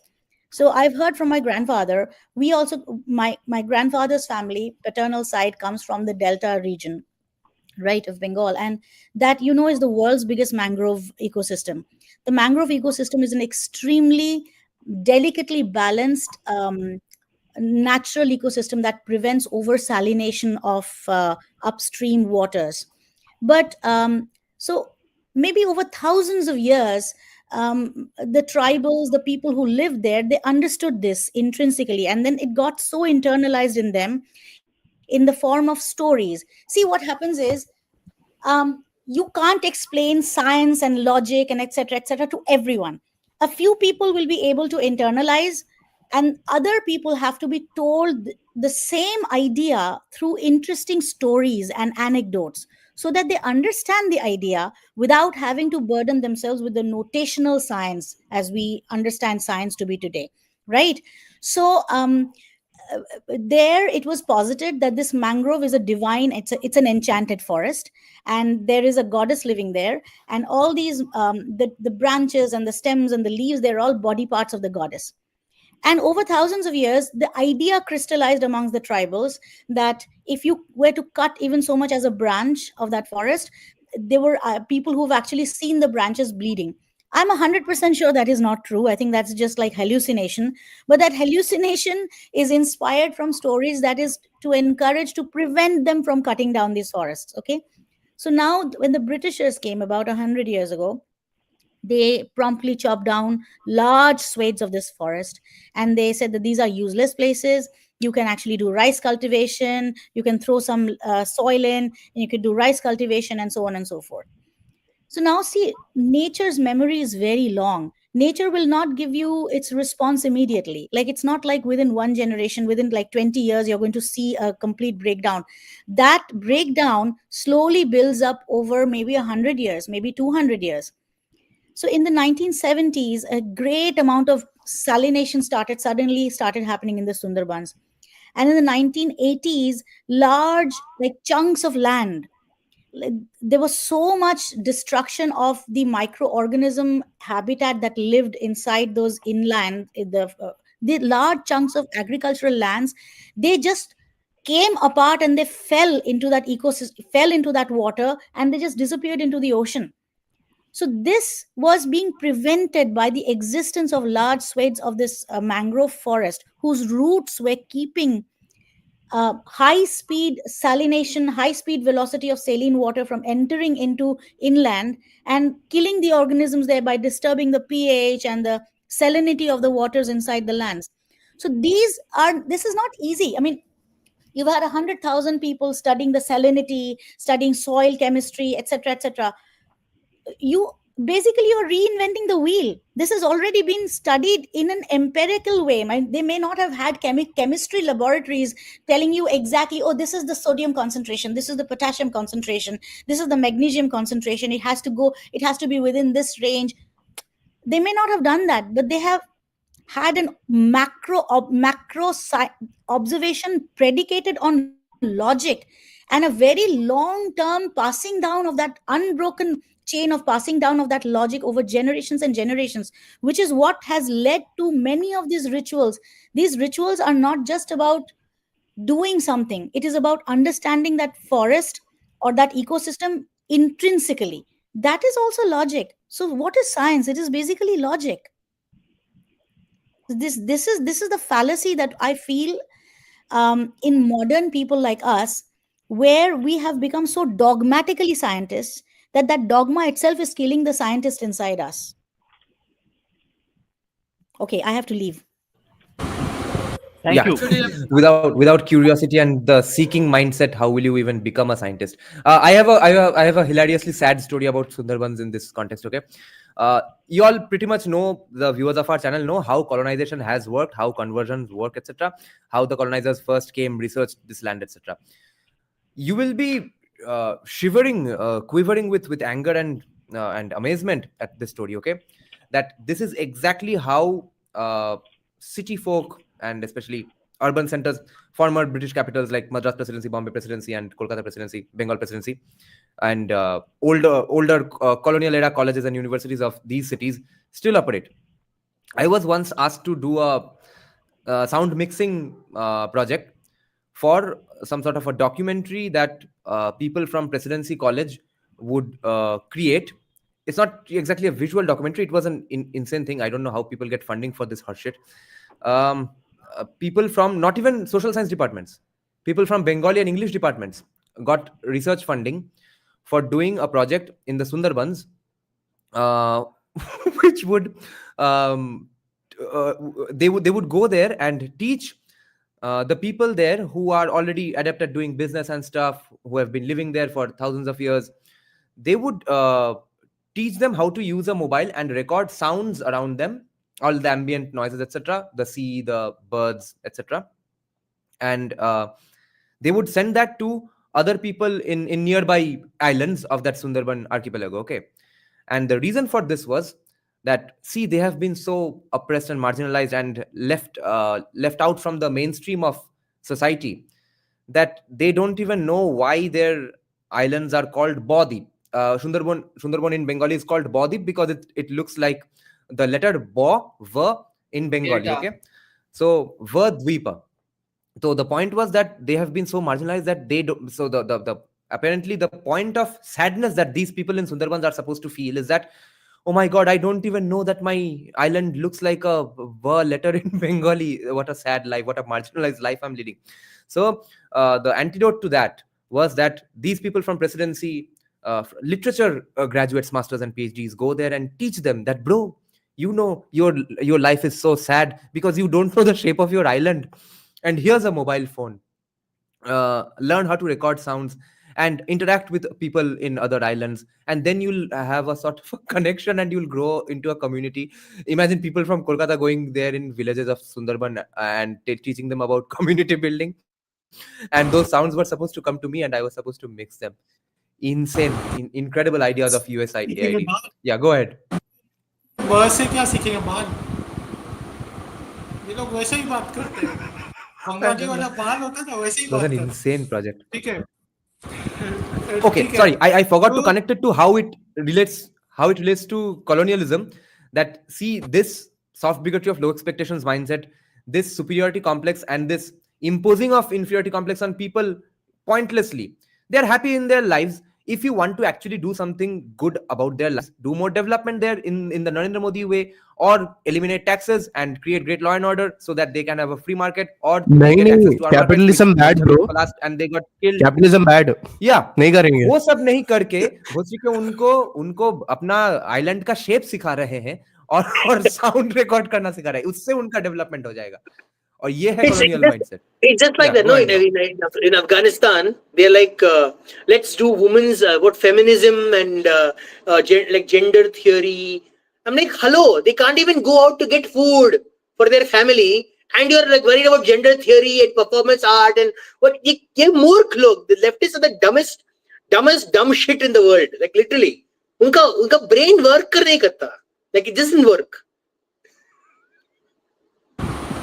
और अभी जो science को लेकर बात Yeah, हो go रही ahead, थी, Abhay. Yeah. मैं उसमें बस एक बात कहूँगा कि आप देखिए पश्चिमी जगत में अब विज्ञान का उत्थान लगभग हो गया है, तो वो अब किस ओर जा रहे हैं? आप देखिए स्पिरिचुअलिटी की ओर नहीं जा रहे, सेल्फ अवेयरनेस, सेल्फ डिस्कवरी की ओर नहीं जा रहे. तो ये मैं बहुत लोगों से कहता हूँ जिससे मेरी चर्चा होता है, मैं बोलता हूँ अंत में सत्य तो सनातन ही है और सनातन ही सत्य है. आप कैसे भी जाइए, आपको अंत में वही ध्येय स्थान या गंतव्य स्थान मिलेगा कि आपको अपना आत्म चेतना का विकास करना, और कुछ नहीं मिलेगा. Yes. Now if you check Western magazines of science journals, you can see that the amount of bad research that is going on in scientific field. मैं किसी दिन पहले फिजिक्स का कुछ शोध पत्र पढ़ रहा था. इतना खराब मैथ्स का भी इस्तेमाल करते, मैं क्या बताऊं. वहाँ पर चढ़ के बांगा बैल क्लीसे का ताल कोड़े देवे, जिसको कहाँ से कहाँ पर कंक्लूजन पहुंचा देंगे तुमको पता ही नहीं चलेगा. वो सब हर एक दिन तुम यूट्यूब खोलोगे या फिर न्यूज फीड खोलोगे, दिखाएगा तुमको Einstein has been proven wrong, Stephen Hawking was corrected, Newton was wrong all along. इन सारी चीजों से भरा पड़ा है. सब लोग हर दिन नया चीज आविष्कार कर रहे हैं और बड़े साइंटिस्ट को गलत प्रमाण कर रहे हैं हर एक दिन. इस तरह I'm telling you, every year there are at least 5 papers saying how alcohol is good and bad for you at the same time, or coffee is good and bad for you at the same time, or tea is good and bad for you at the same time. Like they'll nitpick on the results. कोई standardization नहीं है. Oh, well, nitpick on these results. They'll change the control.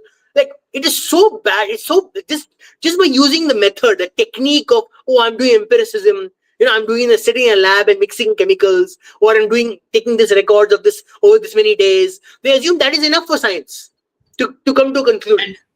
And apart from that, a lot of lobbying happening in the scientific field right now. So much lobbying has been shrunk most of the places. That's why they are. If your funder tells you I want to see this outcome, then you have to work towards the outcome. You don't get that outcome, they take your funding away. So where is your incentive to do proper science? This science politics हो गया science में. Science के लोग ही बोलते हैं कि पुरुष नहीं है, स्त्री नहीं है, जेंडर कुछ नहीं होता. ये साइंस के लोग बोल रहे हैं. नहीं, ये साइंस के लोग बोल रहे हैं. Actual pure scientists never say this. ये है वो जेंडर थ्योरी वाले लोग, वो डिफरेंट है. वो साइंटिस्ट नहीं है, जो साइंटिस्ट नहीं. जो मेंटल Apart from that, ये वाली बातें हो रही है ना, No, mental no, no. Health की Even जो even बात the करते हैं Anand. वो भी even हम the लोग को hardcore साइंस नहीं psychiatrists. दिखाते हैं ना. आनंद, नहीं नहीं नहीं. एक आनंद, I need to clarify. I need to तुम clarify. Hold on. तुम एक साइंटिस्ट दिखाओ, No, no. एक तुम एक साइंटिस्ट दिखाओ hardcore यूएसए में जो psychiatrist, आज ये psychologist. बोलेगा. एक मिनट. नहीं बोलेगा, डर Hardcore लगता है उनको, psychologist. कैंसिल हो एक जाएगा. मिनट. साइंटिस्ट नहीं बोलेगा कि दो जेंडर्स नहीं होते, दो जेंडर्स ही होते हैं, और No, तीसरा no. एक क्या Gender बोलते is not a scientific हैं, argument. डिस्मॉर्फिया The होता है. word. एक minute. Gender is not a scientific word. It's a social नहीं studies तो word. Do not mix. नहीं तो ट्रांजिशन को जो लोग अच्छा बोलते हैं वो भी तो साइंटिस्ट के हिसाब से ही बात करते हैं. नहीं. They talk in कोई terms भी of biological sex. ट्रांजिशनिंग के विरुद्ध तो नहीं बोल रहे. एक minute. Let me clarify. It's very simple. In the social scientist word is gender. The actual scientist word is biological sex, and there's only one thing in the middle called intersex, where your chromosomes are divergent. No scientist worth his salt will make a conclusion about this what trans and not trans, this gender queer, all this other stuff is all women's rights, gender studies people. They are not scientists. They're social But scientists. they All are this actually, art but field. Psychological. one point that I agree with is that they are actually preparing the So next कैसे generation without to buy credit? into this. जब मैं अपना degree literature में कर रहा था, and it was not just for us, मतलब literature वालों को कितना भी ब्रेन वॉश करोगे तो कर लेना, but they were also like doing including these commerce वालास इनटू दीस सेमिनार्स टू. मतलब हमारे कॉलेज कॉमर्स भी था और ये भी था, मतलब लिटरेचर भी था. मतलब every single seminar was about all of these things, like gender sensitivities, how gender No, and if sex you is think about different, that, ये है वो है. तुमको और कहीं Like नहीं they are जाना actually पड़ेगा. preparing the next generation for it. मतलब अब नहीं, You don't have मतलब to, Yeah. right now we won't know its consequences, but after a while maybe when we become like parents we might face the consequences. yes, you don't have to go anywhere else. You Yeah. just check the Nobel Prize winners of the every year. You can see that the Definitely. 2024 Nobel Prize in Physics was given to a man in computer science department. A man who did computer science all his life, built AI from scratch, built the mathematical principles of AI, was given the Nobel in physics. For what reason? Because there was no physics candidate to get the Nobel Prize, or because of political pressure. What was Political the reason pressure. for that? The Nobel This Prize kind is of not things are even. happening I right don't now. even discuss. Don't even वो discuss stage the को Nobel तो Prize मत right देखो now. भाई, मतलब वो तो अलग ही है. Wait, उसका one जैसे more ही thing. है. One more thing. Let me just make it very clear. There are a lot of these guys who do counseling certifications. Okay, in India especially, I've noticed the rise of people with counseling certifications. It is not a scientific certification. They go around calling themselves doctor. Like you need to be very careful. A lot of these charlatans, they get a counseling certification is an art course. It is not a scientific course. Be very careful. उनसे about दूर this रहो trap. भाई, उनसे दूर रहो. हाँ, सिर्फ SSRI खा के Your घर mental पे health, मोटा होके एक दिन सुसाइड कर लोगे. तुम्हें your mental सीधा, health crisis even if you are not of पागल, wait. psychiatrists. तुम्हें पागल बना देंगे. वो खुद भी पागल होते हैं. उससे बड़ा स्यूडो साइंस कुछ नहीं है आज के दिन में. आज देखिए ना हाँ, ये मेंटल तो हेल्थ एम्बेसडर अच्छा, किस तो किस को बनाया जा रहा है. ये देखिए हाँ तो हाँ पता चल जाएगा क्या मेंटल बात है, हेल्थ क्या क्या स्थिति है इस देश में. No मैं होता comment. तो अनुराग कश्यप को बनाता भाई. I do not approve. I मजा do आता. not participate in this particular statement. Please do not include me. You know, I agree. Anurag Kashyap must be the mental health, or Sandeep Reddy Vanga should be I think, the mental health ambassador, because Animal has single-handedly improved the mental health of all the men in the country, I think. No, I want. नहीं, I उनसे वो want. Gender studies I के want Ashwini department में Vaishnav. डालो, I want ministry of Ashwini gender Vaishnav. Studies. I no, want Ashwini gender Vaishnav to be justice, mental health sorry. ambassador नया ministry बनाओ because भाई. he doesn't have enough portfolios on his hand yet. He needs one more, and because he's so calm when he talks. Exactly. I want him also to be that also. Yes. So last 10-15 minutes we'll discuss elections of Bengal mainly. So yes, someone about 2-3 hours back had said this when we decided that yes, we are going to discuss elections a little. Someone was saying that he has let's say heard from somewhere, or from his sources maybe, that BJP will get 110 seats and Trinamool will get 180 seats and BJP is going to lose. My opinion on this is that yes, that is the best case scenario, but after that a lot of MLAs will be bought. What do you guys think of Bengal elections, and what do you guys, if you guys have any secret info or predictions, go ahead with it. Yeah, so I know a few CPM guys, like जिनको ऊपर तक थोड़ा सा influence है. तो what the talk, inside talk in Kerala is that they at least want to get 7 to 8 seats, at least minimum. उस मतलब they are actually fearing to lose the, you know, क्या बोलते हैं, some kind of presence in Bengal. They still want to have some kind of presence in Bengal. They are actually struggling for it. मतलब उतना ही पता है मुझे BJP का कुछ भी नहीं पता, टीएमसी का कुछ भी नहीं पता. बीजेपी इधर, like I think that BJP in Kerala is like CPM in Bengal right now. Do you think Kerala 2026 election is like West Bengal to 2016 election where BJP will have a soft launch? No, कुछ भी नहीं होने वाला. Because Not even let me tell you, 4/6. there are two things. RSS is superb strong in Kerala. There are no, like तुम महाराष्ट्र में भी जाओगे तो इतना RSS कार्यकर्ता तुम्हें नहीं मिलेंगे. But the problem is that RSS doesn't get out and campaign for BJP here. मैं बहुत देखा हूँ, इन दोनों के बीच में कुछ ना कुछ प्रॉब्लम चल रहा है, एंड सदियों से चल रहा है. इट लाइक सदी नहीं, sorry, decades, if I am not like being precise. So Is it a fear for life, Navneet? No. it's not like northern Kerala mein it's fear for life. It used to be there. Right now I don't know what the condition is. पर मेरे इधर कोची में it's not fear for life. It's like लोग क्या सोचेंगे. Like if a person like ऐसा हो गया है कि हमारी सोसाइटी में a person even if he is a स्वयं सेवक, he would be like ashamed to call himself a Hindu or a स्वयं सेवक. So they don't want to go from one home to another home to campaign. जब ये विजयदशमी का event हुआ था ना, I went down and मतलब मेरा शाखा जो है मेरे घर के सामने ही है. So I went down and talked to them. I didn't know that there were like 150, you know, karyakartas in my area alone. So I asked them like, why don't you come and campaign during elections? They are like, we don't know anyone here, so we are like kind of shy to come and do. Like they're just lazy and they don't like the BJP here. So there is a very bad drift. But if RSS comes out and campaigns, then it is just a matter of like 7 to 8 years to get Kerala, but they don't do that, which is why we are in this condition.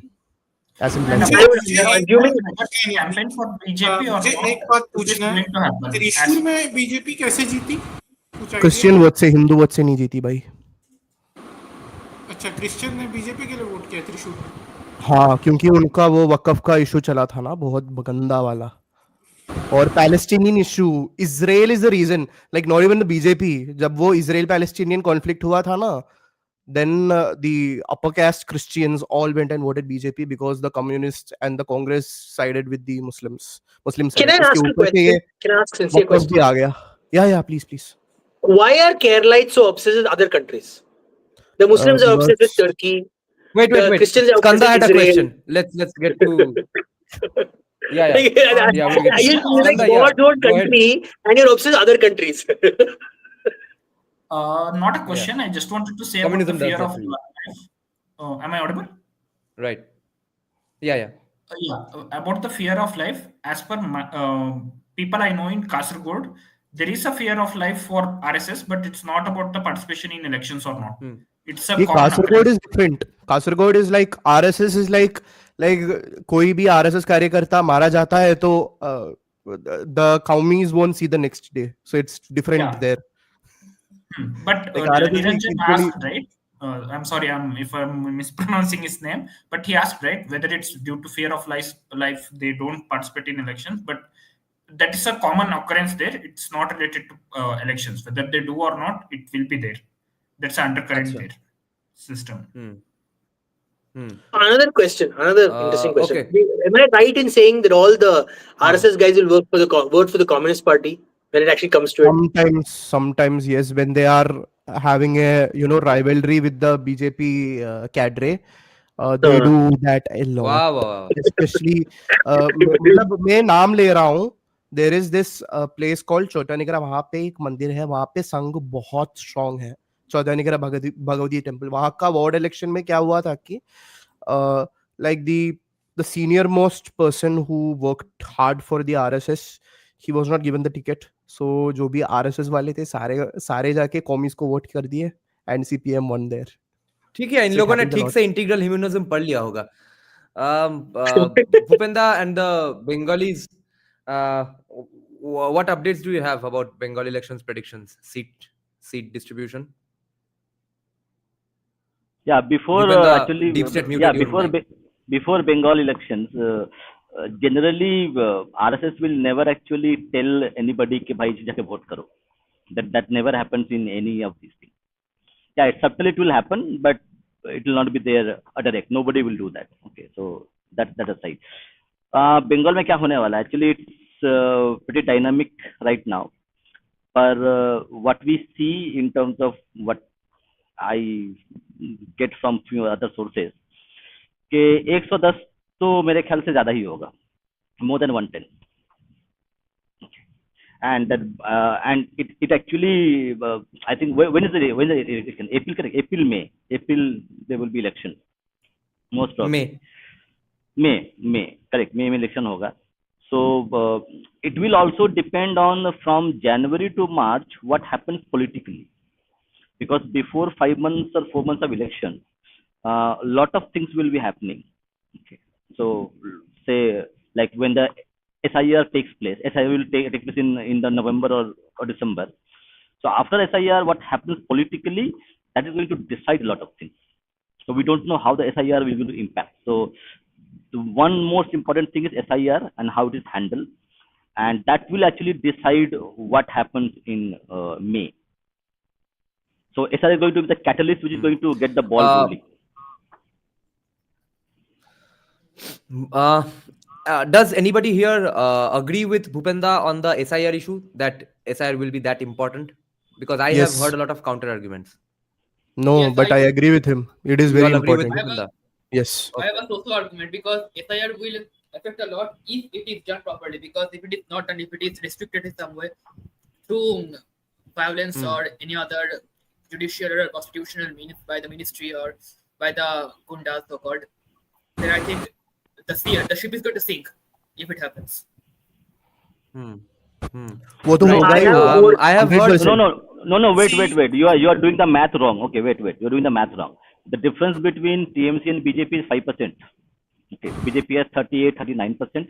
TMC has 45-46%. Okay, when you have that SIR, correct, the amount of votes which is going to be get cut. Okay, so now BJP has to do actually 2 to 3% in terms of vote percentage. If you do the maths right, if you see the data, it's only going to be 2-3% difference. So SIR is, that's why it is important mathematics, not otherwise. How the violence takes place, forget about it. In terms of pure mathematics, you are seeing BJP standing at, let's say, 38%. If they reach 40, if they breach 43%, it's done.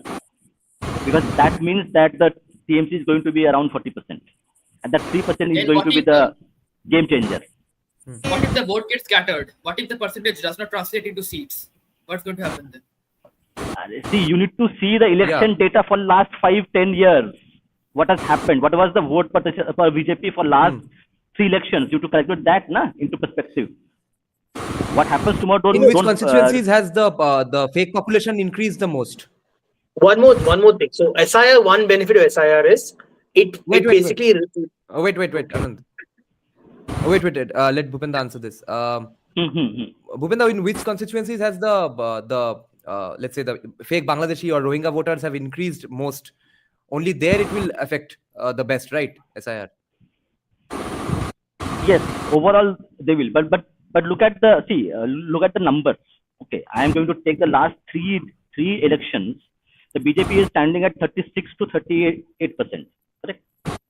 And TMC was 50 and they came down to even 46. Last election. So even if you do the math, correct, it's a 3% game mathematically. See what happens at the end of the day, you're going to do the trend analysis. It's a 3% game. 3% here and there, and you will see 130, 140. Even if they breach 120, it is done. If BJP breaches 120, it is almost over. So That I agree. Lower I just end. don't think it's going to get to 120. You are saying Yeah, lower that end is will 120. Yeah, I think even Depend on 110 people SIR. are. See, it depends on the SIR and few other things as well. There are a lot of things which, see, the Of SIR course. happens, concludes, and then there will be a lot of political things happening. Okay, that political things, if they can Yeah. BJP play well, then I think there is a lot of room for BJP can play if they want to play it, or if they know how to play it. My concern right now is just today. My concern is that I had been hearing from all the BJP leaning YouTubers and senior journalists who are today BJP leaning and stuff that ED is waiting to do a lot of things, but they are not doing just because of the Durga Pujas, because people will say that, oh, you are so anti-Bengali, etc. So Durga Pujas have gone for about 1 week now, and still we are not seeing anything. And now this is pretty scary. Then when? After what will happen that ED will suddenly become active? And if if at least I'm asking you this, do you think if Prince at least doesn't get arrested, is there chances? Because if Prince does get arrested, then there's a chance of many more BJP supporters going out on the streets and campaigning. Or would you say, like Academic Man actually says, that it doesn't even matter, that it doesn't matter on who does ground campaigns for BJP anymore in Bengal? What do you think on this issue about Prince getting arrested? Okay, so that I don't know about Prince getting arrested. What I would say is that when you are talking about like corruption, okay, corruption is not going to be the pivotal issue on which this election will be fought. Corruption has become so much normalized in West Bengal that it is not an issue anymore. Yes, people getting affected by job losses, they are going to, let's say if somebody is voting for anti-TMC or for BJP, it is not going to be based on they are corrupt. It's going to be that, okay, we have lost a job. That's a trigger which needs to understood. Corruption is normalized. People have suffered and they will say, okay, no, under TMC this has happened, so I'm not going to vote for TMC. That is that effect that they have on that person, not as a corruption agenda. That needs to be understood from my perspective. Because corruption is normalized. It's absolutely right. How many people are angry with corruption and the impact? हाँ दादा, जैसे SIR तो बहुत ज़रूरी है क्योंकि बंगाल में ऐसे लोगों की संख्या बहुत ज़्यादा है जो लोग बाहर से आए हैं। तो SIR के बिना तो मुझे नहीं लगता है कि भाजपा की दाल गलने वाली है। पर SIR कितने अच्छे से करते हैं मुझे इस पर बहुत संशय है, क्योंकि बंगाल में ये लोग को बसाने का नेटवर्क बहुत बड़ा है। तो इनके कागजात और ये सब तो सब कोई भी आकर उपलब्ध करवा देता है। ठीक है, हम लोग को यदि पासवर्ड बनाना है तो हमको दौड़ना पड़ेगा, पर इन लोग का पासवर्ड झटझट बन जाता है पासपोर्ट के साथ। ठीक है, अभी एक जन मेरे जान पहचान के व्यक्ति पासपोर्ट रिन्यू करवाने गए थे, तो उनको दिखा कि सब एक ही विशेष वर्ग के लोग ही थे पासपोर्ट ऑफिस में। अब ऐसा क्यों हो रहा है इतनी बड़ी संख्या में, सोचने वाली बात है कि SIR से पहले क्या तैयारी चल रही है कि अपने आप को ये बना लो, लीगल बना लो, जिससे SIR के समय हटाना मुश्किल हो जाए ना। तो ये सब कोई गतिविधि चल रही है या नहीं, इस पर हमें विचार करना पड़ेगा। और दूसरा है कि SIR हो जाने के बाद भी मुझे लगता है कि पहली बात तो SIR बिना राष्ट्रपति शासन के ठीक से नहीं होगा। SIR ही नहीं होगा ठीक से यदि राष्ट्रपति शासन। That is my point. That is my problem. और दूसरा पॉइंट है कि SIR हो भी गया, ठीक है, उसके बाद भी मान लो राष्ट्रपति शासन के बिना SIR ठीक से हो गया, मान लिया, चलो हो गया, उसके बाद भी वोटिंग बूथ तक अपने मतदाताओं को ले जाने के लिए आपको राष्ट्रपति शासन चाहिए, नहीं तो फिर निकलने नहीं देंगे, जैसे हमेशा होता है। और जिस प्रकार से समाज में अपराध बढ़ रहा है, जो ओडिशा की लड़की के साथ हुआ, उसके बाद जो हमारी महान महिला जो है वो जो बात कर रही है, वो देखकर तो लग नहीं रहा है कि लोग बड़े सुरक्षित अनुभव करेंगे, वो भी वोटिंग के दिन। जिस प्रकार से यहाँ की परिपाटी चली आ रही है इतने वर्षों से, वोटिंग के दिन में जो होता है, तो बीजेपी के लिए बहुत सारी चुनौतियां खड़ी है। बीजेपी जैसे अभी तक करते आई है ना, एक डामाडोल ढुलमुल रवैया, यदि वही अपना के रह जाती है तो बंगाल तो भाई दूर की बात है। बंगाल में आप ऐसे नहीं जीत सकते, आपको लड़ना पड़ेगा, आपको अपने शक्तियों का प्रयोग करना पड़ेगा और कोई उपाय नहीं है बंगाल जीतने। और इसमें केंद्र भाजपा जो है, जो केंद्र शासन है, उनको भी अपना योगदान देना पड़ेगा। वो यदि सोचेंगे कि हम गुड़ी बन के जीत जाएंगे और हम एकदम डेमोक्रेटिक, मतलब डेमोक्रेटिक से ही जीतेंगे, पर उसका प्रयोग अपने पावर का यूज नहीं करेंगे टू स्टैंड अप टू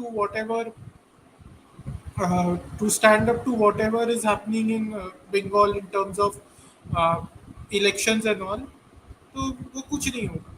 फिर आप भूल जाइए। ये इलीगल लेबरर्स को ला रहे हैं ना, इनमें बीजेपी एमएलएस भी मिले हुए हैं ना। या that is the whole problem, they don't want this to happen. मतलब वो नहीं करेंगे भाई। Okay, last thing before Yeah, go ahead, Anand. say goodbye. I just wanted to say SIR. Yeah, it's go ahead, not just a clear. Not just a, see, the way SIR works is it asks you to come and certify your voting right. Correct. So first of all, only legal people can apply. Any illegal who doesn't have any documents to get a voter ID card will leave, or they will not file for the SIR. So the first thing it does, that cleanliness it does. Second thing, it gets rid of all the dead people, all the people who are not part of the rolls anymore. It gets rid of them, so other people can't vote in their place using fake identification documents. That's one thing it does. The third thing it does is it helps you to figure out where the population densities are. So it helps the politician also to find out where they can campaign, right? But the problem with SIR is it doesn't completely remove illegal immigrants, because certification of illegal immigrants only the Home Ministry can do. And my biggest problem with BJP is not about anything else but this fact that NRC is not being done India-wide. I'm telling you, we're the only large country only modern country in the world who doesn't have a legal citizen structure. Like literally in most of the countries, there is a very specific definition of a legal citizen. No, they have. So they don't have a way for you to verify it yourself. Indian Citizens Act is there that actually defines clearly who is an Indian citizen. So legal are there. They are not done implemented. That's a separate thing. But Citizenship Act actually defines who can be called a citizen. Like for example, जो मतलब इधर मैं कोची में रहता हूँ, there is this place called Perumbavoor, which is like suburb of Kochi. वहाँ पे literally I think majority अब बांग्लादेशी हो गए हैं अभी, majority. But according to this Indian citizenship laws, like children who are like born in India are automatically Indian. They are considered as Indian, if I'm not wrong. ये लोग बच्चे में ऐसा कर रहे हैं। ये कब से हुआ? ये तो अमेरिकन लॉ है। ये है इंडियन लॉ। ये लॉ इंडिया में कब हुआ? No. See, by default you cannot. मतलब एक law है कि if you are born in India, but you have to be a legal, like you have to be a like Indian first and then bear a child. अगर आप विदेशी हो और आप यहाँ पर बच्चा पैदा कर सकते हैं, then you don't become normally. इनके लिए वो सब documents हो, मतलब है ना, मतलब आधार कार्ड है, everything बनवाया। आधार card No. See, the thing is, there are the loopholes in the voting law. There are loopholes in the voting. The way the voting, who can vote, there is a problem. Okay, not in the citizenship law itself. The citizenship law is pretty watertight. Okay? No, there is a who is loophole called a there. citizen? No, but the problem. One of the parents should be Indian. So that. No, I get that, but can I finish my point? My point, reason I brought this up is very specifically because fundamentally our demographic problem is about the fact that we can't determine who's a citizen, who's a resident, and who's a immigrant. The fundamental problem. So again, this until the Home Ministry and the government lays this down very clearly and gives each citizen an identification saying you're a citizen, you're a resident, you're a foreigner, temporary foreigner, guest worker, work permit guy. Until you do this, you will not be able to manage this situation. How much of an SIR will you do? And for me, that unless the government starts doing that work, I think the new act has laid the foundation. The new act which is there, that's laid the foundation. But all the laws you make, if you don't implement it, no point. No, that is Problem is defined. इनके See, pass what you सारे are asking documents is हैं, defined. सारे documents हैं इनके पास. झारखंड में एक चीज होता है जमाई टोला। यदि इस पर अजीत भारती ने बहुत लोगों ने रिपोर्टर्स ने बात की है कि बांग्लादेश से आते हैं और वहाँ के स्थानीय लोगों महिला के साथ विवाह करके अपनी संतति आगे बढ़ाते हैं और जमीन हड़प लेते हैं। तो अभी जो Yeah. नवनीत बात कर रहे थे कि बहुत सारे बच्चों को जन्म दे रहे हैं, क्या वहाँ भी ऐसा कुछ हो रहा है कि लोकल से विवाह कर ले रहे हैं जो बाहर से आए हैं? लोकल से विवाह करके अपनी No, they are actually population आगे getting बढ़ा रहे हैं। married with Assami Muslims and West Bengali Muslims. Okay, then तो वो लोग इंडियन से ही शादी कर रहे हैं तब हाँ तो हाँ. अच्छा, एक बात Indian से ही बताओ। शादी करके आ रहे हैं. तब तो उनको एक मिल जाएगा एक मेरे लिबर्टेरियन नाम। प्रश्न से ही आज का live stream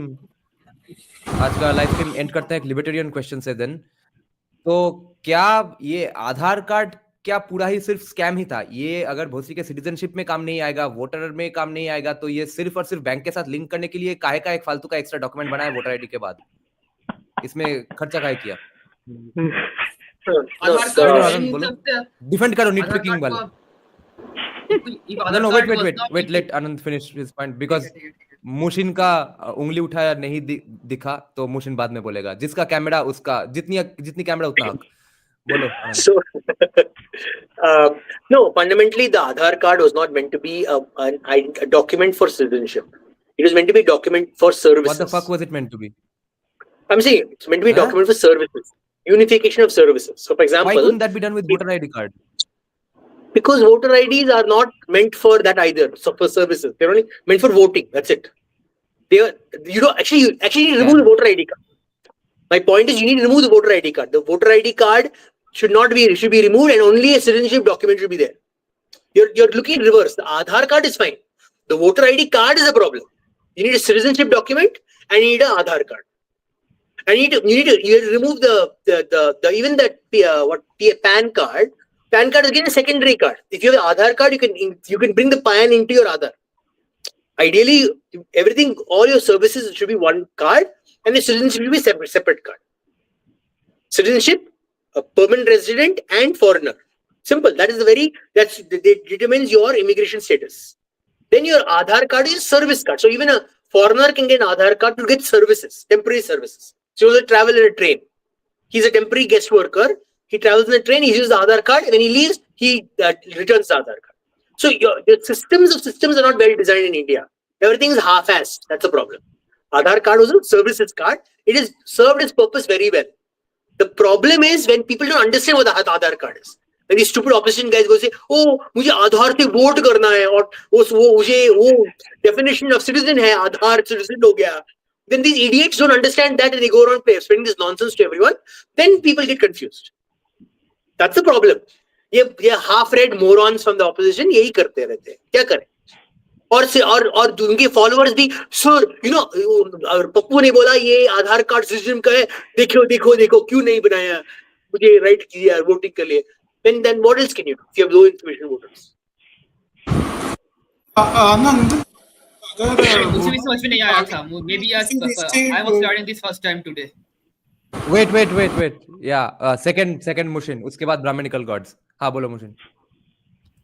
Yeah, I agree with Anand because even I did not know about this. I learned it first time today. मुझे तो बहुत ही, मैं जब छोटा था तब मुझे जबरदस्ती लेकर गया था आधार कार्ड बनवाने के लिए जब मैं 12 साल का था. मुझे पता नहीं था क्यों कर रहे हैं ये सब उल्टा सीधा काम. उसके बाद मेरे दादाजी को जो पूरा बेड रीडर है उनको भी उठा के लेकर जाना पड़ा था हमको. बहुत ही बेकार एक्सपीरियंस था वो. That's my opinion. I think just like in USA we have the social security number that serves the purpose of everything, your driving license and a social security number.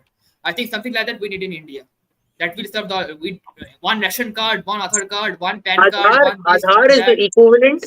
Aadhaar is equivalent to social security number. Same thing it is. It's basically American social security number. It is in India. That's all. Yes, we need that only. Premature emulation. Yeah. One card, one में पैसे से ज्यादा card रहेगा. Yes. हमको one nation, yeah, one go ahead, card Brahminical gods. नहीं, मैं पूछ रहा था कि जैसे आनंद ने बताया कि वोटर आईडी हटा देना चाहिए, खाली एक आधार कार्ड जैसे सोशल सिक्योरिटी नंबर जैसा होना चाहिए, और उसमें ये निश्चित किया जाना चाहिए कि कौन नागरिक है, कौन यहाँ आकर रह रहा है, प्रवासी है, और कौन किसको क्या सुविधा मिलेगी, यही कह रहे थे ना? No. I think you'll misunderstood me. You'll misunderstood me. You need one document to show state your citizenship only, which you can use for citizenship services like voting, passport. The Aadhaar can be a general purpose services card that even foreigners can get temporarily when they come in India. You understand? These two need to be distinct. If you join the two together for a large country like India, we will have people abusing the system. So we will be very careful with the distinction also. Thank you. Sorry. Okay. तो आप कह रहे हैं एक card होना चाहिए जो कि आपकी नागरिकता का प्रमाण हो, और आधार अलग से रहना चाहिए जहाँ पर आपको सारी सुविधाएं मिलती हो, और वो कार्ड जो भारत के नागरिक नहीं भी हो उनको भी उपलब्ध होगा टेम्पररी रूप से, यही कह रहे हैं ना? तो उसमें वो नागरिक वाला कार्ड में वोटिंग राइट सब मिल जाएंगे यदि आप 18 के अबव हो, तो उसमें वो भी रहेगा कि आप कहाँ से वोट कर सकते हैं, कौन सी कॉन्स्टिट्यूएंसी, वो सब उस एक कार्ड में रिकॉर्ड रहेगा, यही आप कह रहे हैं? और कुछ बदलवाना पड़ेगा तो उसी में बदलना। हाँ, ये सिस्टम इजी होता है। और वैसे भी जब भी हमारे यहाँ तो आधार से वोटर को कनेक्ट करने की बात होती है तो सबसे बड़ा विरोध विपक्ष की ओर से ही आता है, क्योंकि उनका धांधली समाप्त हो जाएगा, क्योंकि आधार से वोटर को लिंक करेंगे तो 2 जगह आपके एड्रेस नहीं हो सकते, 3 जगह आपका पोलिंग बूथ नहीं हो सकता, क्योंकि आधार का एड्रेस तो एक ही रहेगा, वही बात। तो इसको भी अगर आप 5 कार्ड्स को फेक करते हैं तो आधार, और if you can fake 5 cards like Aadhaar, voter ID, ration card, if you can have them sent to your doorstep if you are a foreign illegal immigrant in India, then it's also going to be very easy for you to fake these documents to Aadhaar and citizenship document also. You can fake them. No. Yeah. Because I'm saying, what if you have one card for both, then you have bureaucratic overhead. Means, for example, you have to put all the different checks into one system. So you do your citizenship check plus your services check in the same system. But citizenship is a unique check. It's a unique. You have to check your history. You have to check your antecedents. You have to check your region. People in the area have they observed your living here. And service is a different thing. Service is a completely different thing. Ball game, right? Traveling metro, getting access to like whatever you travel, whatever. That if you put the two together, the bureaucratic overhead becomes so much. People can take advantage of the bureaucratic overhead to stick themselves in. So you keep these separate. You keep and you can do all the checks in the citizenship side, and you can do the services side. Because we're a big country. We're a small country, you're doing fine. You're a big country, you can't do it in one card. So if I understand it correctly, if you can have the citizenship card, then you can base it as the foundational card for your identity in India as a citizenship, and you can have your Aadhaar card based on a citizenship card. So No.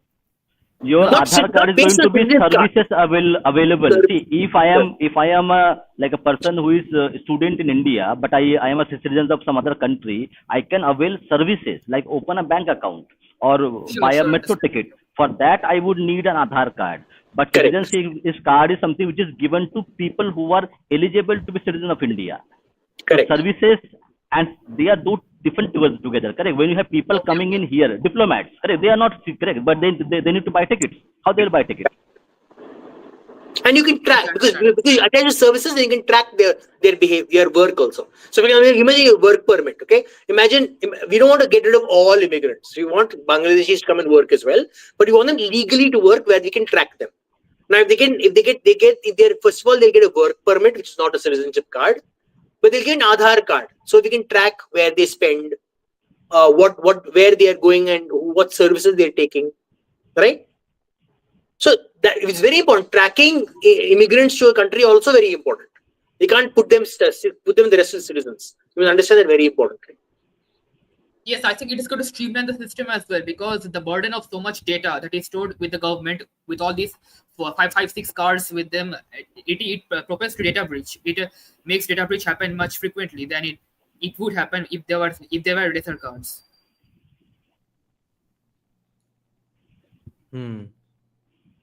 I see. Okay पर then. इसमें ये Let's समस्या नहीं है go कि to. Data breach होगा तो पूरा ही डेटा Okay, ब्रीच yeah. हो जाएगा। Closing thoughts. मुझे ये Right. लग रहा है That कि will be a question that we'll answer in another live stream.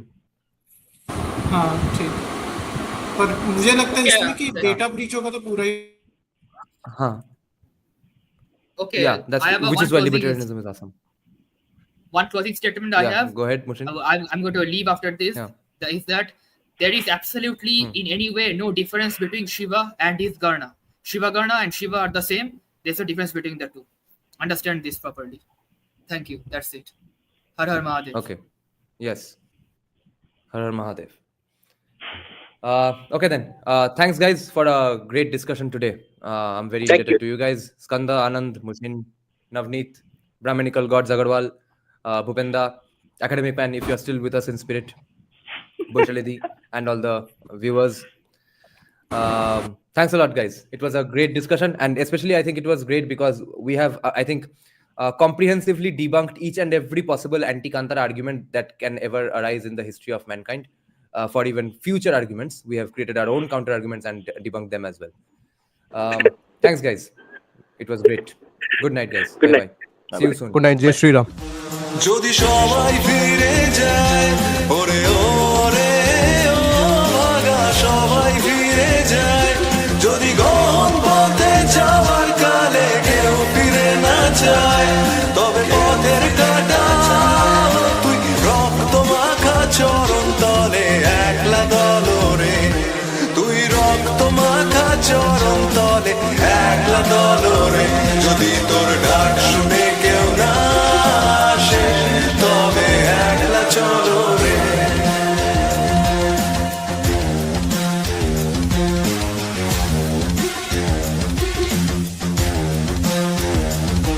যদি আলো না ধরে ওরে ওরে ও ভাগা আলো না ধরে যদি ঝড় বাদলে আধার রাতে দুয়ার দেয় ঘরে তবে বজ্রানলে আপন বুকের পাঁজর জ্বালিয়ে নিয়ে একলা জলরে আপন বুকের পাঁজর জ্বালিয়ে নিয়ে একলা জলরে যদি তোর ডাক শুনে কেউ না আসে তবে একলা চলো রে